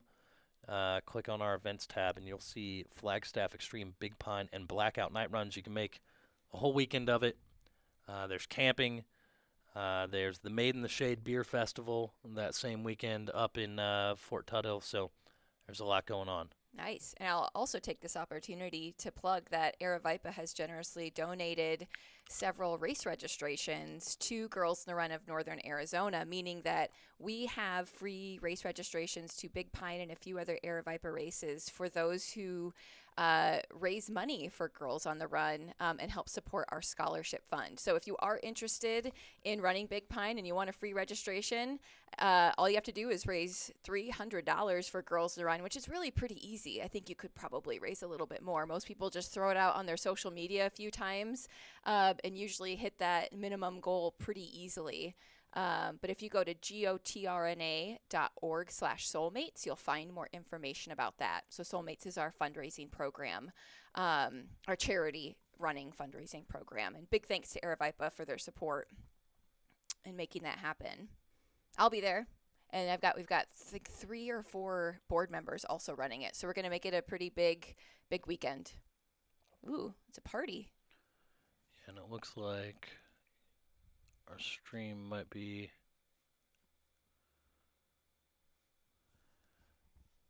coming in and out here, maybe. Emily Gerlich in the chat. Yeah. Emily was also a soulmate. She raised money for Girls in the Run about a month ago at a stage race in Sedona. She's been a Girls in the Run coach, and she's a fellow Hawkeye. She went to the University of Iowa as well. We always find each other somehow. And she's a teacher. I mean, gosh, we got some incredible people.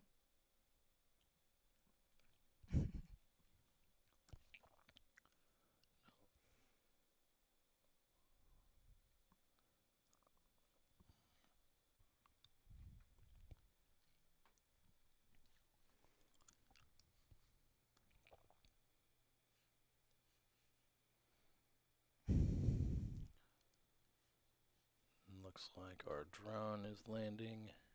Oh yeah, I forgot all my buttons are going to be.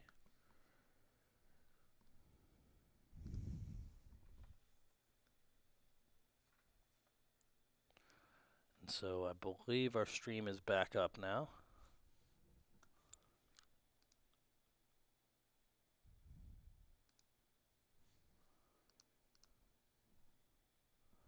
Yep, as they got to see our drone almost land, but it was not crashing, just so everyone knows here. And so we're going to keep it on the Sedona static cam here for just a minute. I appreciate you all for bearing with us. And Matt Emerson in the chat. Big Pine. That's where Matt beat Rob at the 27K, right? That is correct. Rob thought it was a wise decision to run with a severely out-of-shape me for 25K and that he would be able to beat me in the last 2K. And I snatched his soul, essentially, in the last couple miles of that. And we will go back to Munds Park in just a little bit. We got to see Jeff come into the aid station, but we're working on getting our drone. Our drone is going through a battery swap real quick, so we're going to wait on that. And for the time being, we're just going to take in the sights and maybe some sounds of the wonderful Sedona aid station.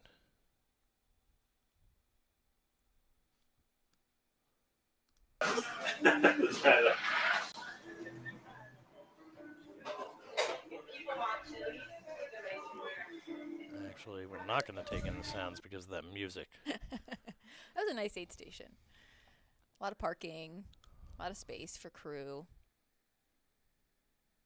I remember one of our crew members had an umbrella and was holding it over Dawn to keep her shaded, which I thought was a very nice gesture and good idea.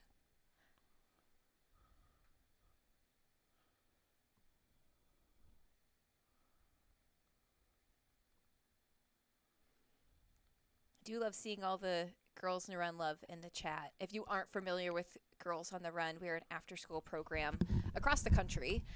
So likely it is in your community or a nearby community. We're in every single state. So we are national with local chapters. And so what we do is we serve girls in 3rd through 8th grade, and we use running to teach them really critical life skills, like how to recognize negative self-talk and turn it into positive self-talk, how to choose friends that make you feel good about yourself, how to deal with really tough emotions. So really things that we all need, but we're trying to give these tools to girls at 8, 9, 10 years old and hope that they can use those for the rest of their life. And then over our 10-week program, while we're teaching them these really critical skills, we're also having them train for a 5K race, which is probably one of the most joyful, magical 5Ks you'll ever be part of. So if you do have a Girls on the Run in your community, I highly suggest going to check out the 5K, volunteering. It is really quite special. And as runners, you know, we know how much confidence running can give you. And so we're trying to give girls that tool, that ability to really appreciate movement and physical activity and not have it tied to losing weight and things like that, which is kind of how it gets played out for a lot of girls and women. That exercise is about looking a certain way, but at Girls on the Run, we're really trying to give them confidence through accomplishment so they can be proud for what their body can do, not for what it looks like. So definitely suggest you guys looking into your local communities to get involved. And you can donate to Girls on the Run. Yep. Northern Arizona. Do all of those things for sure. Yes. In terms of volunteering and helping out, but also you can donate to Girls on the Run Northern Arizona, based up in Flagstaff, where this race is going to come to a conclusion by going to the link that is pinned at the top of this live chat. So. Yep, and we actually serve Prescott. We serve Cottonwood. We serve Sedona, Clarkdale, Jerome. and Flagstaff, and some Williams. So you served and the Winslow. entire course for this year's race, essentially. So Yeah, so we are thrilled to do that, and it's really cool to see, to serve girls from such a variety of communities and be part of such a diverse communities within Arizona. So that's been great for me, especially because moving here, I didn't. Not from this area, and so girls around and serving so many communities has really allowed me to get to know Arizona pretty quickly, which has been great. Oh, hey mom. First and only time I'm guessing my mom will ever be in a YouTube chat room. well, we gotta make sure we give Mrs.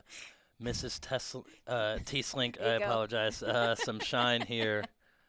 Hi, Kelly. And she even nailed the heart emojis. She does like emojis. I can't believe she figured out how to do it. That is pretty impressive. And it looks like we are currently looking at the road that leads into the Munds Park aid station here, courtesy of our wonderful volunteer, Miss Brittany. And our drone pilot, Troy, will be getting back up in the air momentarily so that we can give you a little three-dimensional view of what this aid station looks like here.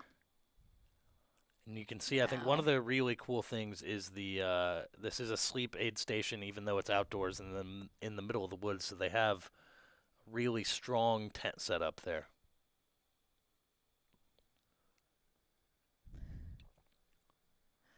And to me, this is like iconic Flagstaff area trails in terms of like what it's going to look and feel like when you show up at a trailhead. You have not always a big parking lot per se, but parking lot's always going to be kind of dirt, maybe some rocks to show you how to park, and then you're going to hit some trails straight off into the pines. That sounds about right. We got Sandra in the chat. Go Troy. Drones are not easy to fly.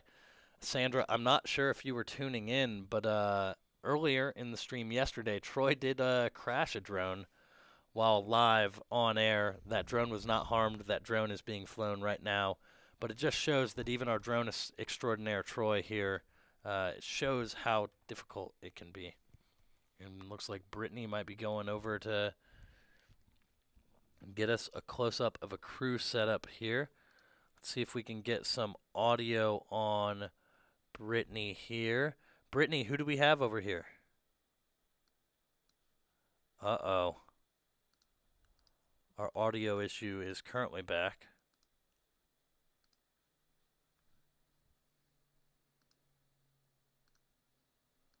So we will have to take a look at that in a little bit, as I don't believe we are getting any audio. I imagine that the chat will definitely confirm for us.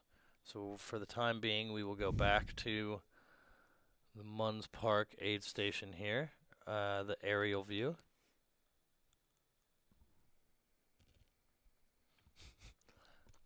And Troy sent me a note wanting me to make sure I passed along that no drones were harmed in the creation of this live stream. I see one of my dear friends, Julie Moffat, is in the chat saying that she canceled a meeting to watch this, so it better be good. You probably don't want to publicize that. I'm guessing nobody's going to. And then we do have a look at some crew vehicles. Ooh. That is the crew vehicle of the one and only Josh Locke. Wow. That is Alyssa Jones. She's happy about that. Yep. That's a pretty good setup, I will say. Vans, I think, are the way to go for Cocodona. I mean, campers work too, but I feel like vans just can get more places a little bit easier, especially if there's a sleep spot. Dawn had a pretty amazing setup last year. I don't know if you ever saw it or remember it. I don't remember seeing it. She is going to show us the gels. That setup is pretty prime. All the classic fruit pouches, the candy, a little bit of everything. Oh my gosh. She just seems so happy. She should be. That is impressive. That's off a that really work. good setup. Yeah. Because it always gets all messed up. You know, you throw it in a bag and then you don't know where anything is. Easy access. Yeah, and for those asking, we are currently at this aid station right here, and so you can see our filmer down in the bottom right as our feed gets disconnected. I believe our drone completely disconnected from the Wi-Fi hotspot. And we are at the Munds Park aid station. And again, we do not currently have audio. I love the recyclable bags from Natural Grocers there. And it looks like, who do we have here on the Jam Jam cam? And we have audio on the Jam Jam cam. And this is the legend himself. Rutted out roads. Tuthill. Yeah, this is at Fort Tuthill, sorry. On the Jam Cam It was good, man. with Mr. Whit Wisebrand, who got absolutely dropped. According to Joe McConaughey, he dropped him 2 miles in. Hey, they might be talking his to you on the pacing live shift. stream here. You may not We want are to talk talking to them. to you. Yo. We are talking to Whit What's El up, guys? Matador, a.k.a. Young Chattahoochee. Whit, how quickly did Joe drop you yesterday in your eyes? Hot. Well, I was already 60 pacing miles in, so not that quickly. But I just, you know, I hit some heat and just sort of assessed it. I'm an EMT, so I was like, I need to get in the shade, and just told Joe to keep going, and he was like, I won't leave you here. And I was like, no, just go, man. So then I figured out how to kind of get out of there, and ran into Jamil and was able to at least walk Joe up to the Sedona aid station. So. Well, Whit, as much of a hard time as I give you, I am glad that you're okay, and I'm glad that Jamil was nice enough to give you a ride, and I'm glad that you're able to keep Joe on track and keep him moving forward as he's having an incredible days, I guess. Yeah, it's unbelievable, really, man. I mean, it's just been amazing to watch this, to be a part of it.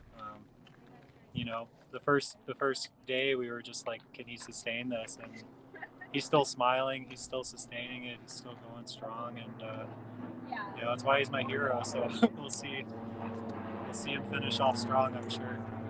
Amazing. Do you have any words of wisdom that you're planning to share with Joe on this stretch from Fort Tuthill to the finish, as this is maybe one of the few stretches that you would have run basically in the exact same manner that Joe will run? Yeah, I think we're gonna send him out with either Michaela or Shelby. Our friend Troy's been with him for, I guess, maybe 50 miles or so overnight right now. So we just want him to stay consistent. If he needs it, he's gonna take a 20-minute nap when he gets here. You know, I've learned in these races that that's sort of worth the minutes of sleep to be moving solid again. And you know, I think if he just keeps moving consistently, no one's gonna catch him. So. And then once we get him from Walnut Canyon up to Eldon, you know, I'm just going to be trying to fill his head with, you know, affirmations and, you know, tell him that we all love him. I think he feels the love from all of you guys. We've been sharing comments and stuff from the live stream, and you know, I think he's feeling the love a lot, and I think he really wants to do this. And you know, like, he's one of the best of all time. It's been, you know, I've been telling him he should run a 200, and I think he's showing us what he's capable of at these things. Like, I'm excited. So, yeah. Awesome. Well, thanks so much, Whit, for chatting with us for a little bit. I hope you enjoy the rest of your crew duties here, and we look forward to seeing Joe come in to the aid station in just a couple miles, it looks like. Yeah, sounds good, man. Is that Matt, by the way? Yeah, you're dang right. Oh, what's up, Matt? Oh, here. Yeah. We'll see you soon, dude. Hey, have a good one. And we're going to go back to our eyes in the sky who just landed here. So let's go to Brittany's feed. That was cool getting to hear from Whit, who was last year's 4th place finisher, who paced Joe for a little bit. I didn't know he was an EMT. That's pretty cool. I didn't either, and I didn't know he was in such a rough patch. I have no regrets giving Whit a hard time for getting dropped, But I am glad that, obviously he's okay, and that he encouraged Joe to go on when he wasn't having his best moments there. Yeah. That's pretty valuable to have an EMT on your crew, especially for a race like this. I mean, obviously he was able to identify his own challenges, but if there were other challenges to arise, with Joe, that would be, I think, very helpful. Hopefully you wouldn't need them, but just in case. Did want to give a quick shout out. We've got a few donations coming in for Girls in the Run. Really appreciate it. Benjamin Shepper, I think that's how you say your name. Elizabeth Bouquet. And Evan Rich. Thank you guys so much for your donation. One thing I didn't mention is that we never turn a girl away if her family can't afford the registration fee.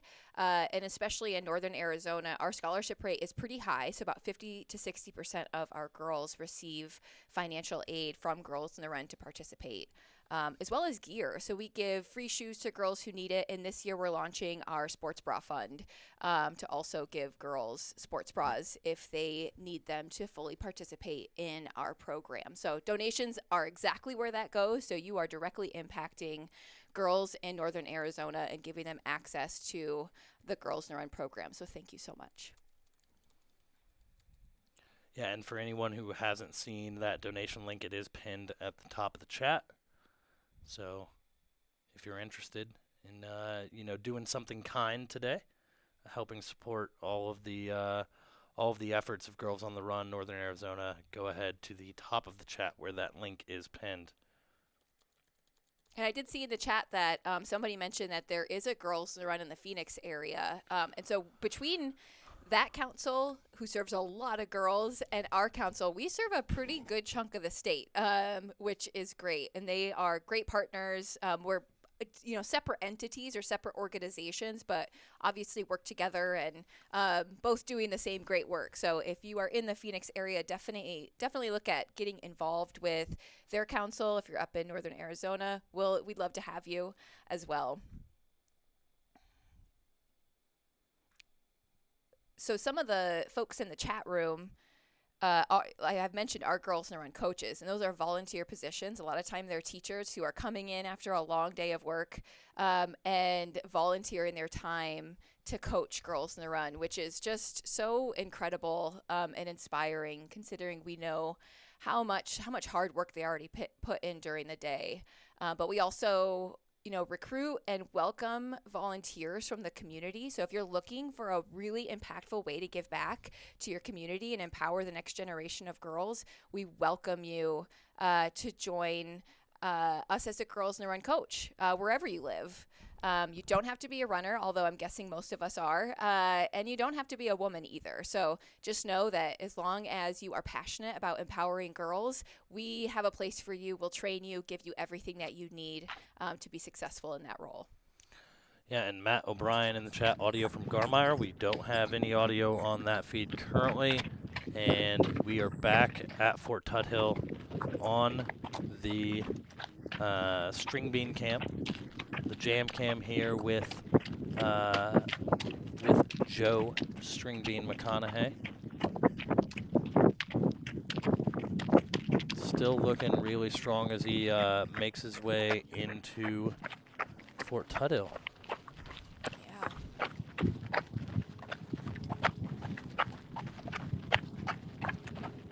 I know that's Troy. Of course it's Troy. Like, how could I not know that was Troy? It's hard to miss that red hair. He's done a lot of good through hikes. I mean, this is a great support to have right here. Yeah, a good tandem right here. A lot of experience, I imagine, and that's probably why they put Troy in charge of a long overnight stretch of 50 miles through the night. Yeah, it's been cool to see his adventures over the last couple of years since we first met way back when in 2015. And we did have Connor Holt in the chat. I believe that's Joe's coach. Nice. Looking great. Looks like we may have another runner coming into Munds Park here as well. So as soon as I get a clean view of that, we will switch over to see who that is. Some great shot of the mountains there. I bet that's pretty cool to see, like when you get your first glimpse of Humphreys. Yep. And Joe's still in great spirits here. Oh, look at that smile. Love it.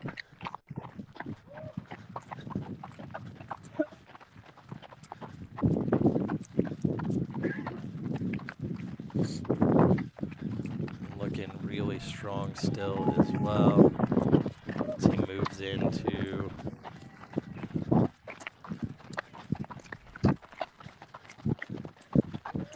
Fort Tuthill. There you see his crew. That's got to feel so good to see all those people waiting for you.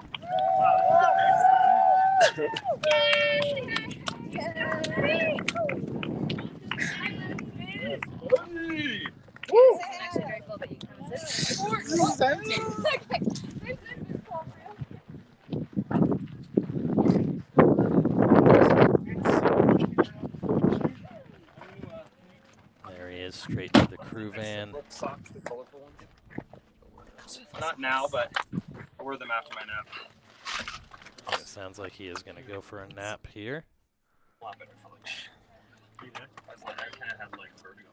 Well, that nighttime push is hard, dude. That second night. I mean, it felt good. I think it was just. I think it's the position.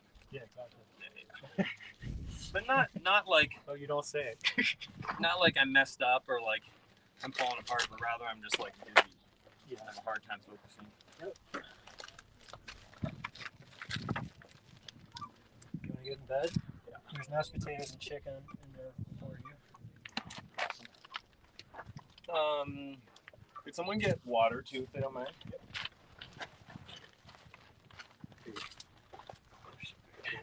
Are we doing a feet wipe down? Probably. They're off. Let's do it. Oh, that's a blister. You have your safety pin with? Yeah. Wow, I didn't realize I had that.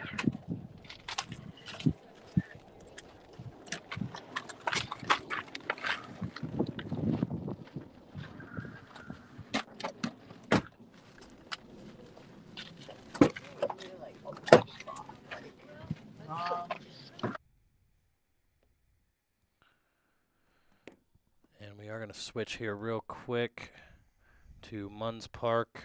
The feed I know is a little pixelated, but we do have eyes on the Tiger Man himself in his sleeveless tiger print hooded shirt. I hope that he is. I hope that he's applied plenty of sunscreen, first and foremost. And he's heading out on the Munds Park out and back section there. How long is that section again? It's about 15, 16 miles. Okay. Just mostly dirt road? Yeah. Okay. And it looks like our jam cam is trying to get back up online, and there we go. So we are back in with Jamil. Yeah. You're sleeping. We'll look at it again. We're looking at Joe and his crew. Had to pop a little blister there. Oh, you're a hero, dude. What you're doing right now is absolutely incredible. It's so Crew are the best. There's a lot. Yeah, Lots of slow. Yeah, but it's moving really, really steady and consistent, and your attitude's great. Ooh, what's happening in the back of my head? Rash. Yeah, that's okay. That's why I should not wear wool socks. Okay, real quick. Yeah. Real quick, guys, just so that I don't have to interrupt him when he gets up, can I just ask you a few questions? Sure. Yeah, can you tell me your full name? Joseph Mackay. Do you know what city you're in right now? Here. Do you know where you're at? Yeah. Okay, perfect. And do you know what today is? Today would be the May 5th? 4th. Good job. And then any blurred vision, anything like that? No. All right, cool. If you need us, we're right in here, okay? All right, sounds good. Wow, what day is Man, it? those were hard questions from the medical team there. I didn't even know the answer to some of those. They, I was at Walnut Canyon when they did that to Dawn last year. And that is hard. Like the day, I mean, you could probably figure it out. That's a little tricky after running a few days.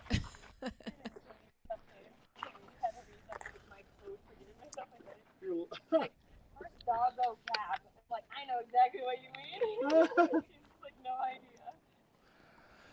Yeah, that was hard. Whatever I have to most about my all lowercase. I don't capitalize anything. And it looks like our drone. I don't want to have to think about it. Well, not the security questions. I don't mean. passwords. I don't mean passwords. I just hate it. There's the crew. Security questions. That's like really The magnificent pacer Troy getting refueled after that big stretch. I know this. I don't want to so much. I know this is trash.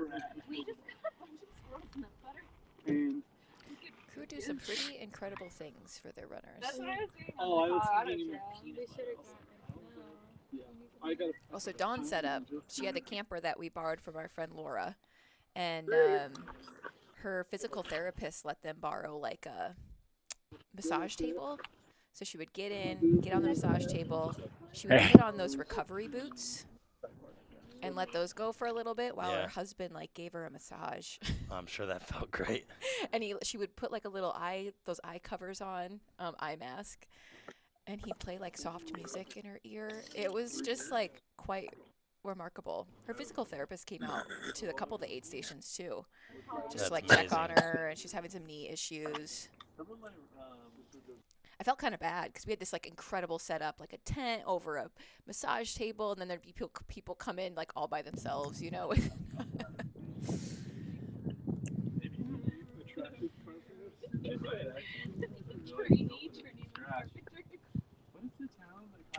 Looks like we do have some eyes in the sky over in Munds Park as we look at Jeff Garmeyer, I do believe, as he just left the aid station.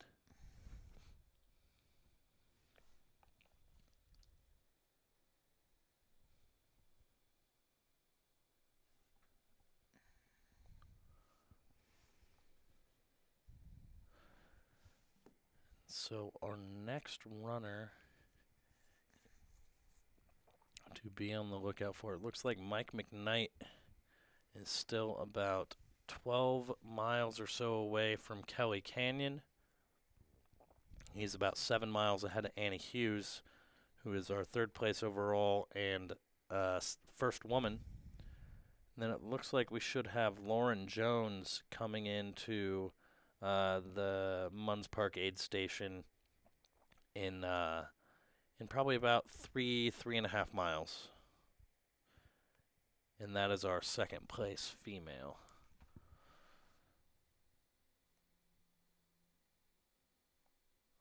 Oh, my tracker.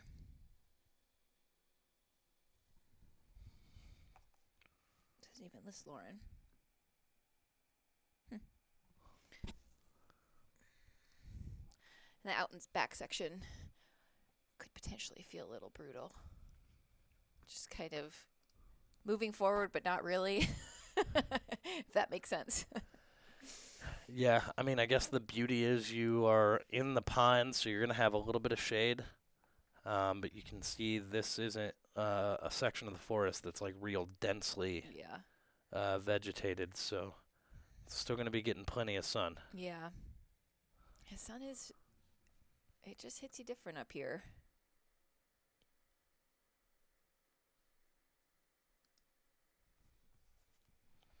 But it doesn't seem like they didn't have as hot as sections as last year, though. I do remember Flagstaff was still pretty warm last year.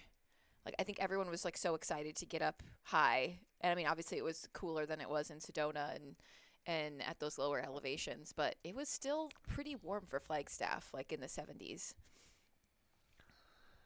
Yeah, well, I think that stretch down in Sedona last year was, like, in the mid-80s. Mm-hmm.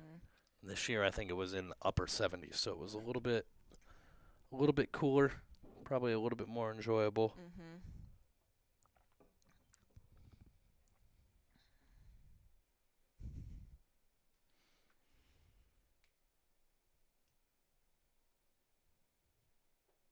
Yeah, I've run some pretty warm races, and it just changes. It can change so much about your approach, your nutrition, and how fast you're going, your effort, so your heart rate doesn't get up too high. So I'm glad that they are not having to deal with really high temperatures. Yeah, most definitely. And we should be having some of our final finishers coming up to Mingus Mountain soon. Nice. So shortly we will, looks like we have maybe 3 or 4 people who are at Mingus Mountain. And we have one runner who is about 1.5 miles away from Mingus Mountain. Our final runner, who is currently Shinoa Creer. Go Shinoa. And that aid station cutoff is at 1 p.m. today. So has a couple of hours to get to and out of the Mingus Mountain aid station here, as we are out at Munds Park overlooking the tiger himself, Jeff Garmeyer. That Mingus aid station was hopping earlier. I wonder if it's just nice to kind of get inside, even though it's not like the elements are crazy or anything like that, but just to, I don't know, might just feel good to be inside for just a little bit. Well, there's hot showers. They've got, I think, sleeping rooms there. Nice. And depending when you hit it, if you hit it during the night, it's pretty cold up there. Yeah. I imagine. So getting inside to warm up probably feels pretty nice. Yeah, that was definitely, Dawn got really cold one of the nights when she, on one of the climbs, and we just didn't send her with enough. You just don't really know. We might not be moving as fast, so you're not generating as much body heat. So definitely feel good, I think, to get inside. Same thing happened on Eldon. We thought we sent her with enough, but it's just like. Well, you never know. Yeah. Because, they're getting up around over 9,000 feet at that point, and it's like a different ecosystem up there, even compared to like more central Flagstaff that's right around 7,000 feet. Absolutely. I will say those indoor aid stations can start to smell pretty bad. I remember crewing my friend Julie at a 100-mile race in, I guess, I'm not sure if it's in Nebraska or Iowa. Hitchcock is what it's called, but it's a looped course. So the main aid station is like inside, similar to Mingus, but you're seeing everybody over and over and over again. So all their stuff is there for a full, I think the cutoff was 36 hours. It just got pretty stinky in there, but it's all good. The least of our problems.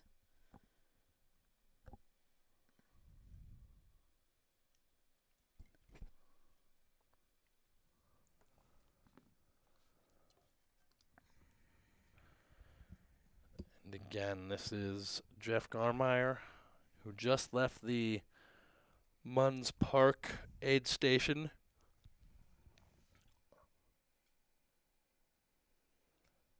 Looks like String Bean is going to take a 20 to 45-minute nap. Yep, that is courtesy of our Cocodona insider, Chris Warden, who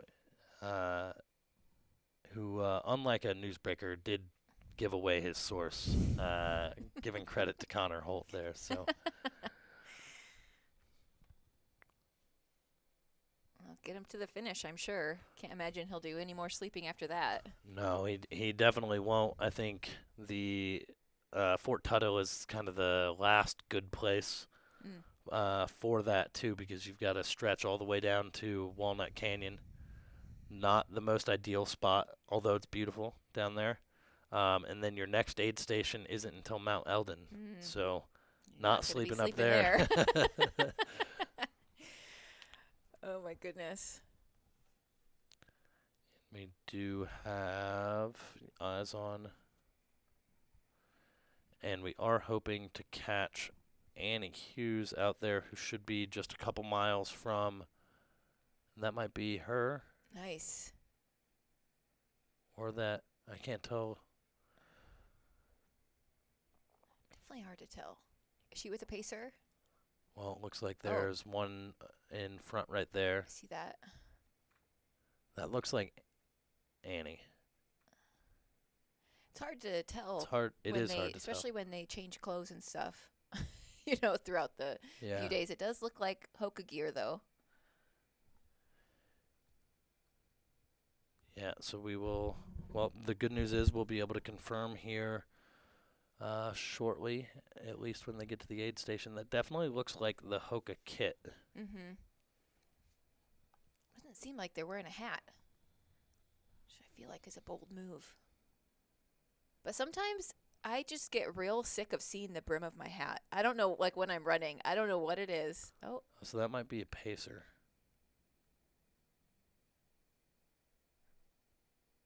Yeah, and that's Annie. Okay. Also in the kind of Hoka colors, and with a hat on. There we go. She's moving.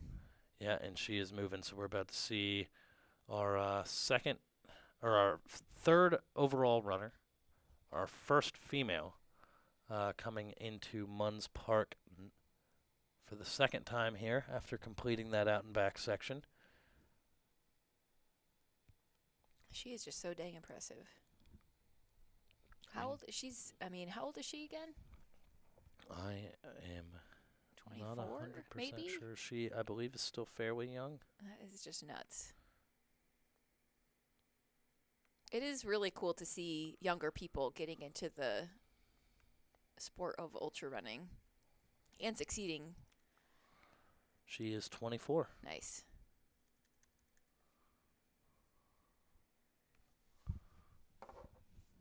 Because it can definitely feel kind of like a old guard kind of club at times, Mm-hmm. Yeah, most definitely. I mean, I started ultra running, I think 2013 was my first ultra race. And definitely, I was 25 at that time. Definitely felt like I didn't really notice it at the time that I was maybe younger in the crowd of folks, but We should be hopefully seeing Annie soon. Not sure if we can pick her up on a zoomed. Oh, there we are.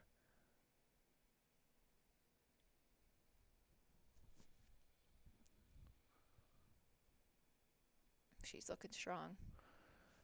Yeah, no, she's having. I always want to say, oh, she's having a great day, but then I remember they started 2 days ago. That's pretty inspiring. I think cool to see for younger girls to see girls her age doing this as well, is maybe how we can get more women in the sport at a younger age, or women in general. Yeah, I think you're 100% right. I think that's one of the things that I've always found, like, yeah, super inspiring, because participation numbers for some of these, like, harder races, right, or these longer races, like, skew much more to the male side, right? And so to see, you know, ladies out there doing these super long races, like, you know, Maggie Gutero and Dawn Greenwalt last year, or to even doing, like, really hard 100-milers, like Sarah Ostaszewski, having done both this and the Muggy and Monster. I think it's just, yeah, super inspiring, and these ladies, in my mind, are like paving the way and laying the foundation for, you know, my daughter and her generation coming up to, you know, have their like role models in the space that are doing really challenging things. Absolutely. And I think, you know, it's obviously a multifaceted thing, you know, why there are more men in this sport, especially in those longer distances that you're talking about, and the more challenging courses. But the more, like, diverse types of women that we can get into the sport is only going to increase the exposure to those communities. And so seeing Annie out there just crushing it, not only doing it but crushing it, is really inspiring. And that goes for all the women at Cocodona here today. It's just really great, and hope inspires, you know, maybe somebody to see themselves in one of these women, maybe somebody who's watching this week and starting to think, well, you know, maybe I could do that, and seeing themselves in her, and maybe we'll see them at the start line next year. And we do have a question from Diane in the chat. Who is the youngest runner So that's a great question that I will pull up here in just a minute. So we have Mark DeFalco, who we were able to see earlier in the live stream, is 23. Wow. As is Ben Troy from Wilcox, Pennsylvania. They are both 23 years old. And so let's see. Ben Troy has dropped out, so it looks like if Mr. DeFalco finishes, and he is, I believe, through the Sedona aid station, that he would be the youngest finisher this year. Incredible. I mean, won't talk about what I was doing at age 23, but it was not this. I'll tell you that. I think many can relate. My buddy Rob McDermott's in the chat. I met him at Black Canyon in, I think it was 2019, asking me if I'm planning on running this next year. I will say I haven't really had a lot of urge to run more than 100 miles, but the more I see it and, I'm exposed to it, there's little glimpses in there of potentially doing something like this someday, but I'm certainly not on the calendar for 2023 at this point. But who knows? Maybe by the end of the week or the end of my There's time. plenty of live stream left to fill you with the FOMO.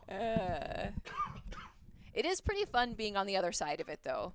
Whether that's pacing or crewing or helping out with the live stream or volunteering or just being at the finish line. I mean, it's definitely got this incredible community feel, regardless of if you're running or joining in some other way. And I'll say, I moved to Flagstaff in 2021 and helped my friend Dawn in April, 4 months later. And Cocodona was really the first time that I felt part of something, in Flagstaff after I had moved there. And I certainly credit Aravaipa and all the people on Dawn's team that are dear friends of mine for really, welcoming me into their little Cocodona pod with open arms. So thanks to Aravaipa for giving me some friends. Oh. It's our pleasure. We did it on purpose.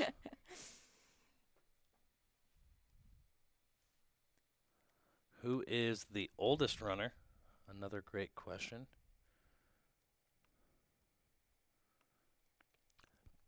The oldest runners coming in were Bart Mangino and Linda Quirk, coming in at age 69.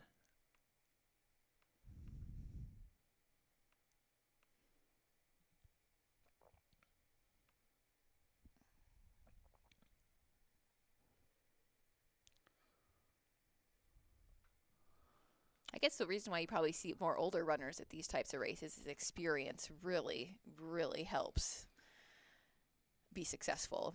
Even in the hundreds, you don't see a ton of people in their 20s doing them. Probably more than you used to.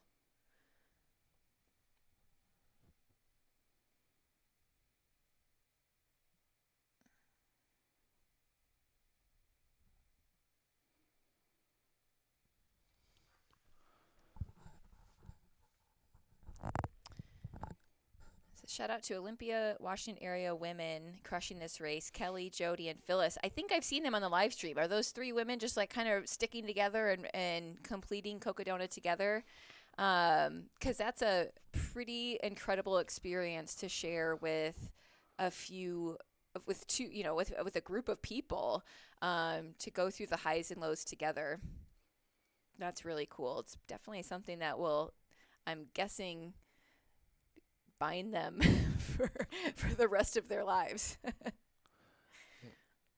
Yeah, and it looks like they may have broken up a little bit. I think we've seen a handful of different groups who maybe started and then who have split been up. together and maybe split up. It looks like they're at mile 102, 107, and 122. I think is what it was, or 124. Yeah. That's a good way to do it, I think, too. Run together with someone when it makes sense, and then depending on how your journey unfolds, kind of take it from there.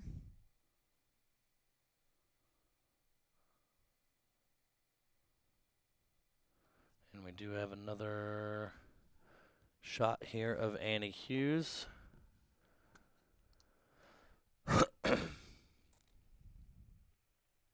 This is the Munds Park aid station, courtesy of our filmer, Miss Brittany.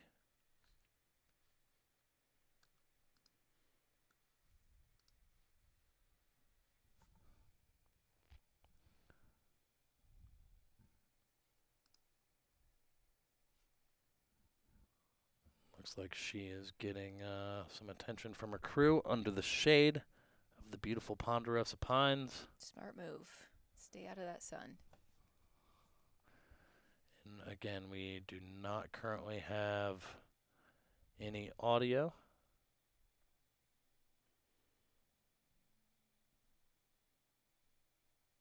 So she's just completed the out and back session. Yep, she has just completed the out and back section. So she is at about mile 186, 187-ish.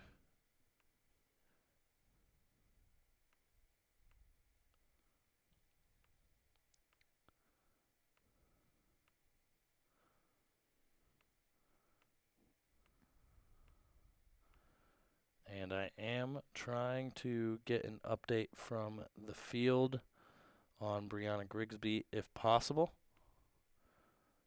saying that the tracker had her hanging out in the Oak Creek for a while. So we will see if we can get an update on how accurate that is.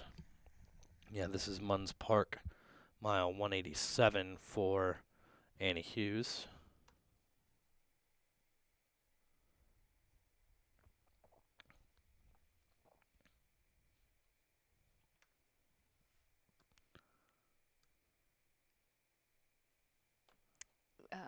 That comment from Mandy, the ability to check in on a friend from home is amazing. That is such a incredible thing that Aravaipa has brought to these races, where you can kind of just be on the journey alongside them. I ran Western States this last year, and having that live stream for the first time, I don't know how many people told me they got to see me finish, which is just incredible. And I had no idea that many people cared about my finish that much. But I mean, if all you have to do is, I guess, open your laptop and, click on a link, why not? But it was really special to hear that so many folks had tuned in. And obviously, like, so many people would want to be with some of their friends or family that are running, but logistically it's impossible for some people. They just can't get the time off or can't make travel or whatever. So this live stream is such a special way to bring that to them. Well, it is a lot of fun to be able to just sit here in the studio all week and bring this to the masses. Getting a report from Matt O'Brien that the string bean himself is awake and is about to head out, possibly, or is awake and maybe moving at the very least.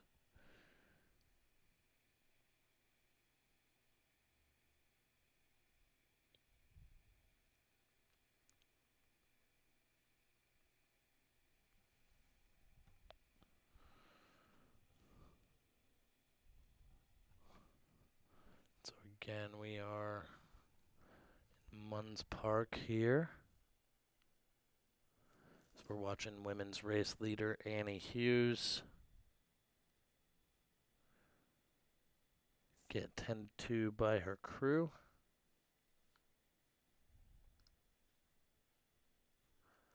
So what does next week look like for Aravaipa staff? I don't know. I haven't thought past how I'm going to get to Thursday at 10 p.m. when I finally get to go to sleep again. Oh, my gosh. It's going to be great. There's nothing more I would want than to see the energy that Colleen Lingley Flagstaff resident, Aravaipa Zone, our filmer at Jerome, to see all the energy she's rallied up in Flagstaff as some of these runners come in this weekend. So I'm looking forward to this. Yeah, Colleen is such a great gatherer and supporter of the community. It's really, really cool to see. Just appreciate her so much and all she does for the trail running community. Yeah, I wonder too, like last year with Cocodona being the first year, you've got the finish line set up for 3-4 days. And I'm guessing so many people that are walking around downtown Flagstaff don't even have any clue what's going on. They might even be there for a finish for, somebody.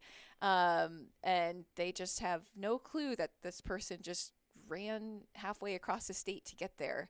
So here's hoping that, that every year it just gets a little bit more awareness and traction, and we just get more and more people that are intentionally out there, right? Yeah, I mean that's the goal, is seeing if we can get people out there maybe more intentionally. So it looks like Brittany is moving here. So let's go ahead and send it down to our aid station cam in Sedona.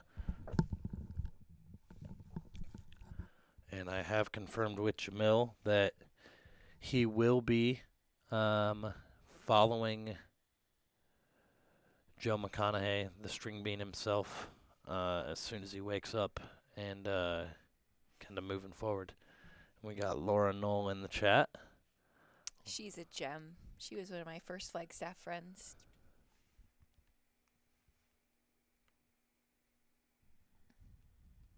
She's pacing. So she was like one of Dawn. I feel like probably Laura and Dawn's husband were like the crew chiefs. Like they were there the most during Cocodona for Dawn. Laura is probably one of the most supportive people I know. She will drop anything to help out a fellow runner. She's pacing Trish Corbett of Flagstaff later today in Sedona.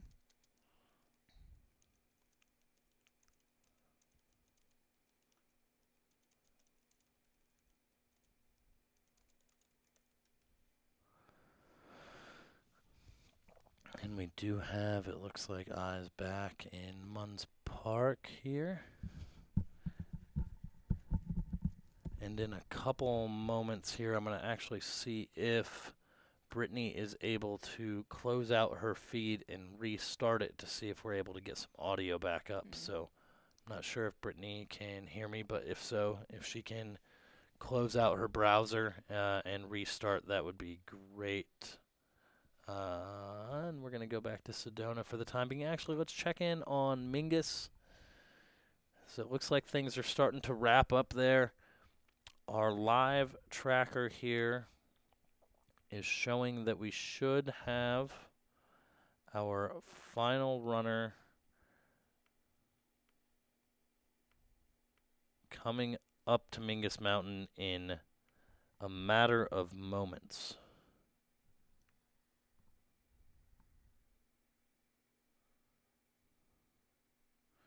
It looks like Shanoa Creer is about a mile away here. Awesome.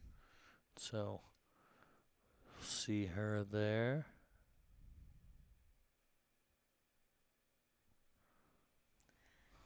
I love the love for the back of the pack runners.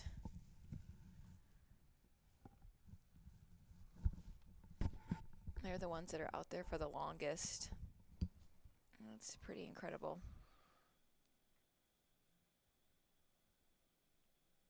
Got Janet Bain in the chat room. She works for Squirrel's Nut Butter. Kevin Goldberg, the fan favorite in the chat, he gave Coop a hug on the out and back. Coop is just a few miles from the Munds Park the second time through. So we will make sure that we try to get eyes on Coop whenever he's coming in.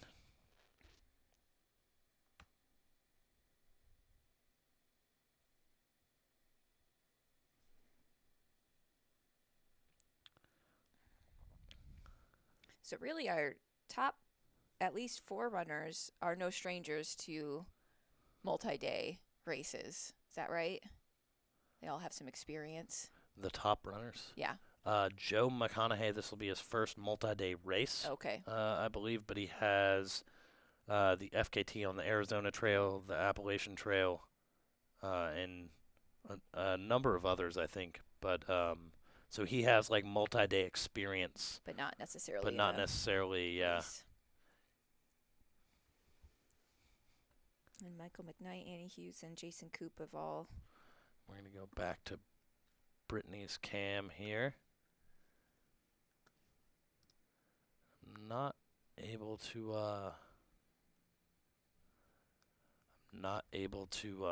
see or get the audio pulled up yet, but I do have Annie. Looks like she is getting ready to leave the aid station here. Let's see if we can get maybe the overhead shot is a little bit cleaner. She can see Troy in the kind of central right part of the screen there at the back of his car. That's where he's flying the drone from. As Annie is making her way out.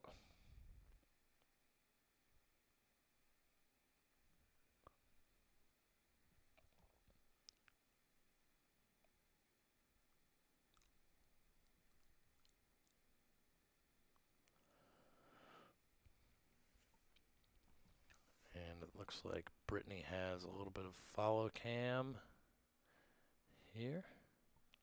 Looks like Austin Corbett is in the chat. Yep, he is about to head to Schneebly. I'm not sure how the locals say it. I'm going to call it Schneebly. That's what I go with. Okay.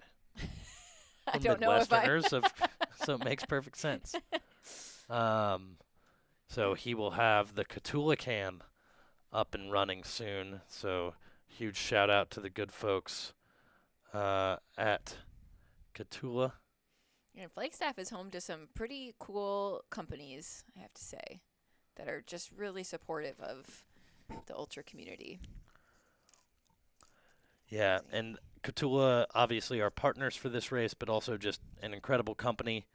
Cthulhu believes in the positive potential of people, and they do their best to make outdoors more accessible through a high-quality line of gaiters and winter traction.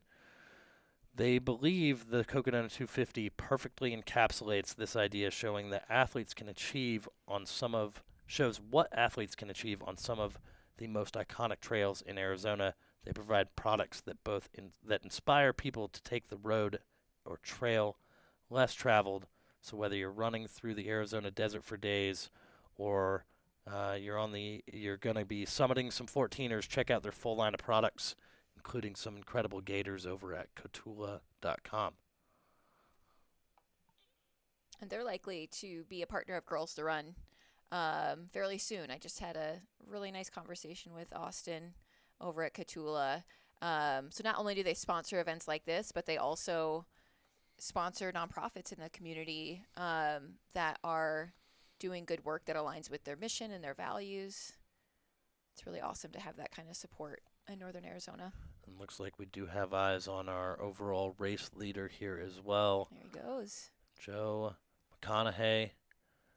As he passes by the Squirrel's Nut Butter tent. Huge shout out to all the folks at Squirrel's Nut Butter. They sponsor the aid station at Fort Tuthill. They did last year. They did it again this year. And yeah, without their help, it'd be really hard to make all of this happen. So huge shout out to them. And that is Shelby Farrell, the Queen of Koros, who's going to be pacing Joe. She was a Cocodona finisher last year. Recently won the Speed Project outright, or the women's winner in course record.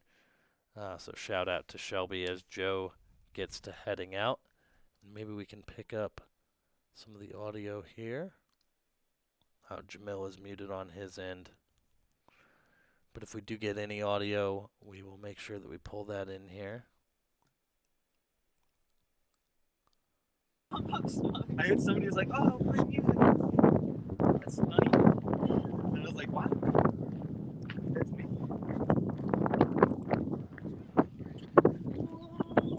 I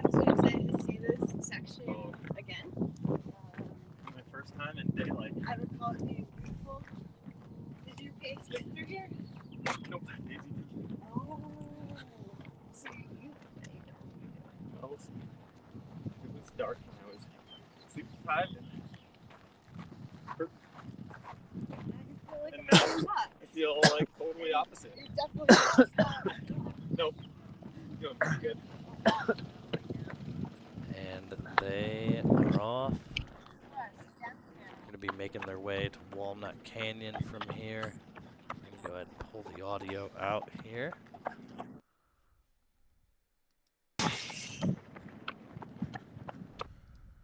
there you have Joe McConaughey, who has now left the Fort Tuthill aid station. He's going to have a pretty long stretch until he reaches the Walnut Canyon aid station.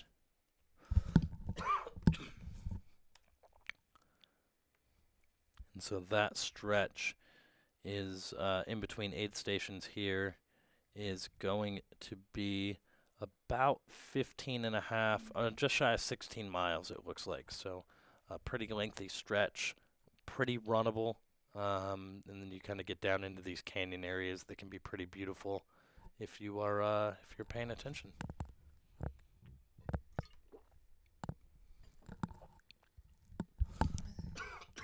So it's kind of funny is I think they're going to potentially head under I-17 here pretty soon. Yep, they will be heading back under the I-17 pretty soon. And for anyone familiar with Flagstaff, they will eventually be connecting onto the Flagstaff Loop Trail. So Dawn literally ran like blocks from her house last year. Because she lives in that neighborhood on the other side of the interstate. I just can't imagine being so close to your own bed and just having to keep on going. Yeah, we had an Aravaipa employee last year who lives right near Watson Lake in Prescott. And so the course, I believe, ran past his house through the streets there.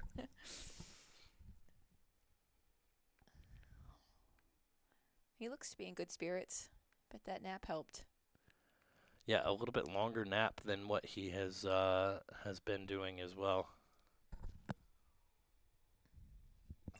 He had been sticking to the 8-minute nap strategy, and now he's going a little bit longer.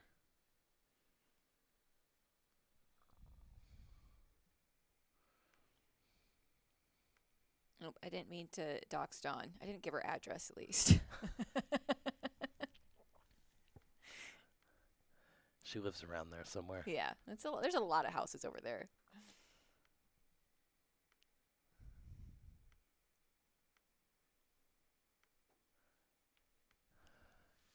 And Joe is being greeted with some beautiful buttery, wide, kind of almost double track, triple track there. And I'm sure after some of the sections that he's went through, he's probably really enjoying that. Absolutely. So the Futz Trail throughout Flagstaff, I think there's like 50 miles of Futz to the Flagstaff Urban Trail System that looks like this and runs all through the city. So he'll be on this for a while.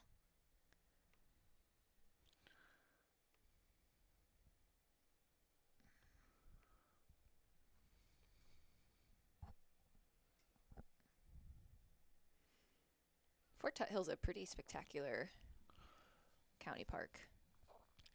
It is.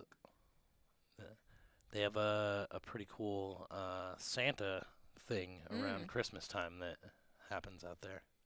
Or maybe it's like a whole Christmas festival. That's actually where, with the tunnel fire a couple weeks ago, that's where all the animals got evacuated to from High Country Humane. All good though.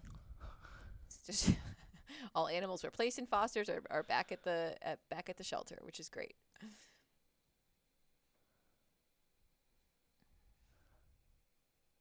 And I believe there was someone in the chat asking about Kelly Canyon. There's no one near the Kelly Canyon aid station right now, but I can show you what it looks like. looks like this. This is what it looks like. Huge shout out to Kelly, our wonderful admin assistant who was bringing me teas all week, or Monday and Tuesday. I don't know how I will now survive, but I do appreciate her being out there with the wonderful camera feed. And when runners get closer, we will certainly go there. But for now, we are going to take a look at Joe McConaughey here. Every time he knows he's on the live stream, he starts running. That is quite the talent.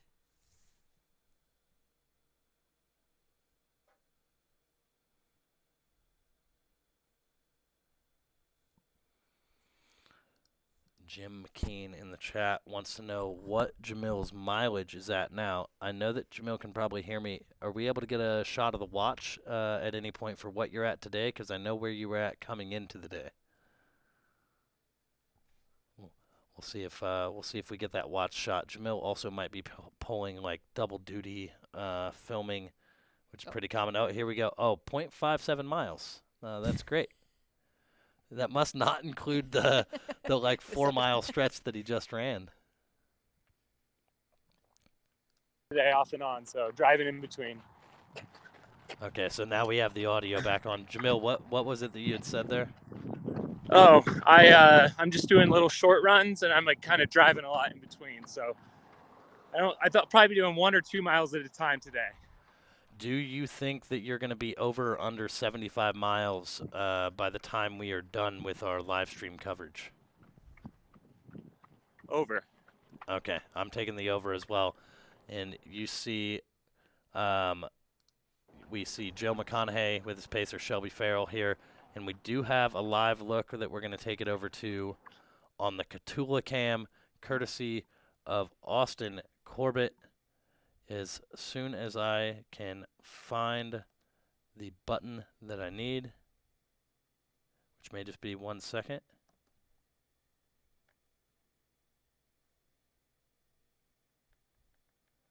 This makes for great TV when I can't figure out what I need to do. So we'll just go the old-fashioned way right here. And there we have Austin Corbett with Tyler Welch. Austin, if you can unmute on your end, we would love to check in with you. Are you all able to hear us?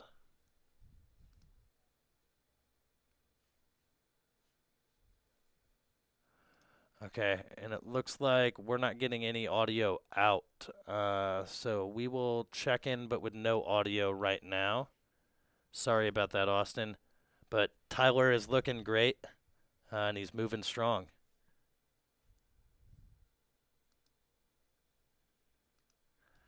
And so we are currently with Tyler Welch of I believe Flagstaff. I should probably confirm that, but he does work for Cthulhu. They had decked him out in a kit to wear the first few days. Now that he's getting up into the pines here, he's got the long sleeve hooded sun safe shirt that is the Cocodona 250 race shirt this year.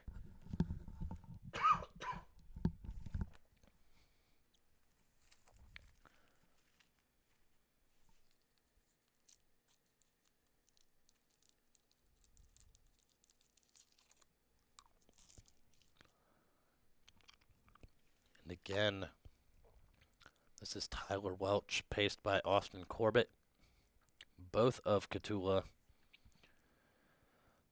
Incredible company, mostly known for their traction, but they make some incredible gaiters as well.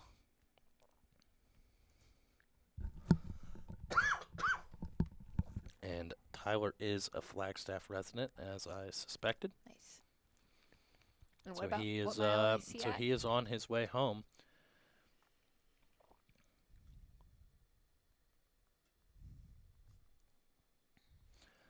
Got a few more donations that came in for Girls in the Run, so just want to shout out these amazing people. We've got Michelle, thank you, and Scott McKinnon, And then Angela Feldman. Thanks so much to all of you for your support and ensuring that we can continue to provide Girls on the Run to any girl who wants to participate. Big part of what we do is reducing all barriers to access for girls to participate in Girls on the Run. So your donation makes that happen. Thank you so much. Also give a shout out to Angela. She splits her time between Flag and Scottsdale. She's run a ton of Aravaipa races. I met her in the parking lot at Campbell Mesa in Flagstaff because I still had Iowa plates at the time. And she had told me she was born there. And then we ended up just going out for a 12-mile run together and have stayed in touch and definitely consider her a friend. And she needs to get back up to Flagstaff more often. You're spending too much time in Scottsdale, Angela. So we are looking in at the Sedona aid station here on our static cam. And we will have another camera feed up in Sedona here shortly, courtesy of Josh, who I cannot pull in currently, but I also may have something messed up on my end here.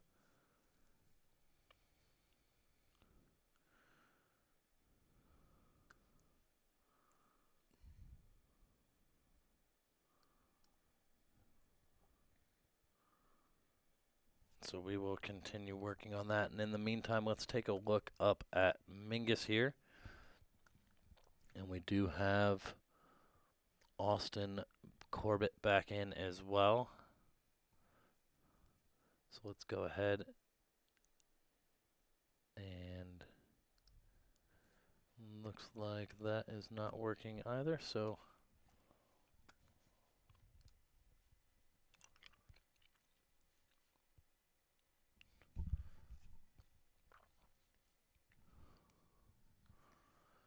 we will be trying to get back out on the drone here out at Munds Park. That looks beautiful.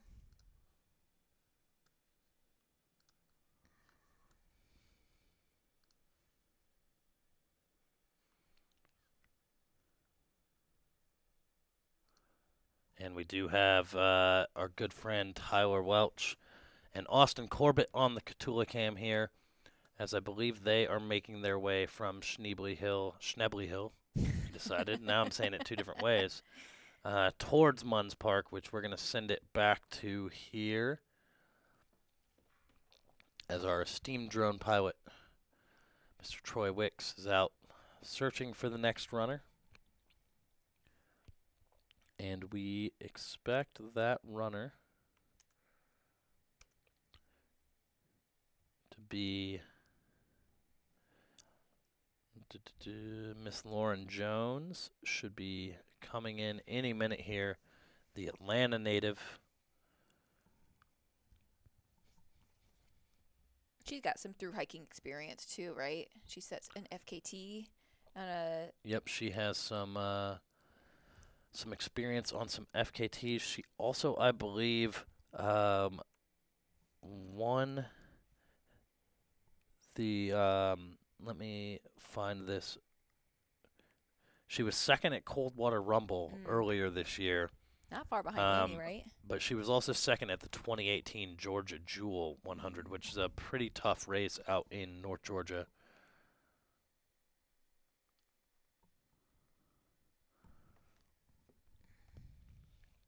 And let's see if we can just take a look in the Sedona aid station, and we can, courtesy of our good friend Josh.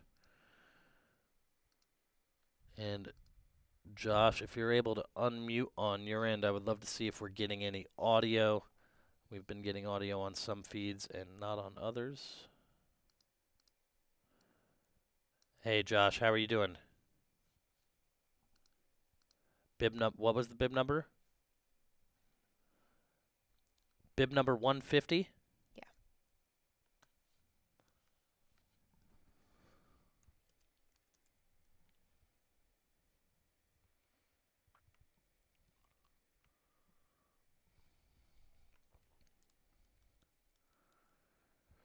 If that was bib number 150, that was Brian Janzik, Arizonan, I believe, from Tucson. We do have our next runner coming in here on the drone, so we're going to send it back out to Munds Park.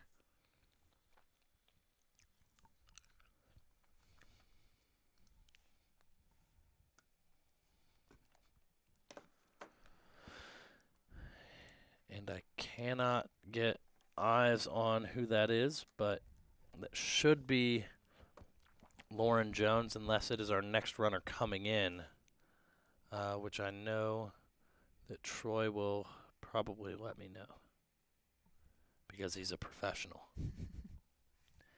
He cares about us in the studio here.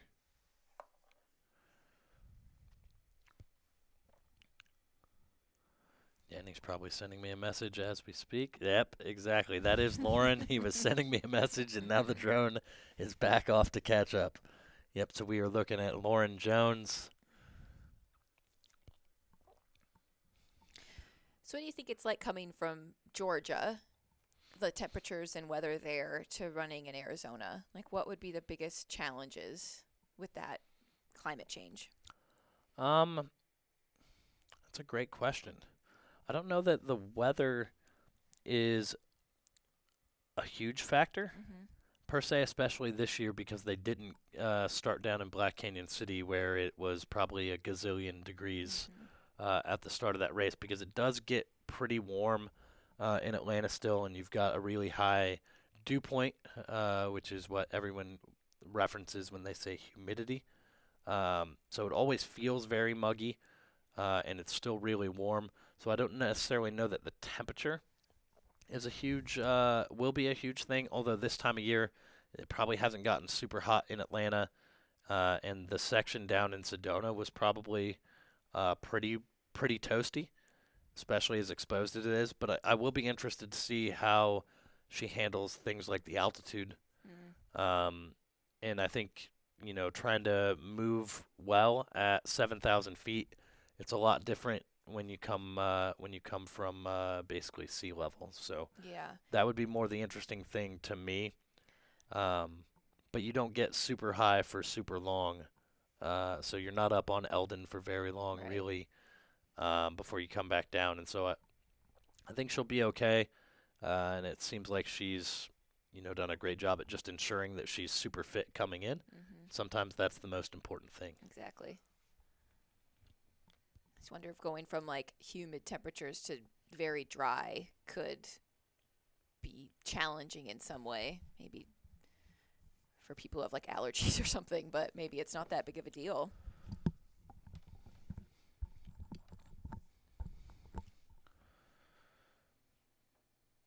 The humidity is rough to run in. That is for sure. I've run into, me being from the Midwest, humidity is definitely what they call, poor man's altitude. And I've heard people talk about what's harder, humidity or altitude. And I don't think it's an overwhelming vote for altitude, actually, because humidity could just be so oppressive. Yeah, it can be. I mean, they're a little bit, obviously they're different, right? But they both have like their challenges in their own rights. And so my guess is that Lauren was very prepared for everything that she expected. She probably, before she signed up, she probably saw all the carnage that was last year's race. And so she was coming into this year's race, probably very prepared for, that type of race. And then the reroute kind of eased things up. But my guess is she was very prepared for a really hot and hard first 50K. She was probably very prepared for a really hot, brutal stretch through Sedona. And so I'm assuming that those things that she's just prepared for really well, and that she's going to kind of keep moving forward and having herself a good rest of the day here. Yep. That's certainly what she's doing. And it's got to be nice at this point also getting to see your crew again. Yeah. You probably would have seen them at Schnebly Oh no, there's no access at Schnebly for crew, so you wouldn't have seen them since Sedona. So that's a pretty big stretch, about 27 miles, if my math is right, in between seeing her crew. So I'm sure she's enjoying getting to see her friends and family here. Absolutely. It's just such a good feeling. I know I keep saying that, but it just really is. You can't really replicate it. There isn't anything that's really the same feeling as seeing your crew in a long race when you haven't, especially if you haven't seen them in quite some time. Now Laura says that Lauren completed Leadville 100, so don't think altitude's probably That's right. going to be too much of an issue, especially since you don't really get up that high and then you essentially just come on down. Yeah, I mean, you get up just over 9,000 feet, but not for very long, just to kind of skirt the mountain a little bit, and then you drop back down. Yeah, and like we mentioned, she ran Coldwater 100 earlier this year, took second place to Annie, and I think she was just like an hour behind Annie, which really isn't that much in the grand scheme of things of 100-mile races, and being behind Annie Hughes, who was obviously very speedy. Yeah, I mean, she was third place in the Ultra Runner of the Year rankings as well. And it looks like we do have a ground shot here at Munds Park. And we will see if Brittany can unmute on her end if we're able to get any audio. Yeah, we can hear you, but I don't think the chat can, or the live viewers can for some reason. So I think there must be something acting up on our end once again, but we appreciate you letting us kind of look in here and see our second place woman, Lauren Jones, here at Munds Park at about mile 171.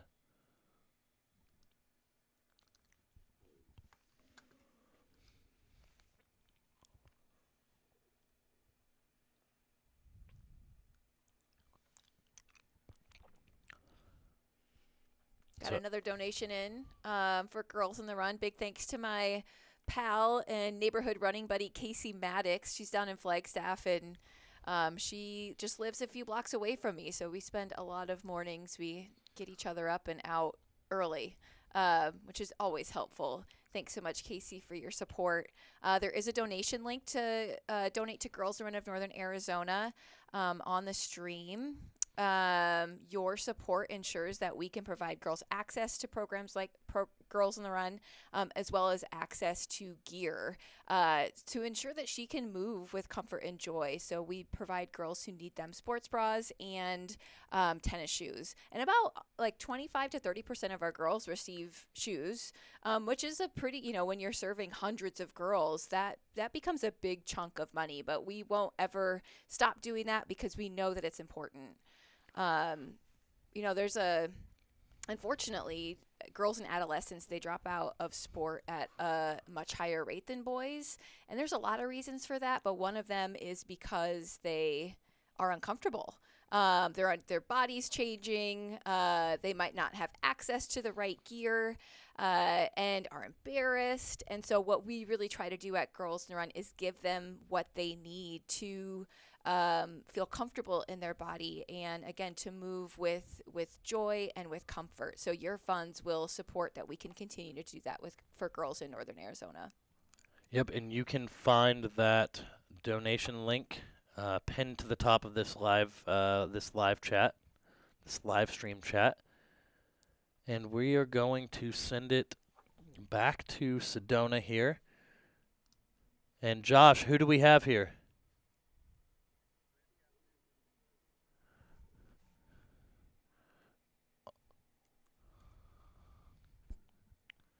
Okay, so we got Mike Wilkinson about to head out, and then Bib 26 is Amy Gordon, who just came in. Amy Gordon is from Flagstaff. She is an amazing human. I actually met her at Western States Training Camp, not in Flagstaff. We didn't even know each other until we met at Western States Training Camp last year. Amazing. Awesome. Thanks, Josh, for relaying that for us. She's tough.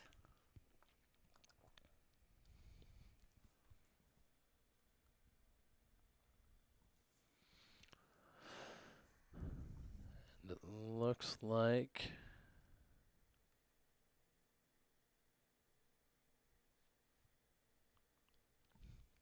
we do have eyes on Tyler Welch here. So we're going to send it over to our Cthulhu cam. Austin, where are you all at, and how's Tyler doing?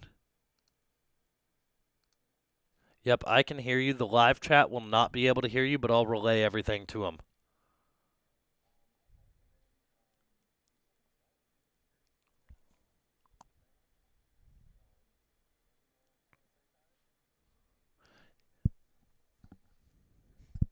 Yep, so, yep. Yeah, so it sounds like Tyler's getting in, refueling. He's feeling great and just loving his time and his experience so far. Yeah, and so awesome. Thanks so much, Austin. We'll check back in with you in a little bit, all right? And in the meantime, we're going to go ahead and get our eyes back on our second female runner to reach the Munds Park aid station here. Looks like she may be getting some treatment from a medic there, so hopefully Lauren Jones is doing okay there. And let's see if we can get an update. Hey, Brittany, can you tell us what's going on here?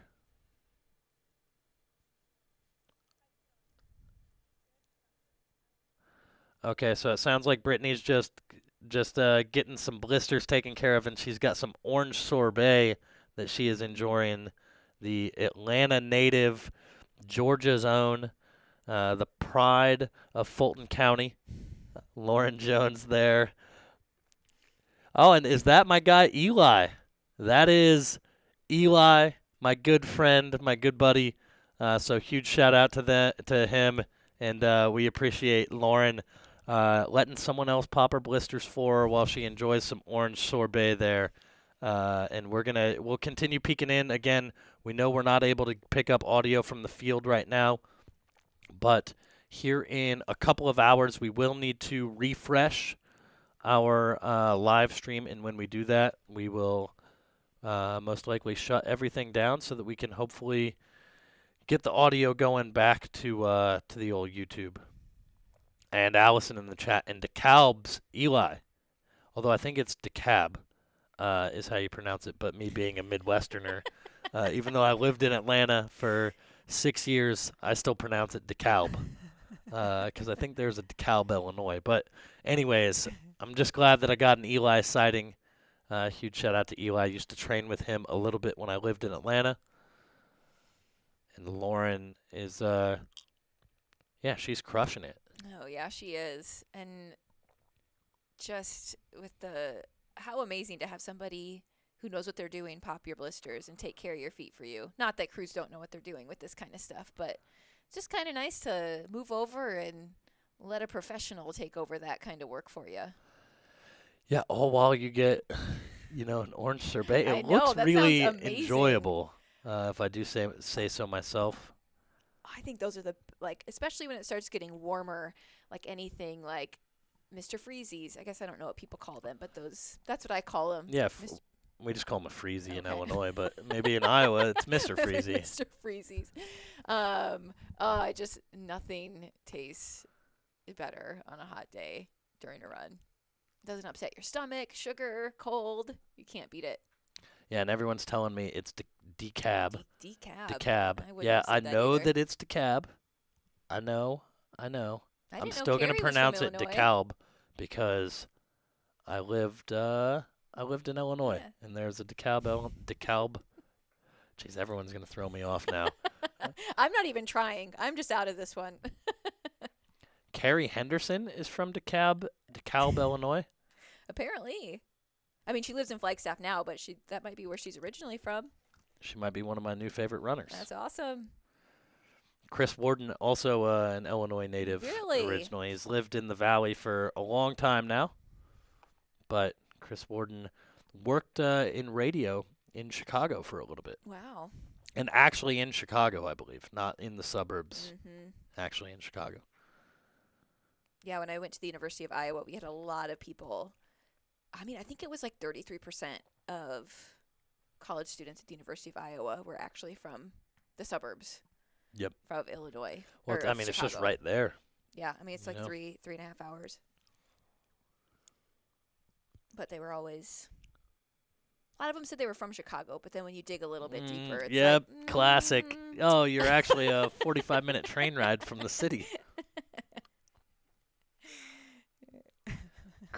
Stephen Crawford in the chat. It's pronounced DeCowbell. I wish. That would actually be awesome. Yep, she's in Flagstaff now, but grew up in Illinois. Awesome. So shout out to Carrie. Another Midwesterner. One of my favorite people now in the entire race. Sarah Ostaszewski, huge shout out to her, who hopefully we'll be seeing making her way towards Munds Park in the nearest future. She and her sister Melissa are they're basically from Chicago. They're on the Indiana side, but there's not a whole lot, They claim Chicago, so huge shout out to them as well as we just get on a rabbit hole of Midwesternness. That's what happens when we get a couple Midwesterners together. There's something about Midwest pride because everyone overlooks us. We're just a bunch of flyover states normally. I know. And there is some really great races in the Midwest too. You just don't. I don't know. They don't get as much exposure. They don't have the mountains and all that. But man, there's some really well organized races, and a couple that are quite iconic. Ice Age 50 up in Wisconsin. Yep. They used to be a golden ticket race back in the day. That was that 50K was my first ultra, and that always has a very soft spot in my heart. Actually, I think it's coming up pretty soon. Oh, look at this.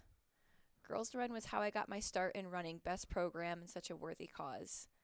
Ended up track and field. Wow, NCAA. Well, I don't think we can take the credit for that, but you certainly worked hard, Maddie. But really appreciate the shout out. It's really cool. I mean, really at its core, Girls in the Run isn't about running. I mean, I usually say that when I'm talking about Girls in the Run because a lot of times I'm not talking to runners. But it is really cool to see when girls do find their home and their passion in running because of Girls in the Run.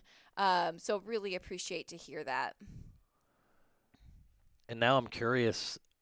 I need more. I need more bio information so I can identify where did they run at. I want all the stats from Maddie. I could sit over here and go on a deep dive of how many Maddies have become NCAA champions at any event, but that might take me a little bit of time. Maybe she'll just tell us. I could actually. I don't know if Skylar is still watching, but maybe I can have Skylar do some research for us. And it looks like we have someone on the drone out at Munds Park here. Love to hear that, Maddie. Said Girls to Run built her confidence and passion, and that's exactly what we aim to do. And I'll say, my time, I got involved 10 years ago at Girls in the Run of Eastern Iowa as a Girls in the Run coach. And while Girls in the Run is clearly for the girls, that's what we are there, that's who we are there to impact, coaches really are impacted as well because they get to be the kind of person that they wish they had when they were that age. And so it's just a really unique position where you're not necessarily a teacher or a parent. You are this, friend/mentor that is helping girls learn all the things you wish you would have learned at age 8, 9, 10 years old, like how to recognize when you're talking negatively about yourself.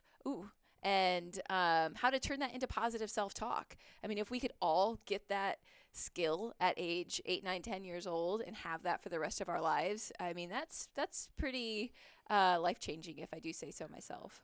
And I do believe that I have I'm not going to say Maddie's name, but I believe Maddie may have been a high jumper. Georgia. at the University of Georgia. Look at Yeah, I that. saw the Georgia comment, and so then it was pretty easy from there. So huge shout out to Maddie. Thank you for tuning in. And high jump. That event is so nutty. I just can't. I don't know. That is just. I can't fathom doing something like that. Yeah, me either. So I grew up, my dad was a track coach growing up, so I grew up around the sport, and I tried high jump and was very terrible at it, despite being good at a lot of other like more athletic things than distance running. High jump, not That takes not a my lot cup of of tea. skill. A lot of skill.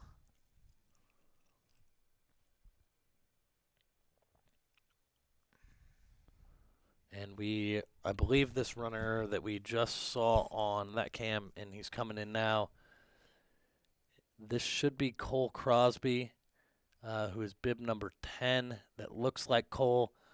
I also know Cole from the time I spent out in Georgia. He was in the industry working for a company that serviced the area in the sporting goods industry, I guess. Yep, that is definitely Cole.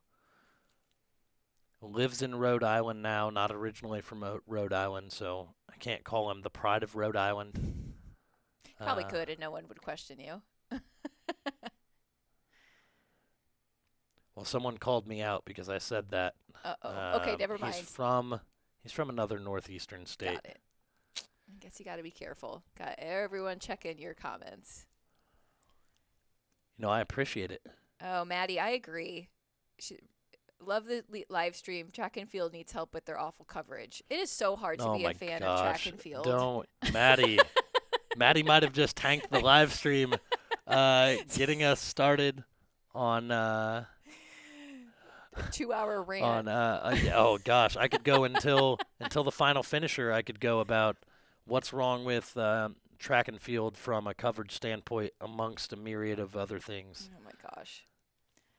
It's just, I have to have like 8 different apps to be able to watch events, and you have to pay for. It's behind a paywall, and then you can't figure out how to find it. Yeah, it's very great. frustrating. Cole's from New Jersey. There we go. However, he currently lives in Rhode Island, so I'm not completely wrong. But the pride of Princeton. Ooh, I like that. I like it a lot. That is a good nickname for Cole. Cole is such like a good person too. I love Cole. I loved the time I spent working in the same industry as him, and so on and so forth.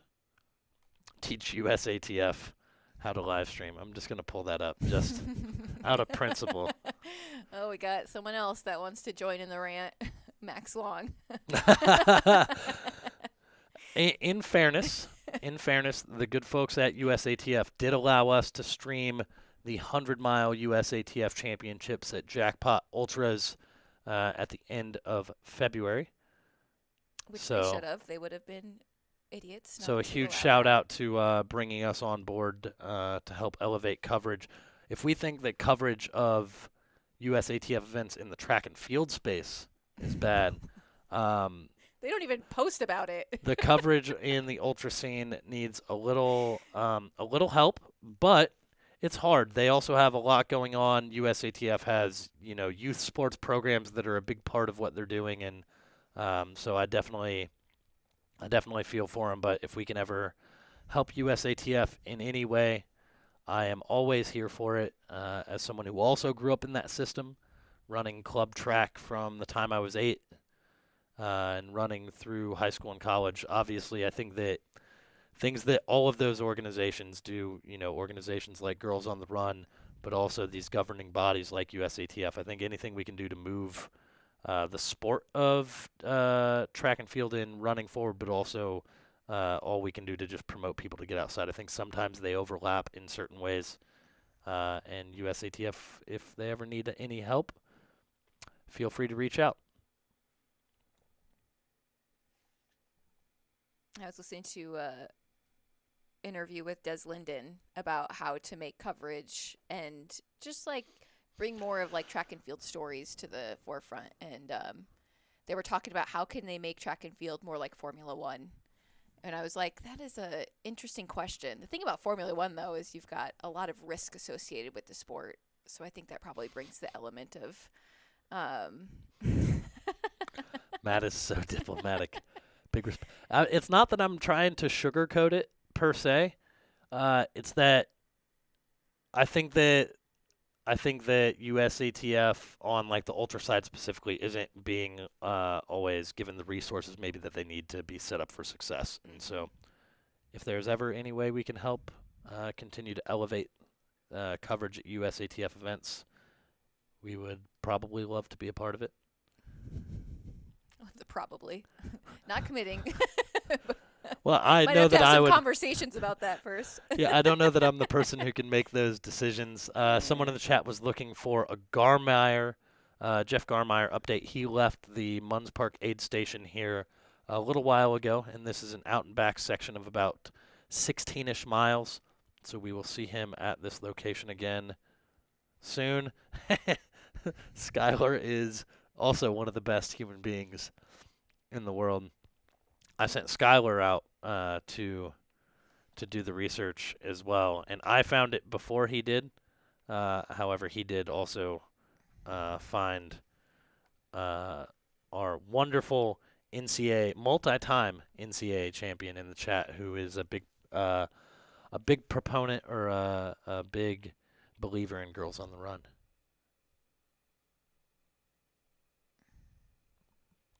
Yeah, and Connor in the chat, USATF Mountain Ultra Trail is not fully funded for the international competitions. That's exactly kind of what I'm referencing there. Is I don't know that they're getting the resources they need to do some of the things that they want, and so they're making the most out of what they can do. And so it looks like we do have our next runner in here. If we can get a shot of the bib. Oh, Mark Vogel. I love it. Mark Vogel in the Mark Vogel was also a I believe a Cocodona returner here. Nice. Yeah, he was our 10th place finisher last year, so that's amazing. Huge shout out to Mark, and there we see Cole Crosby. He may be getting his feet. Looks like it. His feet worked on, which is probably going to feel good. He doesn't have an orange sorbet like Miss Lauren Jones did, but still probably pretty nice. And it looks like we may have an update from Bryce. That was what I was going to update everyone on, but I'm going to see if we still have audio on his feed here when I pull it in. Bryce, are you able to hear us here? We are not able to hear Bryce, so we may not have any audio for the time being. And so we will have to check back in a little bit later on the Bryce cam once we refresh our stream, probably around 2 o'clock here. We'll check back in with you, Bryce. But Bryce did share an update with me via text that Brianna Grigsby did go for a little nap near the Oak Creek area, so that was why her tracker had stalled out. So she said she was feeling pretty warm when we had seen her earlier, and so she got a little rested up there. Kristen Vogel in the chat, go Mark.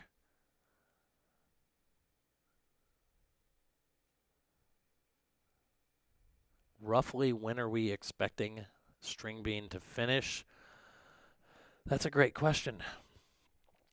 My guess is going to be somewhere in the early evening. Yeah.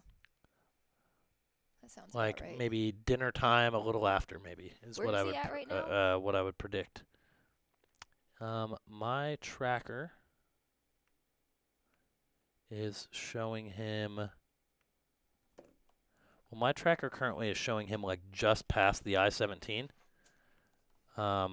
It hasn't updated in 34 yeah, I was gonna minutes. say, I think he went under. We had a feed when he went under, so His tracker may just not have updated. So that was about a half hour ago. So he's probably at about mile 216, 217. Wow. Just hard to even wrap your head around. And here we go, Mark Vogel. Allison is like the knower of all things. Well, I see Allison. I know Allison. Allison's she lives in the greater Atlanta area. I'm not sure if she lives in Atlanta or the outskirts there. But she is connected to Joe McConaughey's crew. Got it. And she is connected to Lauren Jones' crew. The trail running community in Atlanta is very tight knit. So I've only run with Allison maybe a couple of times during my 6 years there, but it's like we're best friends. But she is a good source of information, and she is connected to probably all things Georgia trail running. That is sweet. We'll have to see if Kristen can. Oh, Beatrix. I'm assuming that heart with the B in it is for Beatrix. And I am assuming that is a possibly a daughter. Yep. Or, yeah, that would be my guess. And Allison does say she's from Atlanta proper. She wants to point that out so that she is not insulted. Gets a bit contentious when you're talking about being from Atlanta versus being just kind of like the Chicago thing. It's kind of like right? the Chicago thing. I get that. Yeah, I will get it pulled up for you. We're going to get Kelly connected to the Wi-Fi here so that she can help me with my stats and information research. I just have to find our Wi-Fi password. This is probably very entertaining. Thank you. And we will also have some other camera feeds a little bit later on. We've got a camera feed up on the trails here in Sedona. And so I believe that is close to the Adobe Jack trailhead, it looks like, possibly. It could also, I'm not 100% sure. I would have to look. We're going to have some more things over at Fort Tuthill as we take a look at that aid station. And then, let's see, we have Candace going out on the trails at Fort Tuthill here. And so we're going to have a little bit of everything going on here as we bring it back. And there is Lauren Jones. It's got more donations coming in. They're all very sweet. Thank you, guys. I've got one from Teresa, which is Kevin Goldberg's mom. Yeah. Thank you so much, Teresa. That is so sweet. Meredith Jones, thank you so much for your generous donation. And then David Failing, thank you, friend. Really appreciate your support, your continued support.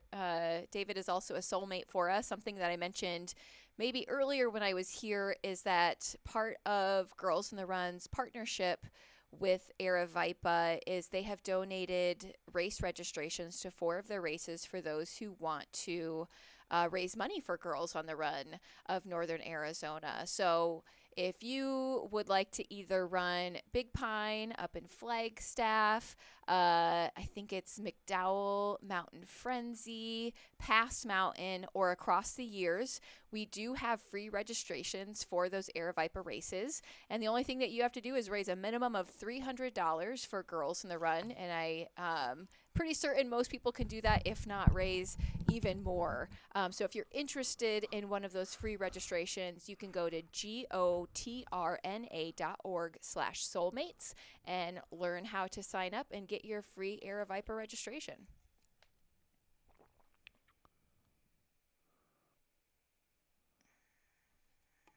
Again, we are looking at Lauren Jones and her crew here, and it looks like our feed may have frozen here.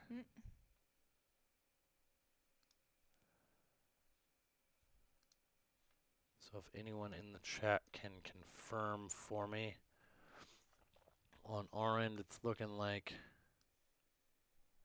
our feed might be frozen, but we are still seeing some visuals here. So we're going to send it to our drone as he is out looking for the next runner here.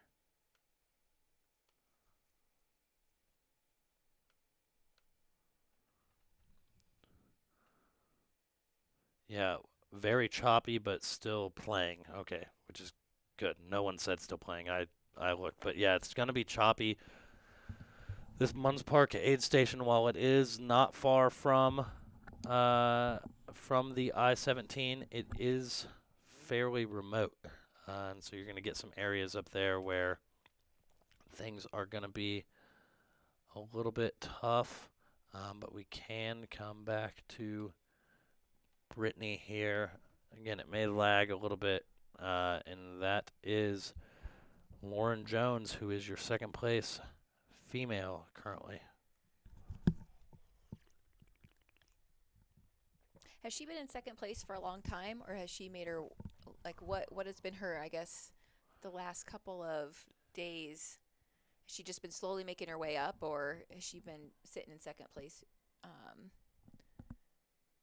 pretty steadily? Yeah, she's been in second place for a good bit of time now, and we can look at the leaderboard here and tell you exactly when I believe she took the lead, or took second place over around Jerome.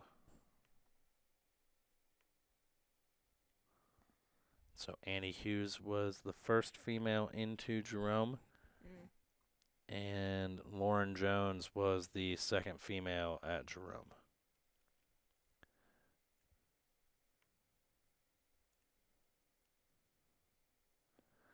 Yeah, so she overtook Sarah Ostaszewski.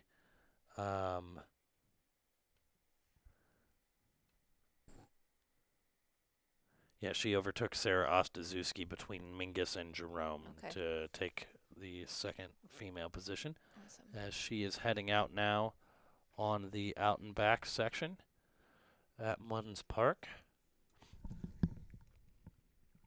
Just pulled up a total on those donations, $455 raised for Girls on the Run just in the last couple of hours. Thank you guys so much. If you want to contribute to that pot that will empower our girls here in northern Arizona, there is a link below the live stream for you to do so. Thank you so much to everybody who has supported Girls in the Run so far. We're pretty excited about our fall season. COVID obviously had a big impact on our program because we host our programming at schools primarily. So when schools closed or wouldn't allow programming in their schools, it's been a slow return to normal programming for us in northern Arizona. But it looks like fall 2022, we're hoping it's going to be a really big season, hoping to serve at least 400 girls in Flagstaff, Sedona, Cottonwood, Camp Verde, Clarkdale, Jerome, all those communities that you've heard over the last couple of days. We're thrilled to be able to serve those girls in those communities.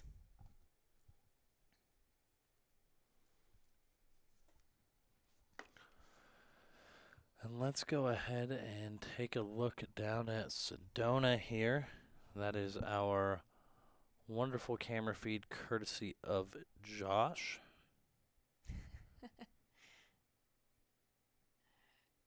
The connection has been made with Troy. So Troy now knows that I had been talking about him and meeting at Burning River because Allison says, Kelly, Troy says hi and that you rule. Way to make the connection. That's so great. I just love the ultra running community. You never forget people, you know? You make some really strong connections, and it's really hard to forget folks when you spend hours with them. Not that I ran with them for a long time, but he was a character. He's a character that you don't forget very easily in the best way possible.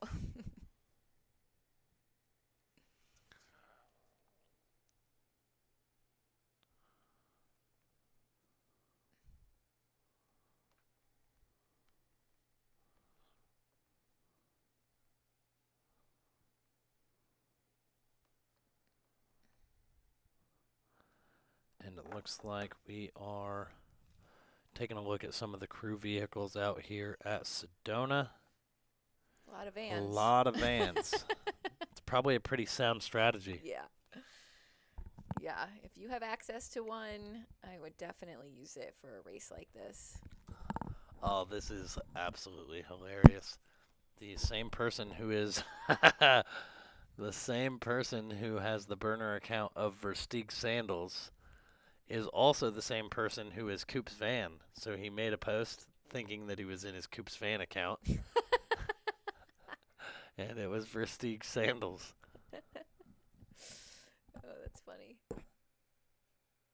We got a decorated van. That's fun. Oh, this is Peter Ward's crew. Nice. Team Coconuts. I love it. I love it. And he is coming to us from Anguilla. So he lives on an island, doesn't get a whole lot of vert, Wow. but the heat is probably okay with him. They're ready for him. And look at those views. Yeah. It looks Not like too we bad. do have some sites here at the Munds Park aid station.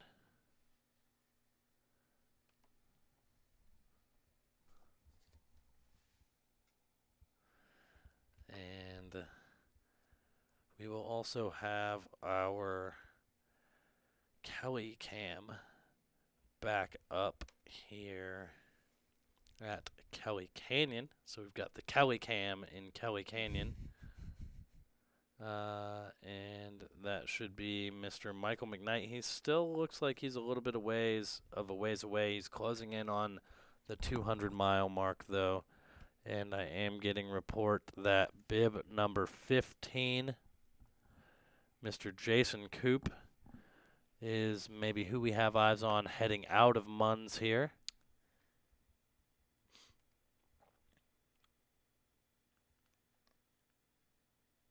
I wonder, what is the percentage of people who run with a pacer versus don't? Or it's a long ways, right? You have to. When can you start having a pacer? Or what was the mile? Whiskey Row, Whiskey mile Row. 61. That's a lot of miles to cover, right? Like having a pacer, or obviously multiple pacers to be able to cover that distance. That's almost 200 miles right there. So even if maybe you wanted a pacer, sometimes it's hard to nail that down.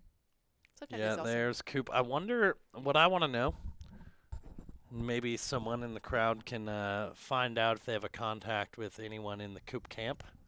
Is that the same white hat from day one, or do you has he changed it up? Because I know that he's been wearing a white hat. When he means business, the hat is backwards. And when he's just relaxed and having a good time, he has the hat forwards. So I wonder, though, is that the same hat the entire time? You'd think it would be the other way. Like if he's relaxing, it's backwards. I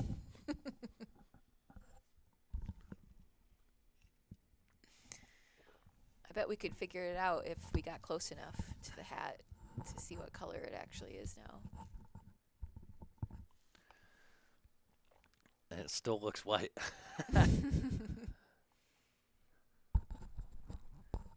Chris Warden in the chat. Chris and Sarah are trying to identify who Versteeg Sandals and Coop's van could be. I'm actually going to say, what if I give you a little plot twist? What if it was Chris Warden? What if Chris Warden was actually Coop's Sandals or Coop's van and Versteeg Sandals? And we had a question in the chat about how Annie is doing. She is out of Munds Park and on her way to Kelly Canyon. And she is having herself a pretty good race. As of 7 minutes ago, she was at 190 miles there.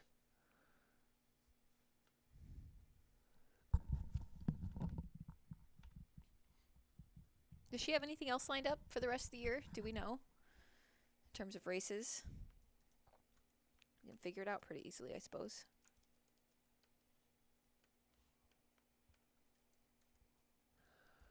She is also signed up, it looks like, for Run Rabbit Run and Javelina. Nice. Someone mentioned something about UTMB in the chat, too. I can't remember exactly what they said, if she was planning on it or not.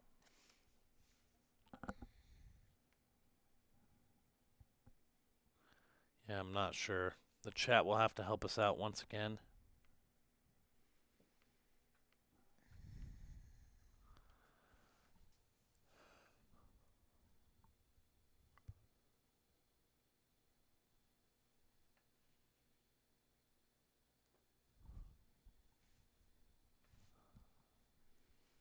Is one woman I'll shout out is Lee Connor.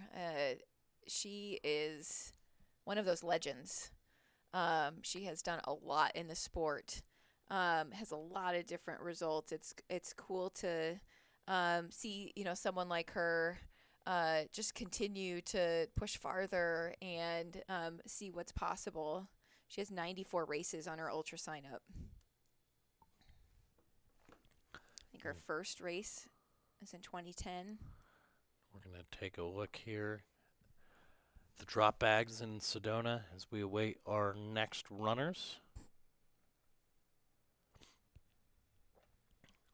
Yeah, Lee Connor, definitely a legend of the sport. Definitely more East Coast stuff. Yeah, I believe she's based out of Ohio. That's what I thought.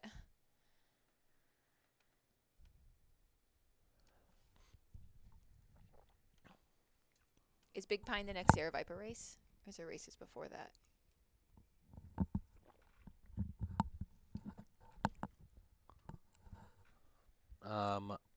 No, we have Adrenaline Night Runs. Oh, okay.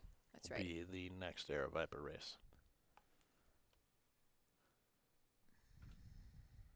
And let's go ahead and, nope, not that.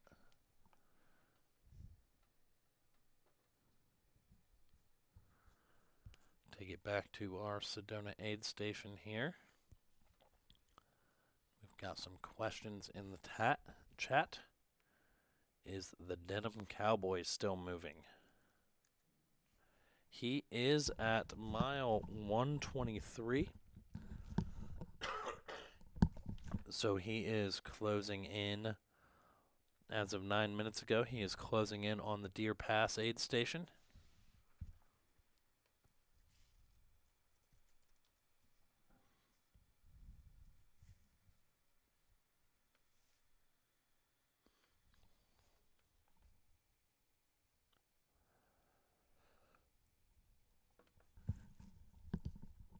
Flagstaff is a nice 62 degrees right now. But that feels pretty good.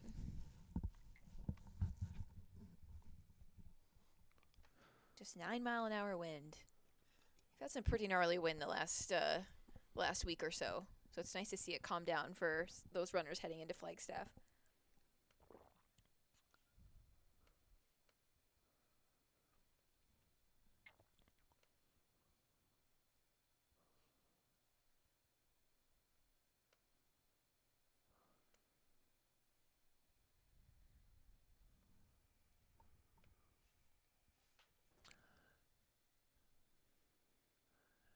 It sounds like we are getting a report from the field that Lauren Jones has left the aid station in Munds Park. We're working on getting our drone batteries charged and back up there.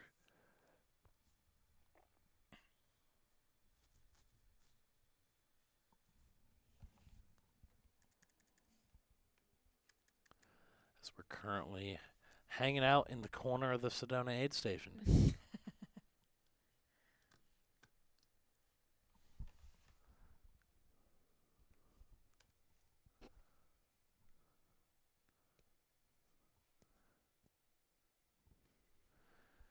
We do have a feed from Sedona just down the trail on the road where runners will be coming from.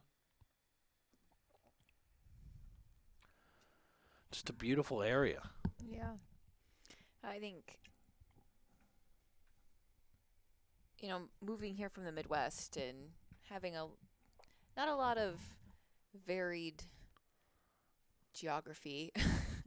Arizona's been pretty magical. Just the fact that you can have such diverse views within, just a couple hours of each other. And I think one of my favorite things about living in Flagstaff has honestly been how close it is to Sedona in the winter.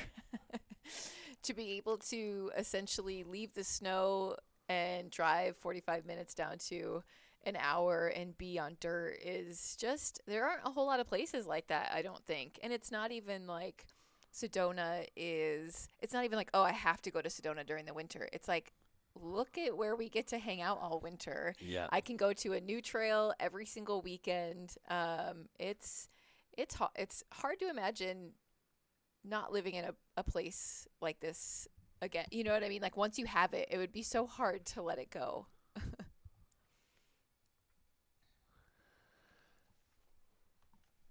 Oh, Annie's doing High Lonesome. I don't think High Lonesome uses Ultra Sign Up, which is why I don't think that they are. Yeah, looks like we do have our next runners coming in here.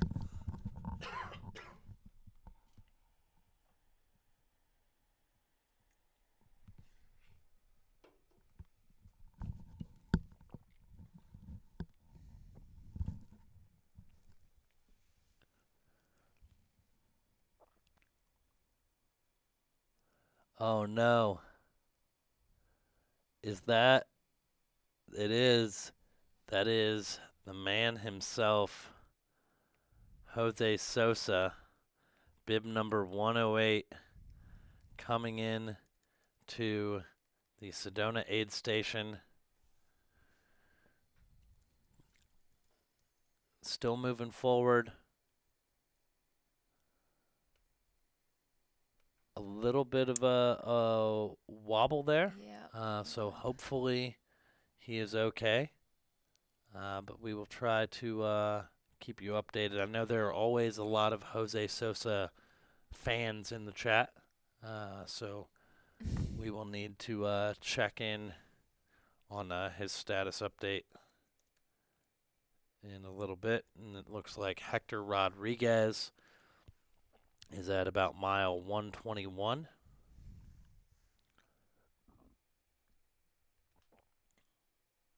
Somebody's asking for recommendations for 50K or 50-mile races in Arizona. I definitely just suggest checking out the Aravaipa website. They have a lot of different options, kind of depending on what you're looking for in terms of timing or terrain. They have races down in the Phoenix area, up in Flagstaff. He's dealing with some shin splints, according to someone who seems very knowledgeable in the chat, Miss Cassandra. With his pacer, Daryl. Shout out to Daryl pacing Jose.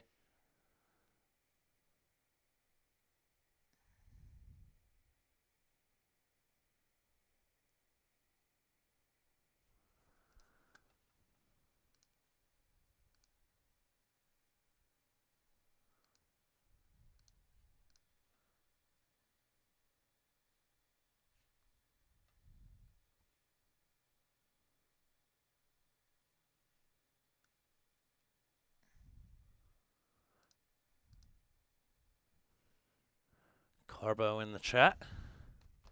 Coming to Flagstaff for Sky Peaks this fall. It's going to be a party, Flagstaff Sky Peaks, in September this year. September 23rd, 24th weekend, I believe. Is also going to be a part of the Golden Trail World Series. It is the final race in the North American Series, and then is the second to last race in the Golden Trail World Series. Pretty exciting. I'm very much looking forward to that. Girls in the Run will have a 8-station table there. I think on the Sunday one, the championship race. I'm pretty excited. It's going to be sweet. I selfishly went for that one. I wanted to see all those fast people come through. Will they even need anything with the 26K?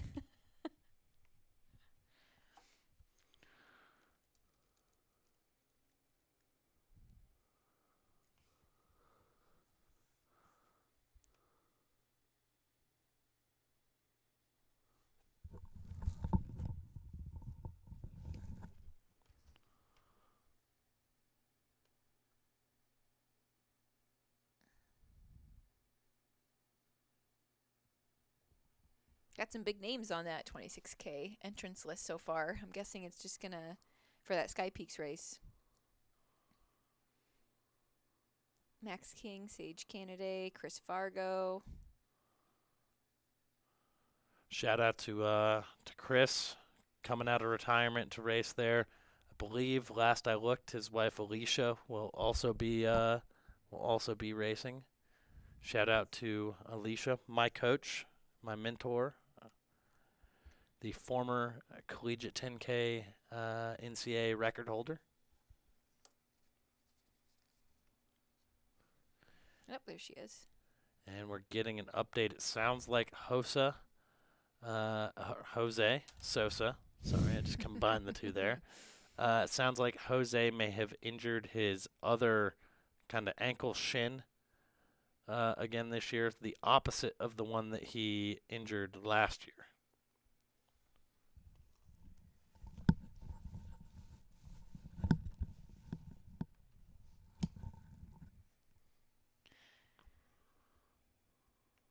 Question from Amy: does Girls Run have any plans to do any Aravaipa trail races? I had a good experience doing a 5K as a mentor once, but road is so 2010s.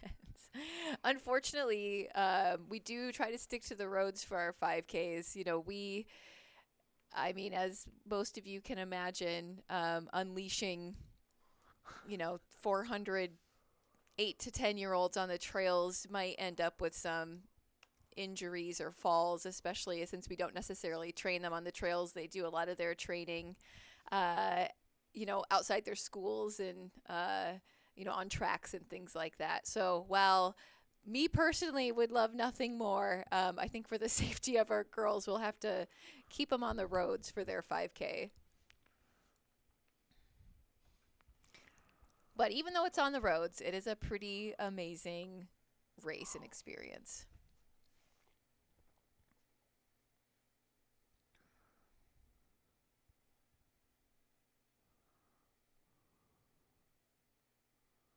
Do we know who this is? That is bib number 41.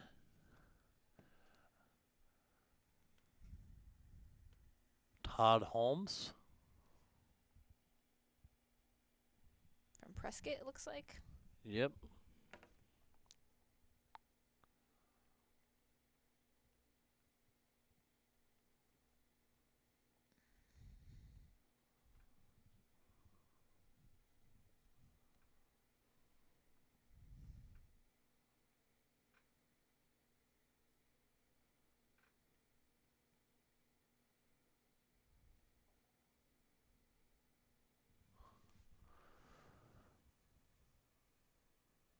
And that looks like we're looking on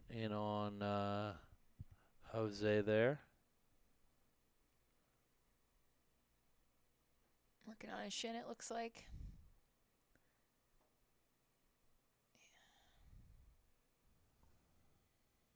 Sometimes those injuries can kind of like ebb and flow throughout a race like this. I mean, there's obviously some that don't do any sort of ebbing or flowing.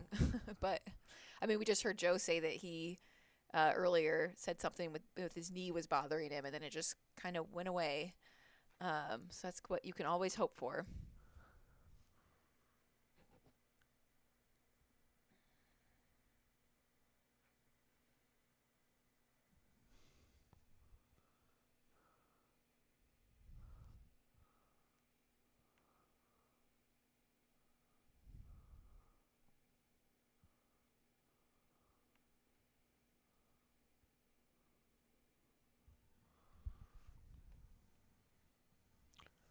It is a solid crew. Got a lot of folks there, looks like, supporting him. Yeah, look at that. I know he has his coach here this year as well, along with his, looks like his family and friends. What a support.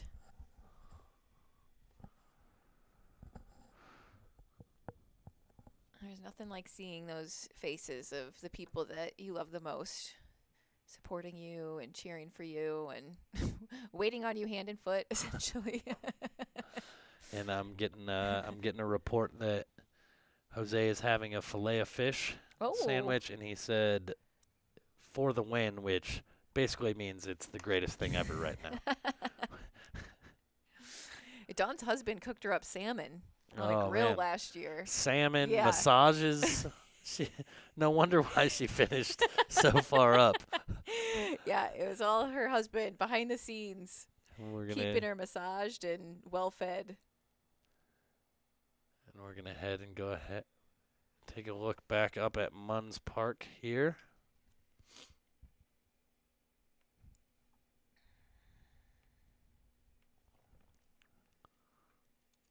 Do you know how many volunteers Cocodona has? A lot. Yeah. That's the exact number. Oh, man. Couldn't do this without volunteers.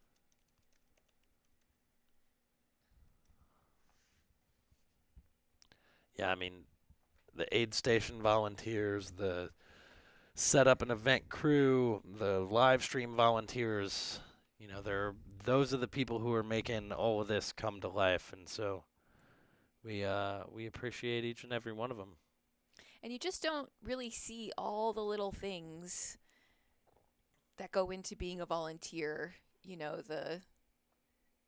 I remember in 100 that I ran, there was a volunteer that took off my socks. I mean, that is usually a job reserved for a crew person, but I didn't have a lot of crew at this race, and she pulled off my injinjies and she cleaned my feet and taped them up, and I was just looking at this woman like, what kind of angel are you who does this to a stranger's feet?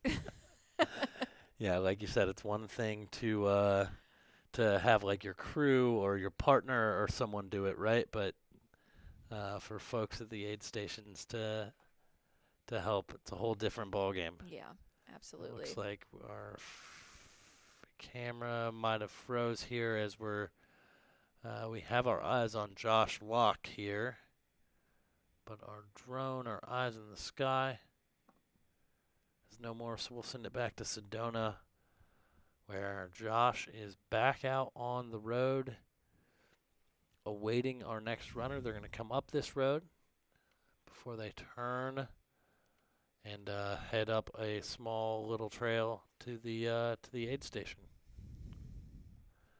And we do have an update here from our race commands. The last runner is through Mingus Aid Station, and so they are officially closed for business out there. Awesome. But the last runner was able to make it through. That is always great to hear.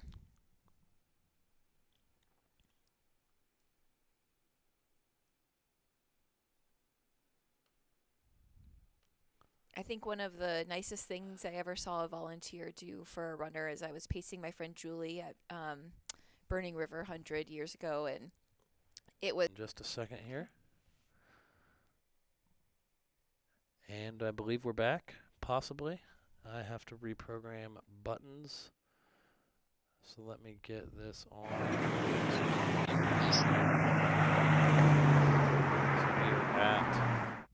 Now, here we go. We've got Josh Locke back. Now I just need to do something, but we are back.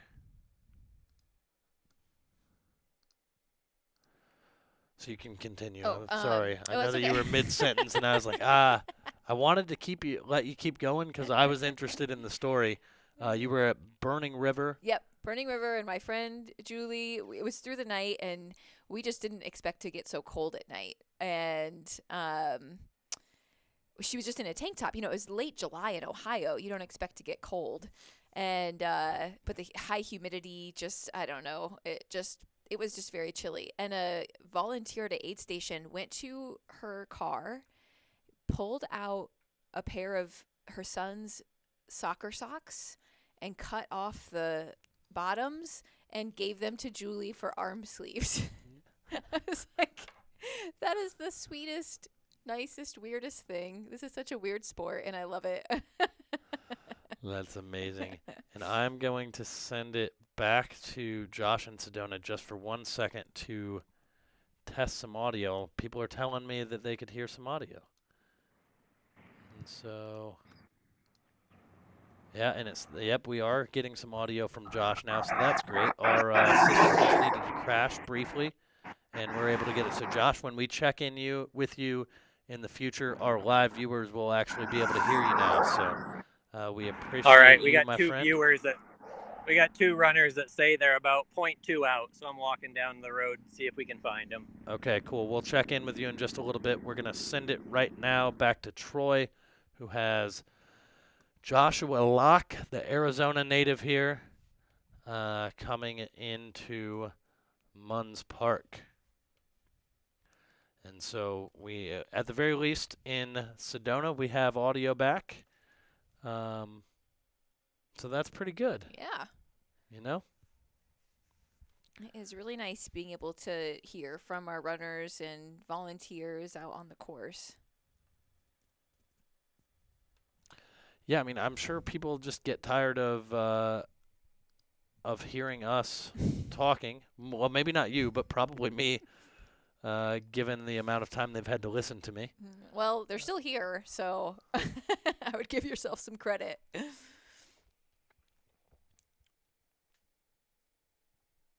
I mean, I know I've been kind of glued to it over the last couple of days, and you guys are doing a great job. And it just makes a sport that can sometimes feel a little inaccessible just more accessible. Being able to get an inside look into a race, especially this distance, is quite amazing. And it is just weirdly addicting. And we are back to, here we go. Now we've got the Josh Locke crew cam. We may have some audio if Brittany can unmute on her end for me. And we do have audio back. Yeah. Let's go. Woohoo. We've got Josh Locke here. Hey Josh, you're on live. Look at that big smile. Because I hear a lot of people's feet are torn. Sucks. Yeah, there's been a lot of foot damage in the med tent today. Yeah. Trying to take care of them. No. All the dirt, all the silt off.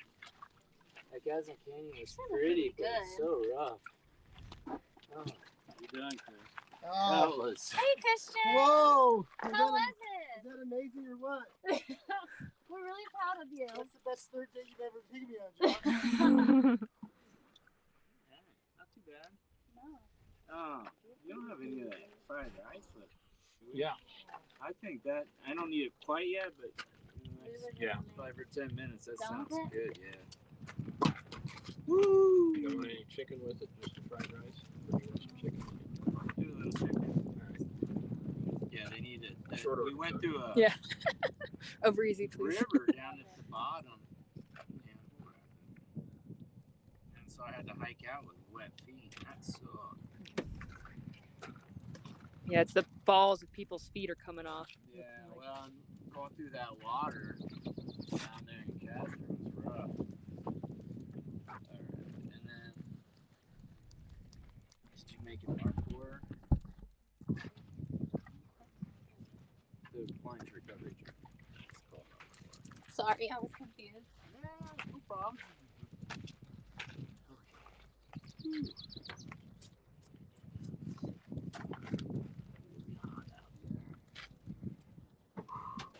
Roasty. You gonna sleep a little while? Yeah, I think I'll sleep like. You wanna eat after you sleep? I'm gonna drink this recovery drink, Right. then lay down and let it kind of settle, and then I think I'll eat. Okay. Any idea on how much time? 45 minutes? 30 minutes? 45. All right, I'll start putting it together at 1:30. What time is it now? 1. Behind schedule. 1:07. Okay. Cool. Doing good, man. Yeah, not too bad.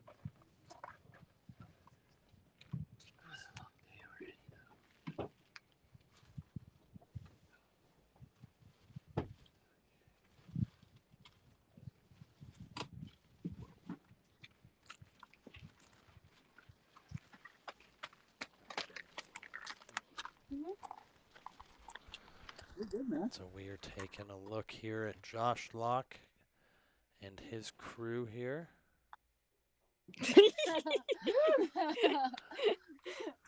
We always put on The great show. Melissa Jones, the great Cody Stevens. Cody Stevens. That's what we are most famous for. Lost a few positions, one each section, no?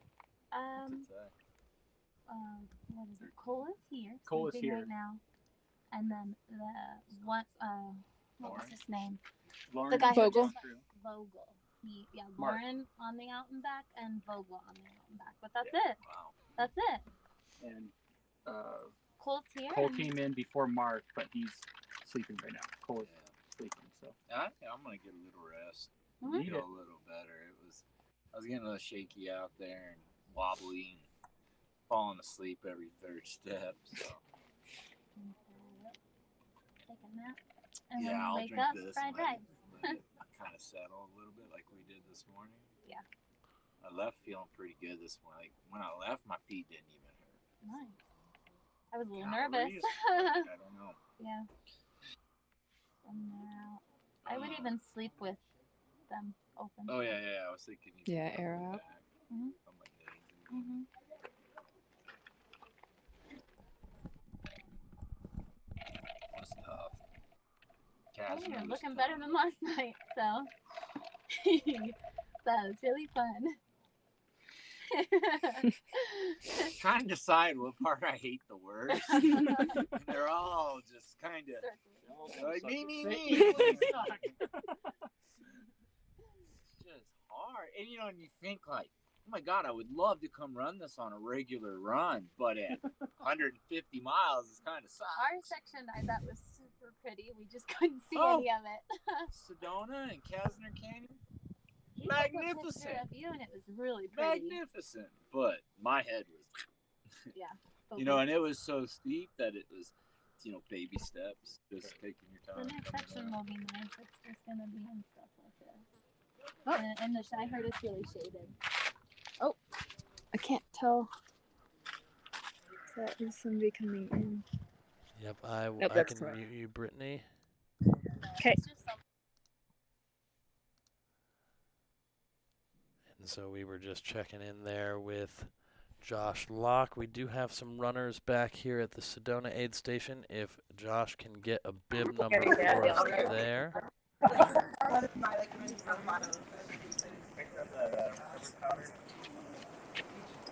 Bib 41, that's Mr. Todd Holmes. We saw him earlier. Is he getting ready to head out there, Josh? It's getting ready to head out. Got some watermelon and ready to go. Awesome. Oh, the watermelon. You probably can't beat it when And a Rice Krispie treat. and a There you Rice go. Krispie treat. Perfect. That is a whole meal right there. I think one race, it was a really hot race. I'm pretty sure I ate an entire watermelon. It's like the only thing that sounded good, Well, when it's hot. I know. I don't want you know? anything like dry. I don't know. Yeah. It just doesn't go down well.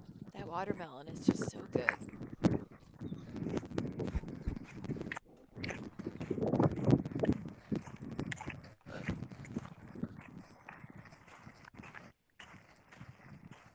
I wonder how many runners have that same thought as, was that John?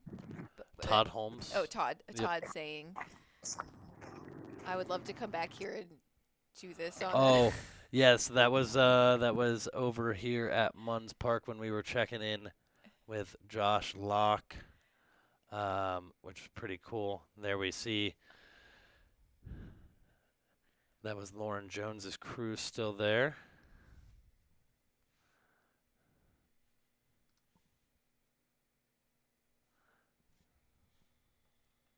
And we do have Josh following Todd and his pacer here out of Sedona.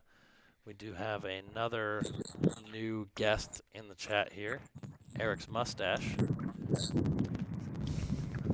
So huge shout out. I wonder if this has to probably be the same person as well. I don't know. Who is Hard to tell. Versteeg Sandals and Coop's Coop's van. This kind of spirals. Yeah.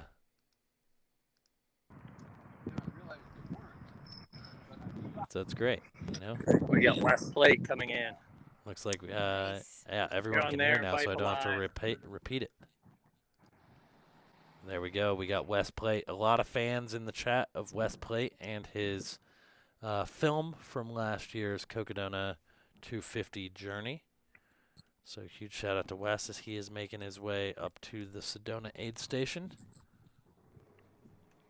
We've got Kevin Goldberg in the chat. I think all of his friends decided to go get work done.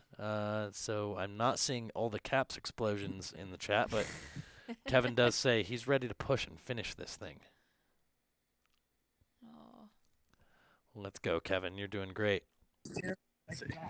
All right. We got Wes here. How you guys. feeling? Yeah, I'm feeling great today. My voice is terrible, but today felt great. Got a bunch of sleep last couple nights, and yeah, just hydration and sleep has been working a lot of wonders for me. So I'm feeling good. You want up here? Yes. Yes, sir. Yeah, we got a lot of Wes love in the chat here. Yeah, I like Got to some hear fans. that. That's amazing. Well, Thanks, guys. keep it up, Wes. We got another runner coming in right behind him too.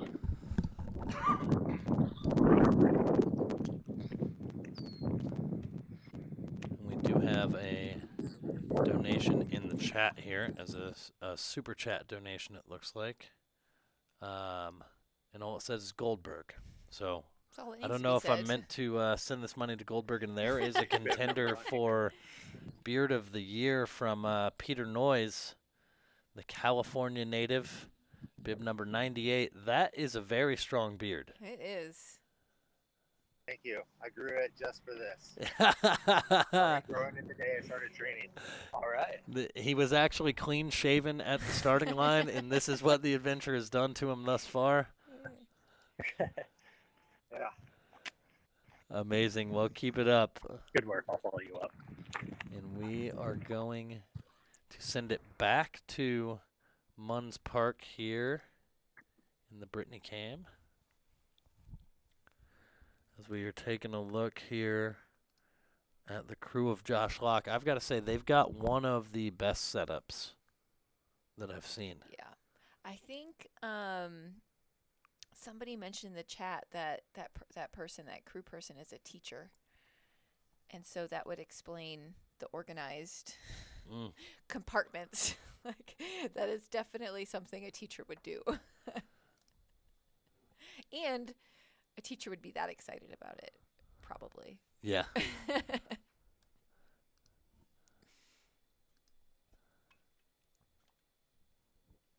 So we are going to go back to Sedona here. You see the crews and the pacers are coming in. Probably wants to ditch that coat. Peter Noyes, yeah. Yeah, Nick, oh, the great Nick Hilton in the chat. Josh Locke's crew setup for the win, for sure. I think that is, that's like hashtag crew goals, that organization setup, but only if it works for you, you know? I don't know. That's a That's pretty sweet setup. good. Because especially on like day 3, I mean, things just get all over the place, right? I mean, you're just throwing things into bins and bags, and kind of organization, in my experience, has kind of gone out the window. And, you know, things just change so quickly. And having that organized setup on day 3 is quite impressive. And we're going to take a look here. It looks like Josh is going down for a nap here, but this is the Cribs tour. Before we give Josh his privacy here. This is my crib. Huge shout out to Josh and Alyssa over there. They're doing a great job. And yeah, it's awesome to see their setup. Here we are back in Sedona.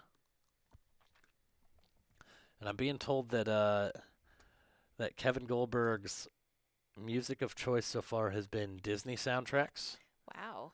It looks like Frozen, Tarzan, and The Lion King. The fact that Encanto is not on there. I know it's new. Is a little disappointing. Kevin, as a daughter, or as a father of a 3-year-old daughter, I will say that's probably better than all of those. But he did have some Taylor Swift that he was rocking out to in there as well, which is pretty cool. Can't go wrong. I have never seen Frozen or Encanto, so I would not be familiar with those songs. And Aaron, who is watching the live broadcast from Race Command, just told me an idea for next year. And so I'm going to pitch it to the crowd as to whether they would want to see this, is to get stills of the runners and set up an NCAA-type bracket of the facial hair rankings. Oh. I wonder if we could do that like pre-race as well. Yeah. Get the pre-race in, you vote on it beforehand, and then during the race we have an official best facial hair of Cocodona as voted on by the fans. I mean, it's talked about enough, right? It's definitely like a topic of the race. People seem to enjoy chatting about it, so I don't know why you wouldn't do that. We have runner leaving who just chatted with the race director, Steve, here.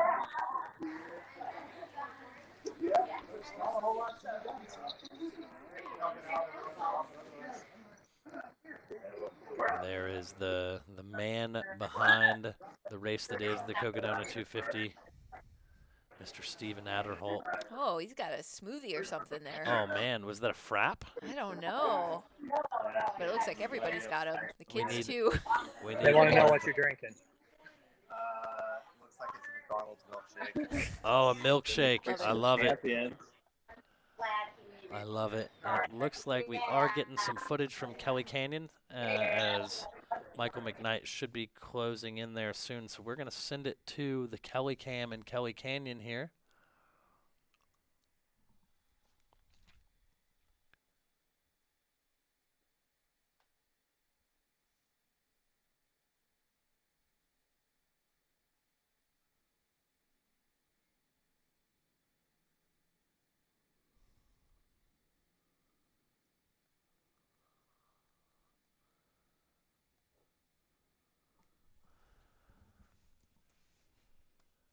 And let's see our race lead, or our second place runner in the race right now, Mr. Michael McKnight.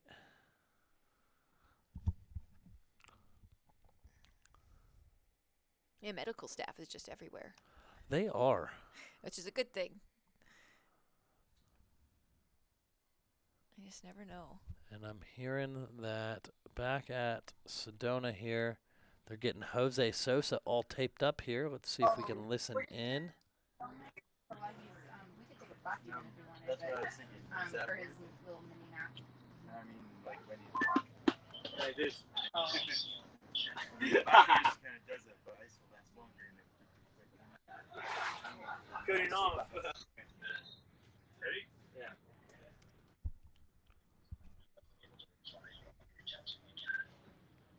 Just don't hit too hard. That's true. Yeah.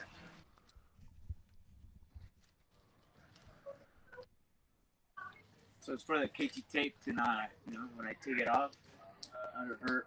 Yep. We got Jose Sosa, looks like maybe getting his legs shaved here. Love to see it. Jose's still in good spirits, which is the most important thing. He's ready to get back out there and start chopping some more wood. Yeah.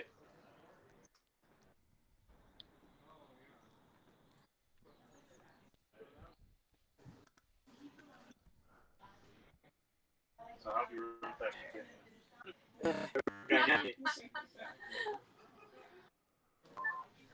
We're gonna catch Mike McKnight now.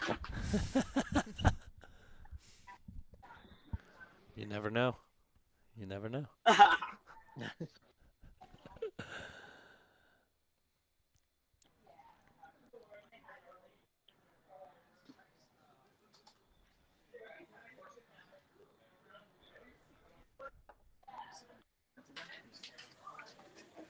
I had too much hair, huh?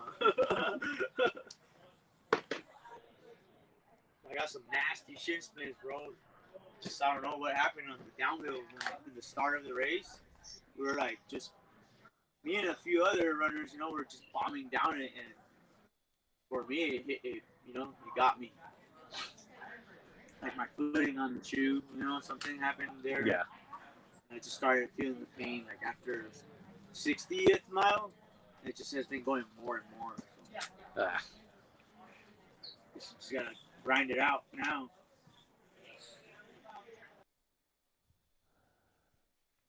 Right? Somewhere around there, 50. You went Now 50, yeah. You went almost another 100 miles. Yeah. I went up Mingus with a pain a little bit already. You went through the 2 nights.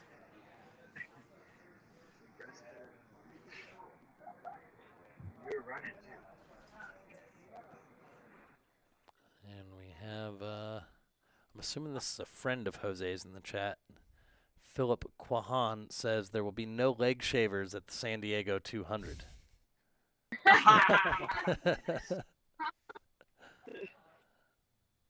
You know, that's just what happens at an Aravaipa event. You know, we go above and beyond, trying to get the runners all the way to the finish line. And a huge shout out to our incredible medical staff, who is, you know, they're not here to end anyone's day. They're here to do all they can to help get people to the finish. So huge shout out to them. Yeah, man. This guy helped me out last year to get to the finish. He bandaged me up. The same guy. He's thinking to himself, he's like, man, what do you do to yourself out there? Yeah, exactly. He said, "Oh, I can't. Are you finished? So I can't just like say no now.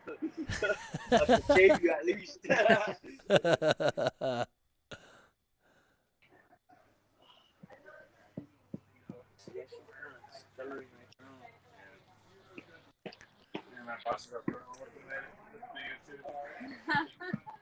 Checking out your job. Yeah. Okay. Extra credit. Now we're heading back over here.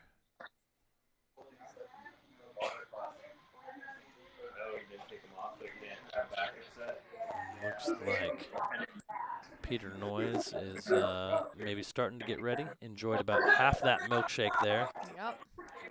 That looked quite delicious. Sounds pretty good right about now.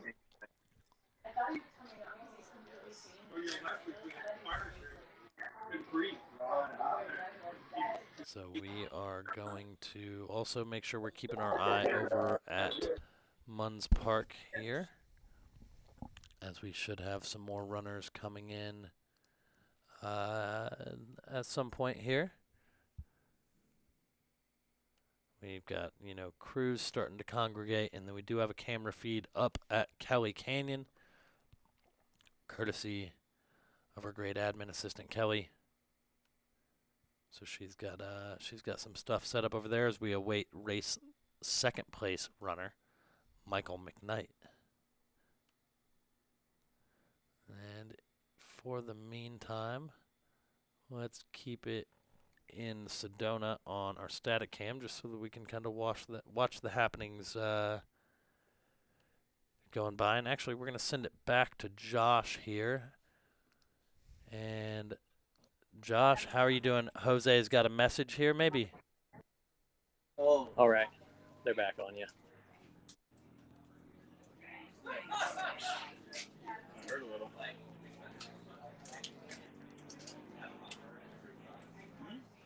They're on you when you're ready.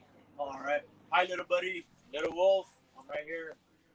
Gonna give it another night of battle, okay, little buddy? See you in a little bit. Awesome.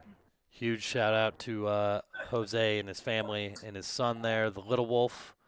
I've seen on Instagram he's getting out there grinding on the trails and things like that. So huge shout out to him. And knowing Jose from last year, he is going to continue pushing forward. And there's no doubt in my mind that we're going to see him in Heritage Square, possibly on crutches, possibly not. but he is going to make it to the finish line, and he is going to be there. So huge shout out to Jose. And we are going to come back to Munds Park here, and we will obviously keep our eye on everything that's going on at Sedona, just so that we don't miss anything. And for anyone who wants this incredible crew setup, uhaul.com. That's a nice advertisement. Truck share 24/7.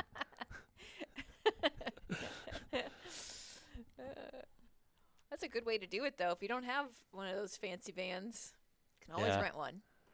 For sure. Oh, and it looks like we have a runner coming in here to Sedona. Want to make sure we catch that. If we got a bib number 141, that is David Odell. So shout out to David here. I want to know how you're feeling. I feel good. Yeah, that was a hot section coming back up through the town, but it was great. We're having fun out there. Sedona is beautiful, first time ever. Yeah, and there you hear it Thank you. from David Odell. The beauty and magic of Sedona is on full display. His first time there. What better way to see all of Sedona for the first time than to be coming in kind of through Red Rock country and then getting the beautiful expansive views of the vortices, as I'm determined to call them, whether that's right or wrong.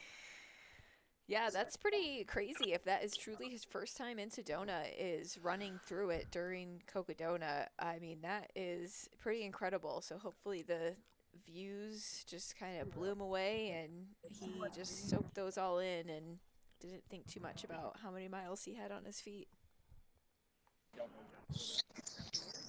Looks like he signed up for Uray. Nice. Seems to be a Good work. common theme of Cocodona runners.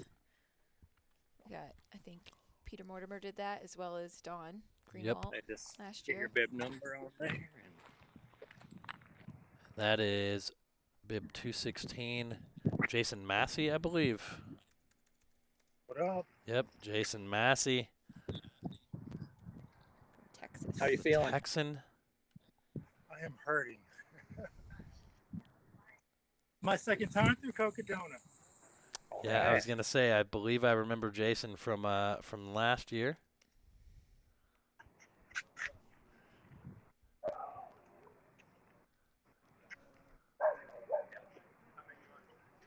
Looks like he's done a 200 miler before too, other than Cocodona. Bigfoot. Yep. And he came down and did the Red Rocks of Sedona stage race down in April. I'm guessing that was a good training run. Yeah. Most definitely is. We're still currently back at the Sedona aid station here. And we do have, oh, I missed it. We had a shot of our drone pilot Troy there for a second. He is rocking the blue Cocodona tank top today. So sun's out, guns out for our esteemed drone pilot Troy as he's up on the Coconino Plateau. We do still have a feed down in Munds Park, so if there are any runners coming in here, we will be checking it out. Yeah, see, Wilson says you can never see all of Sedona. I lived there for 2 years and still so many places I find. Totally agree. I live in Flagstaff, not in Sedona, but it's just crazy how many trails, how many beautiful trails are in Sedona. Always something new to see.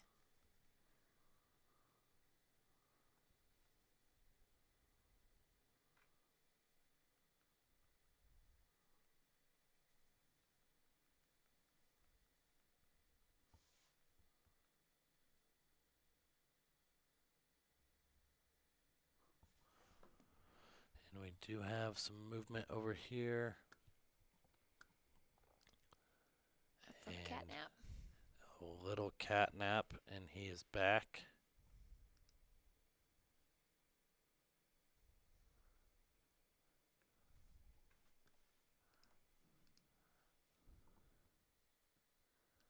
He looks pretty fresh. Yeah, Josh looks great. Again, no stranger to Cocodona. He was the 5th place finisher last year. No stranger to these big long trail efforts. He's the FKT holder on the Maricopa Trail, and I believe the Black Canyon Trail as well. I do not have the volume on, but I'm sure that he was also telling me there was one that I missed. No. But I did miss one because No, I we know were there were saying you got more. them all. There's a couple small ones. Oh, he's got some small ones. Awesome. Valhalla was like 10 miles. Hey, it was still steep. Hey, 10 miles is still 10 miles. I think Corey's still sleeping. Awesome.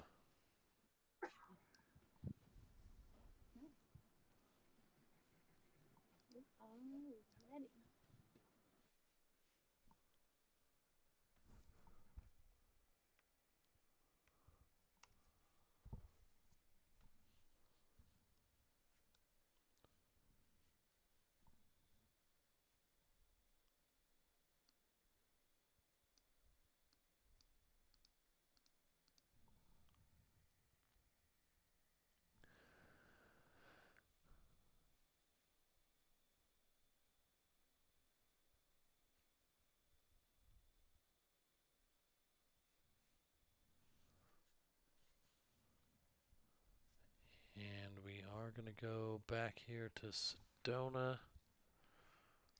Wow, that thing's getting real wrapped up. That is going to get him to the finish for sure.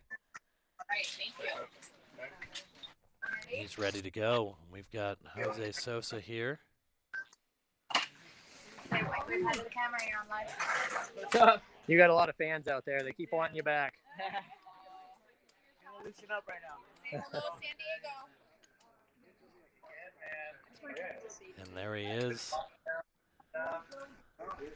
Looks like maybe heading over to get some gear before heading out.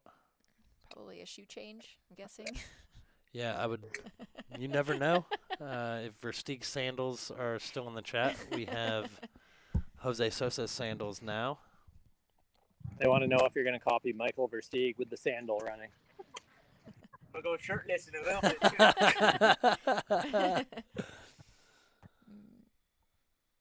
Some Satisfy, right? A Satisfy shirt. Yeah, that's all you need. Right, man. Seems comfortable right now. We have some of those Hoka recovery sandals. Those are nice. Yeah. What up, bro? And so we are All right, I gotta going. try to nap. Jose, going for a nap. Enjoy it, my friend. And we are going to take a look again at Kelly Canyon here as we await our first runners.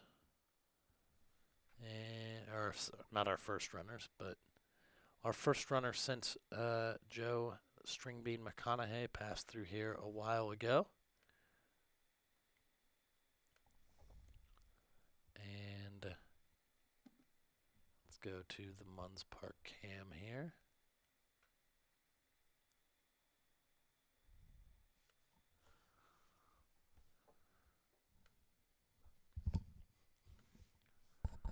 Got a couple more donations that came in for Girls in the Run. We're almost to $600, which is crazy. $590 that you have all raised for Girls in the Run. Let's see. Who are the last donors? Well, I can tell you one of them was my mother. Thank you to my mom, Karen Teeslink, for donating to Girls on the Run. She's essentially been donating to this organization since I started volunteering with them 10 years ago.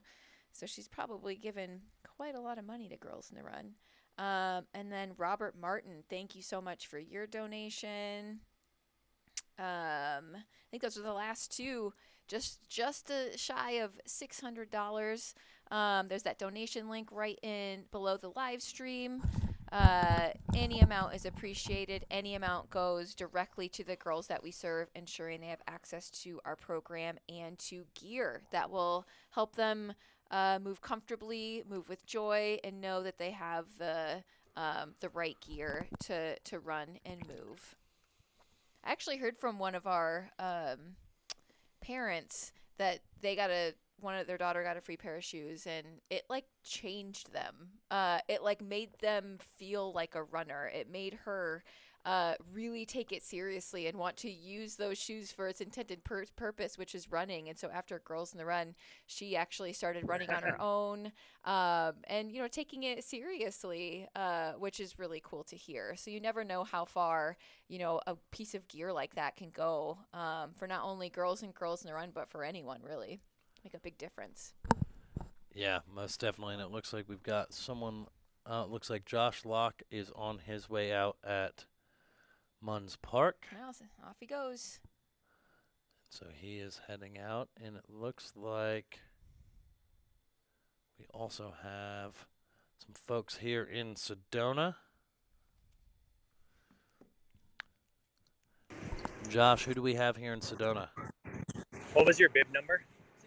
It's bib 64. Bib number 64, Greg Ottinger. I don't know if I pronounced that right. He can definitely correct me. From another San Diego, California native. He's got a lot of 200s under his belt. Got a couple big Said he's foots, never felt Tahoe. better. Awesome. Love He it. looks like he's chilling, that's for sure. Looks good.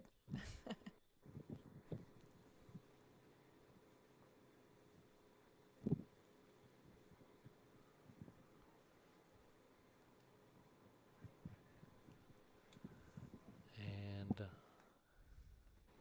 looks like we are getting our drone up out at Kelly Canyon as well. So let's go ahead and send it over there. And for those of you just joining, we are going to see our second place runner, Michael McKnight, come in to the Kelly Canyon aid station not too far from now. And then after that, around 2 o'clock-ish, however, we won't redo the stream prior to Michael coming through. We will be restarting streams. So we will be switching over to a second stream that is already up on our YouTube channel. So you will just need to meet us over there. Again, we are going to see Michael McKnight through Kelly Canyon first.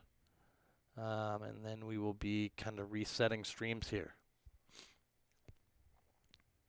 Our drone is going out in search of Mr. McKnight currently.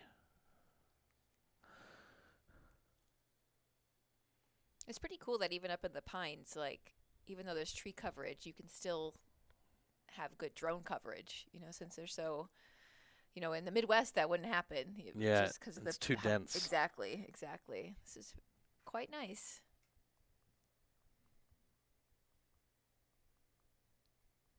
I'd love to hear that.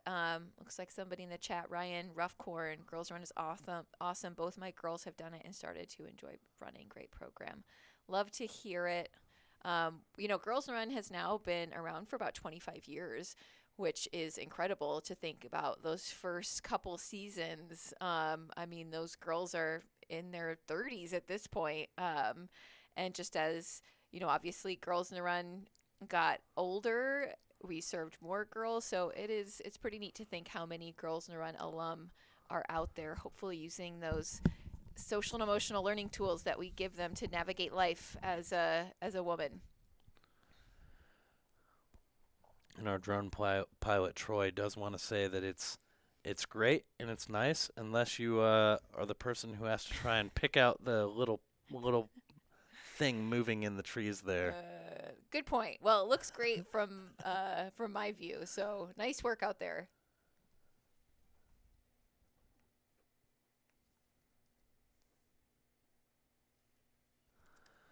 It sounds like we've got someone coming in here at Sedona. Feeling? Yeah. Let's get your bib number on there. There we go. 201. Bib 201. Bib number 201, John Wolfinger, the Prescott native. Started just a little bit from his house, I imagine. Got to traverse all of the great trails around Prescott.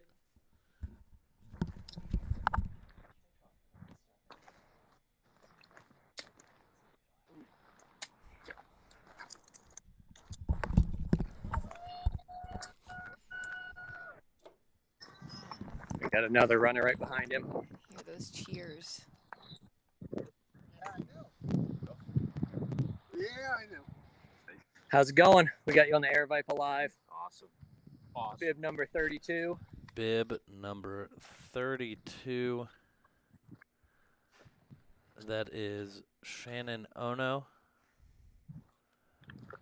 Vegas, it looks like. Yep, from Vegas, Las Vegas, Nevada.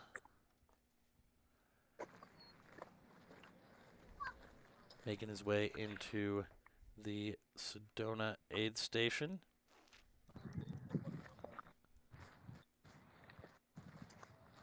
Run the Tahoe Rim Trail 100. Also completed the Moab 240. So no doubt in my mind that Shannon is going to make it through here.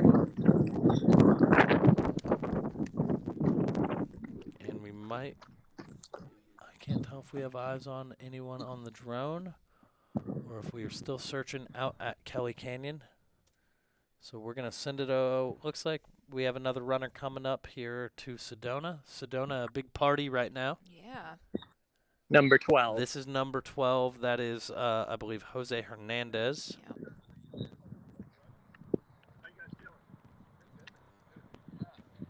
We got you on the Aravaipa Live. How you feeling? Feeling good. That was a beautiful section. Jose Hernandez right here. That was great. All right. And bib 182. His bib, we left it.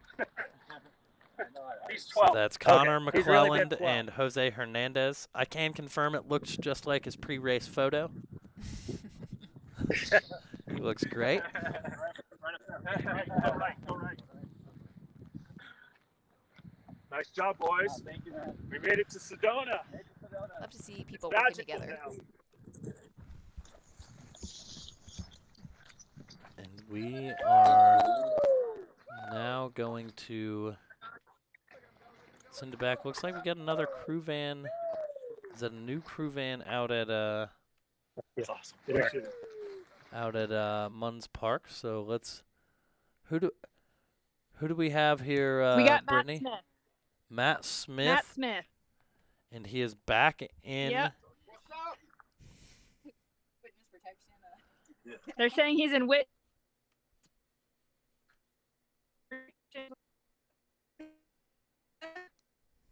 I think that.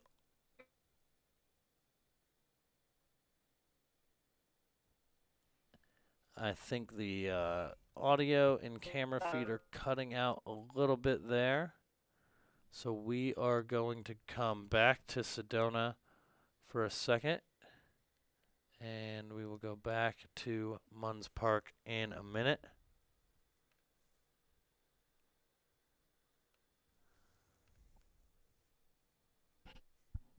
People seem excited to see Matt. Yeah, people are excited to see Matt Smith. We did have him on the drone earlier today. And I believe someone actually called him Mike Smith, the NAU cross-country coach. Oops. Not bad to be compared No, not at all. to him. So, all right, and it looks like maybe that feed is cleaned up here. No, I'm gonna. If Brittany can hear me, which I believe she can, if she can refresh her browser and come back in, that would be great. That would be amazing. And in the meantime, we're going to send it to Sedona here, the party that is the Sedona aid station currently. And there is the great Steve Adderholt right there. He says, I need 1 second. I'm too busy for this live stream. Get the camera out of my face. Steve, how are you doing, buddy? Pretty good, man. How are you, Matt? I am doing wonderful. Steve would definitely be in the competition for Best Race Director Mustache if that competition were going on. Unfortunately, it's just up for participants, so Steve is excluded from the conversation. But, Steve, we appreciate all the hard work that you're doing, man, keeping the ship moving in the right direction here and allowing me to sit in this air-conditioned studio instead of being out in the heat of Sedona currently. Yeah, man, but you're pulling the all-nighters, too. I know you are. Hey, thanks, Steve. Thanks for letting us shove a camera in your face for a minute here, and we appreciate you. Sweet, man. All right, take care, Matt. Thanks.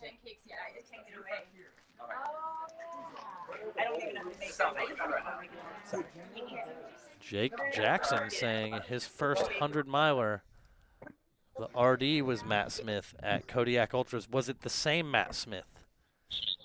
Because Matt Smith also seems like it could be like a Whitsack name or something like that. And it's not that I dislike it. I love it. If you're on the camera for this. No. We got another medic taking yeah, care of our the runners. feet. That is Jose Hernandez. Bid 12. Yep. Seen a lot of work on the feet. You got to take care of them, though. I bet these medics will have some good stories after this week. Is that the same medic that just taped Jose Sosa's leg back onto his body? It looks like it. He's busy. They asked if you're the same medic that taped Jose Sosa's leg back onto his body. You taped me last year in Walnut. Seriously. He got me through the last little bit still. So you did this last year? I did. Huge shout out to the medics again, who are just helping people kind of fulfill their dreams here by making sure they're safe, but also doing all that they can to keep them on course and keep them moving forward. Where does it hurt? And yeah, it is the same race director. So Matt Smith, the race director for the Kodiak 100. Shout out to him, and we again are looking at is there an award for biggest blister? There probably should be. That's a pretty good idea. We are trying to get our camera back up out at Munds Park, so we should have a feed out there soon. I feel like there could be a competition for tattoos too, because I feel like a lot of there's a lot of good tattoos. It's like a common thing, right? Well, and I feel like that could be like gender neutral. Yep, exactly. As well, right? Like that could be amongst everyone. Totally. We're on live right I'm sure the guy with the Cocodona tattoo is gonna win, but maybe. But there's some pretty good arm sleeves and stuff too. Sensman's got a nice sleeve. Jose Sosa has some good tattoos, I believe. Nice. Tell Jamil I said hi. And so we should be expecting our race leader, or I'm going to keep doing this, our next runner, Mr. Michael McKnight, coming through the Kelly Canyon Aid Station here shortly. It looks like he was about 2 miles out as of 8 minutes ago. Trying to figure out what I need. So he should be coming up there any minute. You can see again the crews and pacers starting to congregate here. very exciting for the crew when you know your runner's coming in. A lot of waiting around and then a lot of excitement. And at least with Cocodona, you know, your runner comes in and usually stays for a while as opposed to like grabbing some bottles and leaving. So it's maybe a little bit more exciting for the crew than your typical Well, a little less stress-filled. Yes. When you're not trying to just, you know, save minutes or whatever.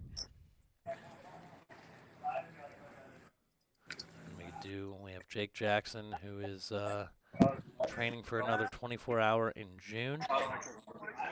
Love to run this someday. Well, Jake, there's plenty of live stream left for us to convince you to sign up for the 2023 edition. And obviously, we'd love to have you out here.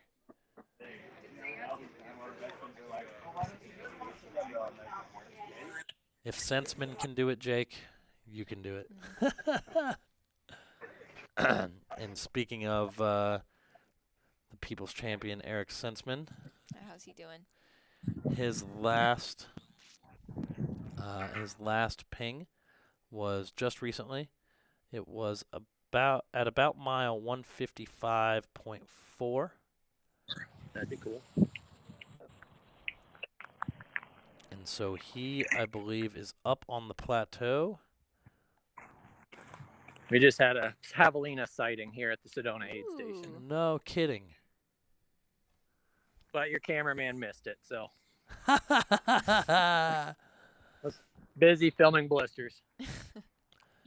Yeah. And so it looks like Eric is up most of the Kasner Canyon climb and is on his way to the Schnebly Hill aid station.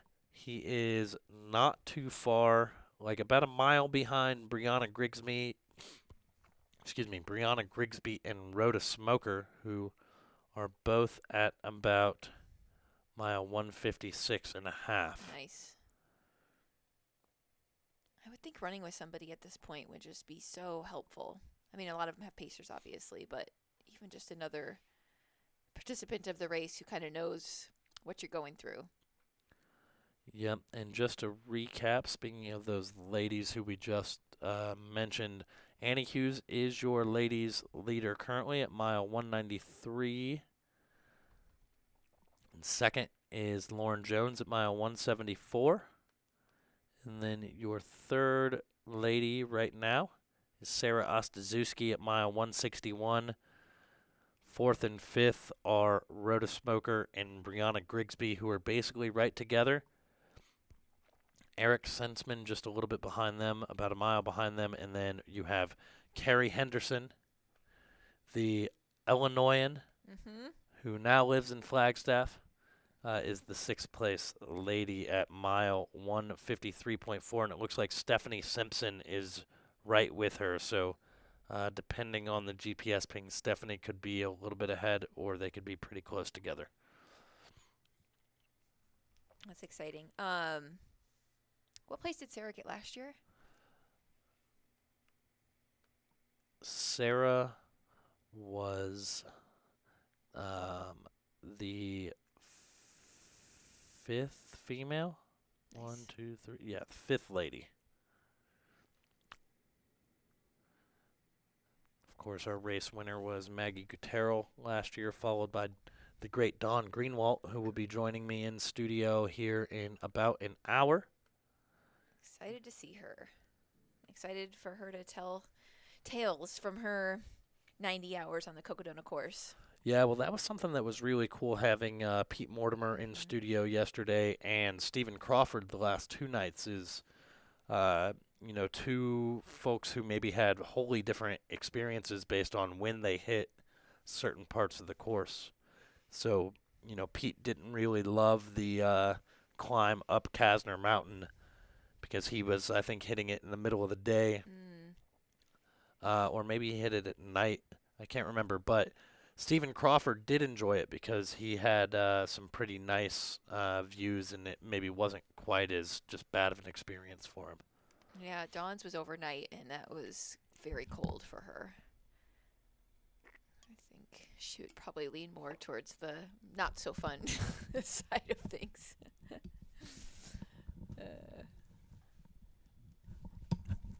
And again, our drone right now is currently out at Kelly Canyon. He is flying out looking for our next runner to come through, which will be Michael McKnight, who is up into second place. I emailed with Eric Senseman a couple years ago before I moved to Flagstaff, or knew I was moving to Flagstaff, because I was being coached by Ian Torrance, which they both coach for Sundog Running. And I was thinking about COVID had just started, and I was like, all the races were getting canceled and all that stuff. So I was interested in doing every single street in Iowa City. And he had done that in Flagstaff when he was running for city council. And so he gave me some tips on how to plan all of that out. And if you're not familiar with that type of project, it's essentially where you run every single street in your town. And it's more logistically difficult than you would think. We are back in Sedona. Josh, what bib do we have here?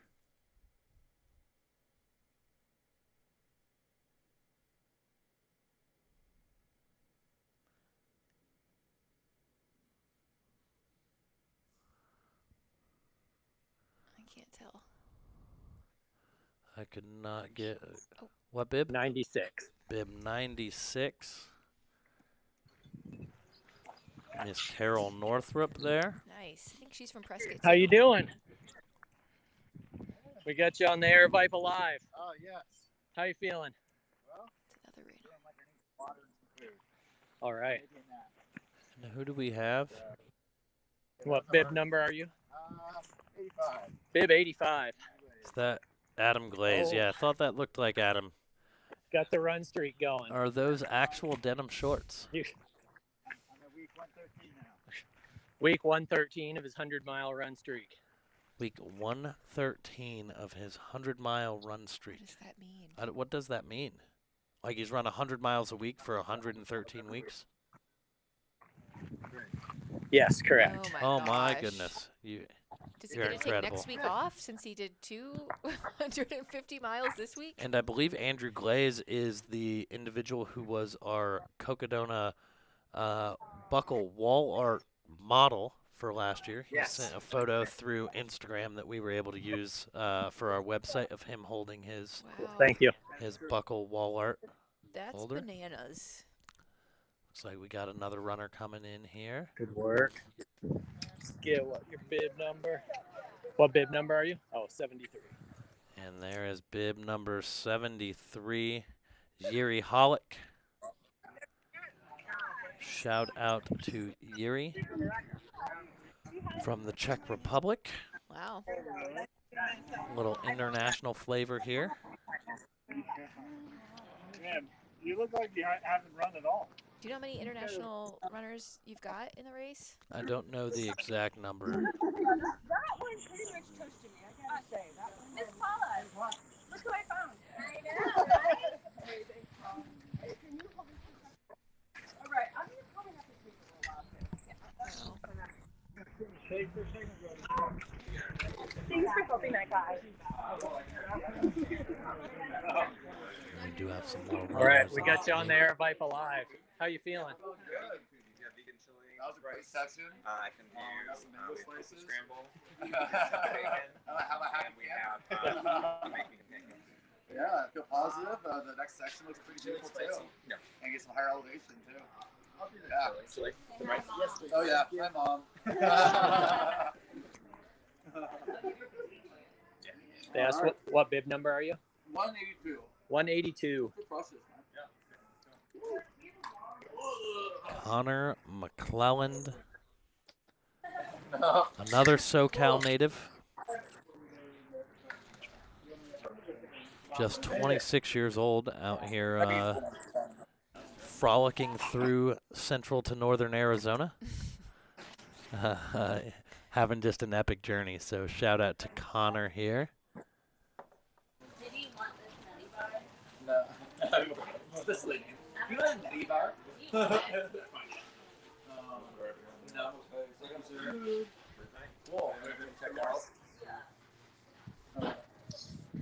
26, definitely on the young side. Yep. Especially for a race like this.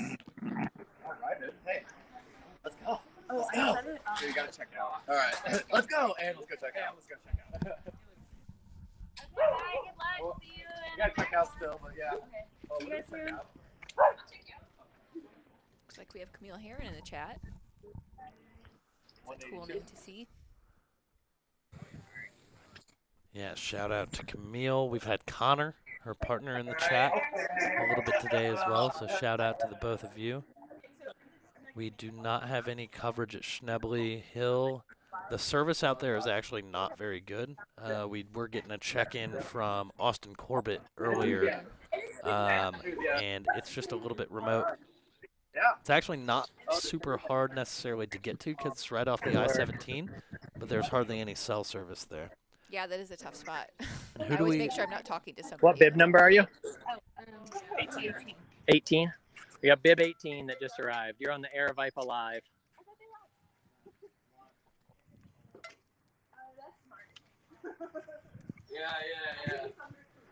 And I am trying to pull.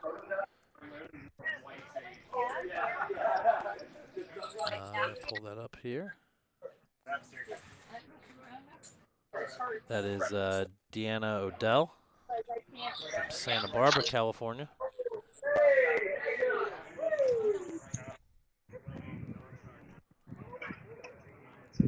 Nice. She's doing great. All Good right. to see a few women come through. We'll follow you a little bit. And she's also signed up for Uray. Classic.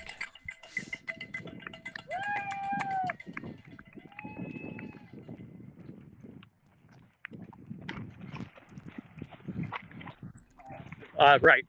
And there we see Connor McClellan heading out there.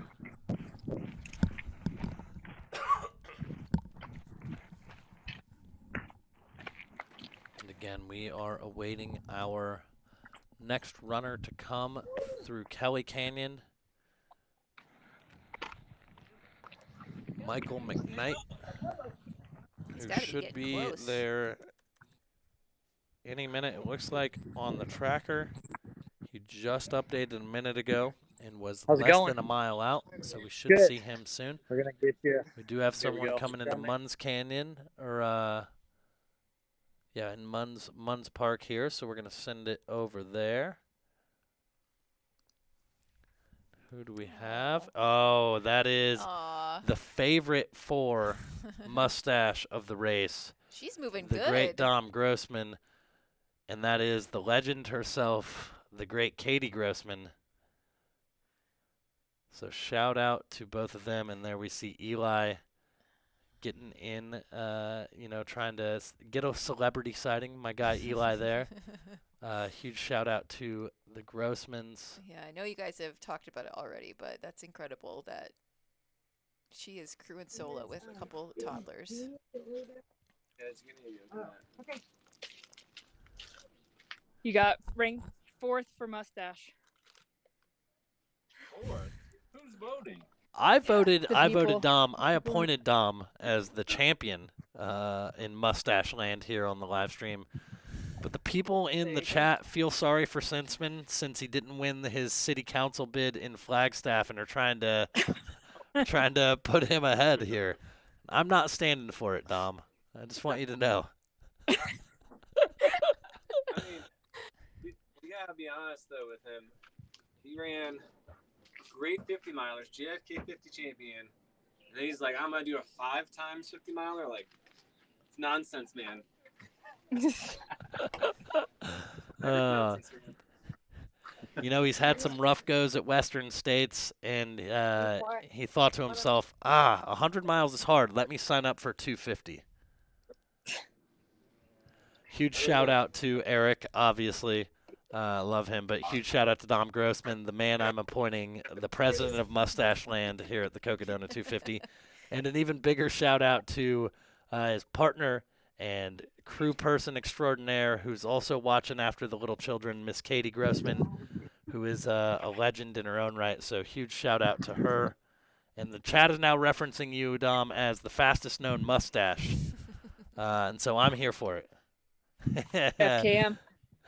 We appreciate you, and we are going to send it over to Kelly Canyon now with our drone here in just a second, as this is the sights on the ground over in Kelly Canyon. It's great to see that Dom was in such great spirits. Yeah. He's kind of been in good spirits the whole time. Yeah, I've been keeping an eye on his Instagram Live. He's been posting updates on his stories anyways. And yeah, he looks like he's having fun out there. I think he slept in a hotel for a little bit last night and took a shower. And I think he slept for like an hour. And he said something like, it was really hard waking up and knowing that I had to go back out there again. But here we are. I've always wondered what that's like. Even if you sleep for like 5 minutes, 10 minutes, when you wake up in the middle of Cocodona 250, like what are you thinking like in those first moments after you wake up? Is it terror, sadness, happiness? Like what are you feeling to know that it's not a dream. You're going back out there.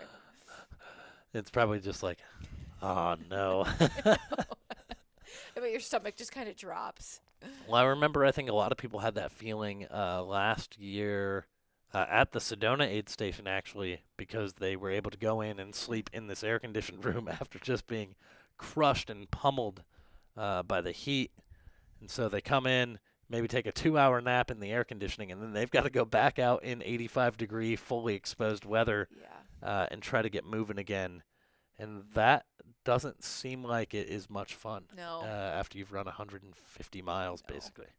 That heat can just be so debilitating, especially out here where you just don't, there's just not a whole lot of shade.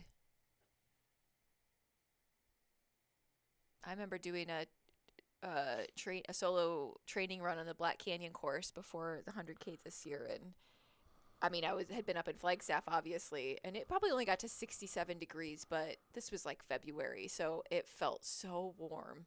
I was looking for any little bit of shade I could find, and I remember like pressing myself up against a boulder because I just needed to feel something cool.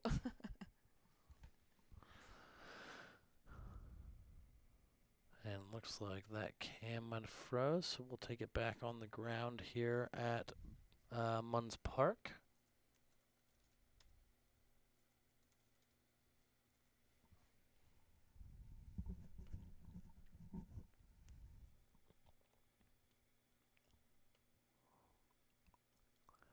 Looks like we have maybe another runner coming in here.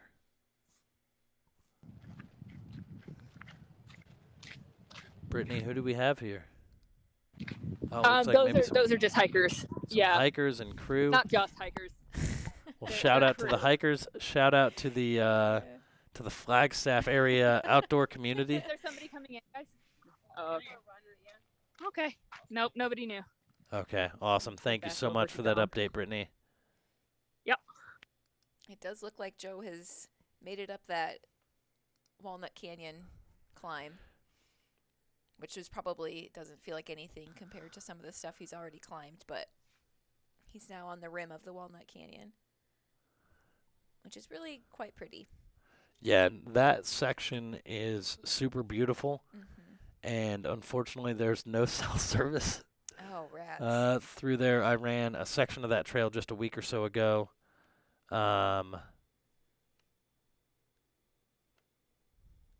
Yeah, I ran that section just a week or so ago. Basically the section where the Flagstaff Loop connects to the Arizona Trail there up to Fisher Point, and I had no service basically the entire time. So you may get hit or miss, but definitely not enough coverage to stream too much out of there. We might get some connectivity at the aid station because it's right off Old Walnut Canyon Road, and then we should be trying to pick up Joe as he gets closer to the I-40 where we should have more connectivity. Yeah, I run these trails quite often because I live on that Beautiful side of back town. in there. Yeah, it really is. So we're going to send it back to our drone out at Kelly Canyon as we're looking for Michael McKnight. We've got Skylar in the chat now. Restarting the stream is overrated. I agree because I'm always worried that I'm going to mess something up in the process. However, it is necessary, and when we restart the stream, we're actually going to make sure that we restart everything so that we can ensure we have both video and audio when we come back. But we aren't going to do so until after we find Mr. Michael McKnight. It looks like we do have someone in Sedona here. Oh. And that is, I believe that's still Andrew Glaze. Wolfing food down. It's good to see. I don't blame it. See, that's the thing when you run 100-mile weeks every week for 113 weeks. You learn how to eat. He said you got to love the vegan food. Yeah, for any vegan athletes, the feedback we get on our vegan food at aid stations is very top-notch. So Love to hear it. it looks like we may have someone coming in. What is that camera down there?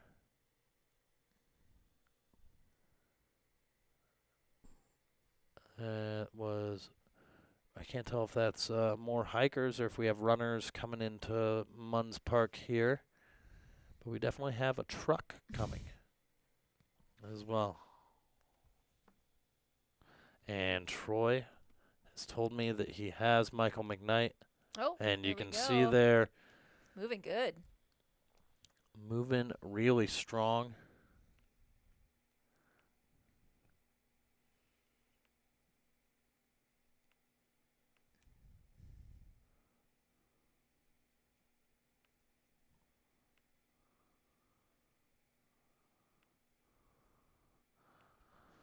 So he will be coming into the Kelly Canyon aid station any minute now, and we will have a camera on the ground here. If Kelly can turn her phone sideways for me. That would be, there we go, Kelly, the consummate professional. Got the cowbell.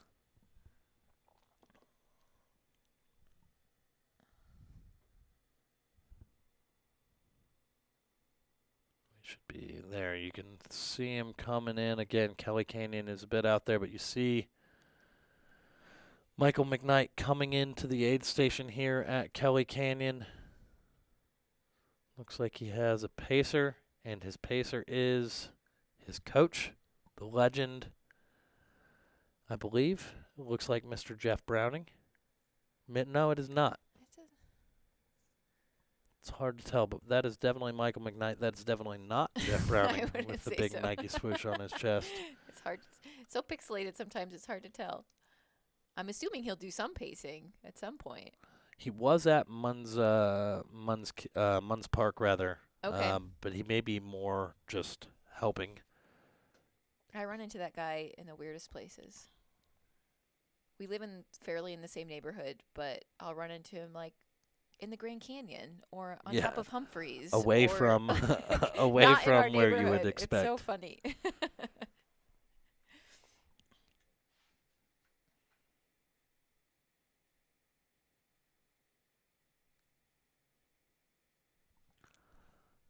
And it looks like that feed is maybe freezing up a little bit.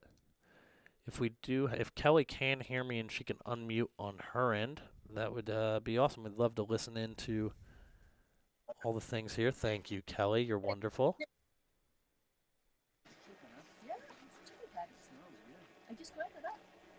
Just for you. Kelly is currently pulling double duty as she's helping at the aid station here at Kelly Canyon. Want as well. sauce? Yeah. I can find some. Do you want to steal the camera? I don't think we have mayonnaise. I don't think we have mayonnaise either, but I can find like a avocado you could mash up. No. All right. Okay. How you doing? Good. Mike's got a lot of athletes here in the chat cheering him on. A lot of athletes he coaches. Right, yeah.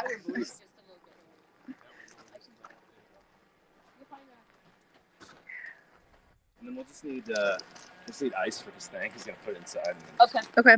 Just like that. I'm fine. Do have our eyes in the sky here. So we are going to go to our drone here.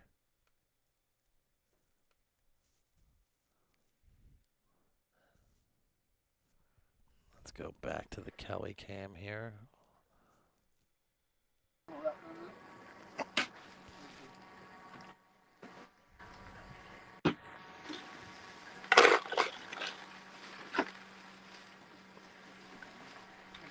Yeah, go ahead.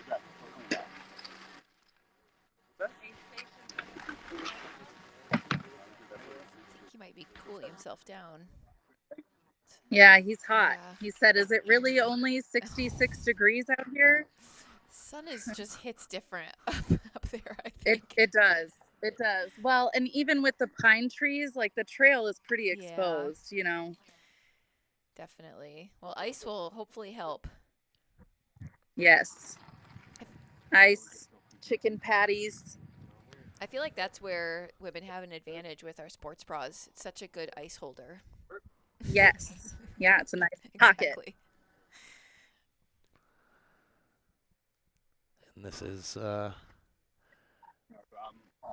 you need this is salt, how Mike electrolytes? McKnight hydrates straight out of the pitcher. Okay. Just pour it down.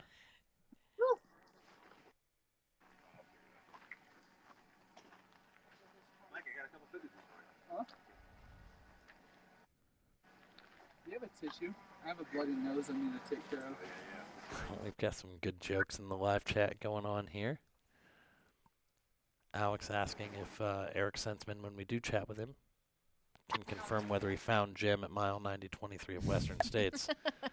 Someone later comes in. I think they found him on 49.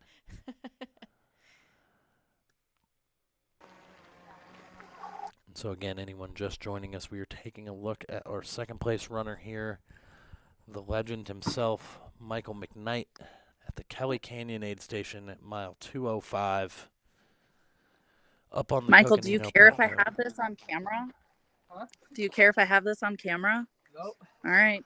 Michael is mostly an open book after last year's race, and we appreciate him so much. Very cool to see him make his way up overnight. Yep. So exciting, with races like this or hundreds where, you wake up and check the results and see that something big has happened overnight. Mhm. It's just really, really cool to see. Awesome work. It's okay. I'm sure there are a lot of people super stoked to see it. They caught a guy vomiting on the drone, so you Yeah, know. that was so funny.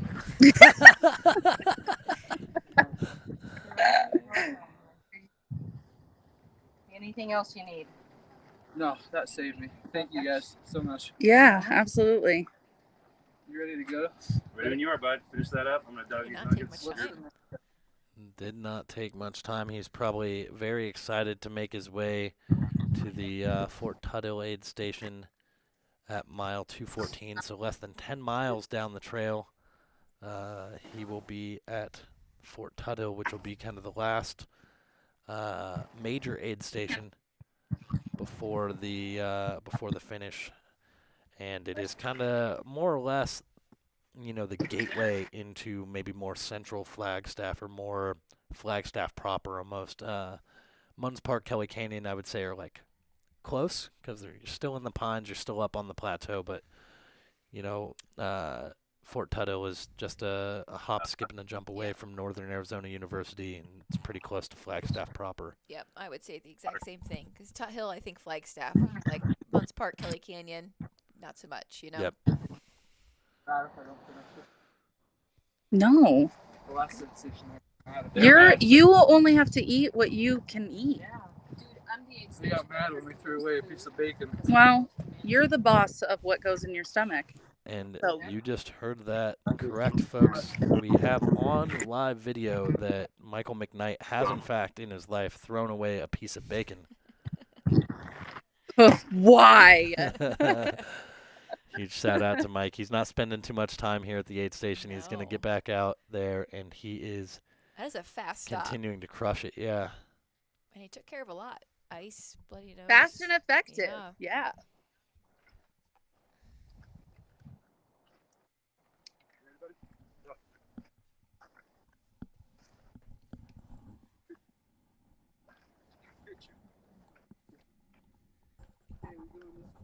Nope. Yep.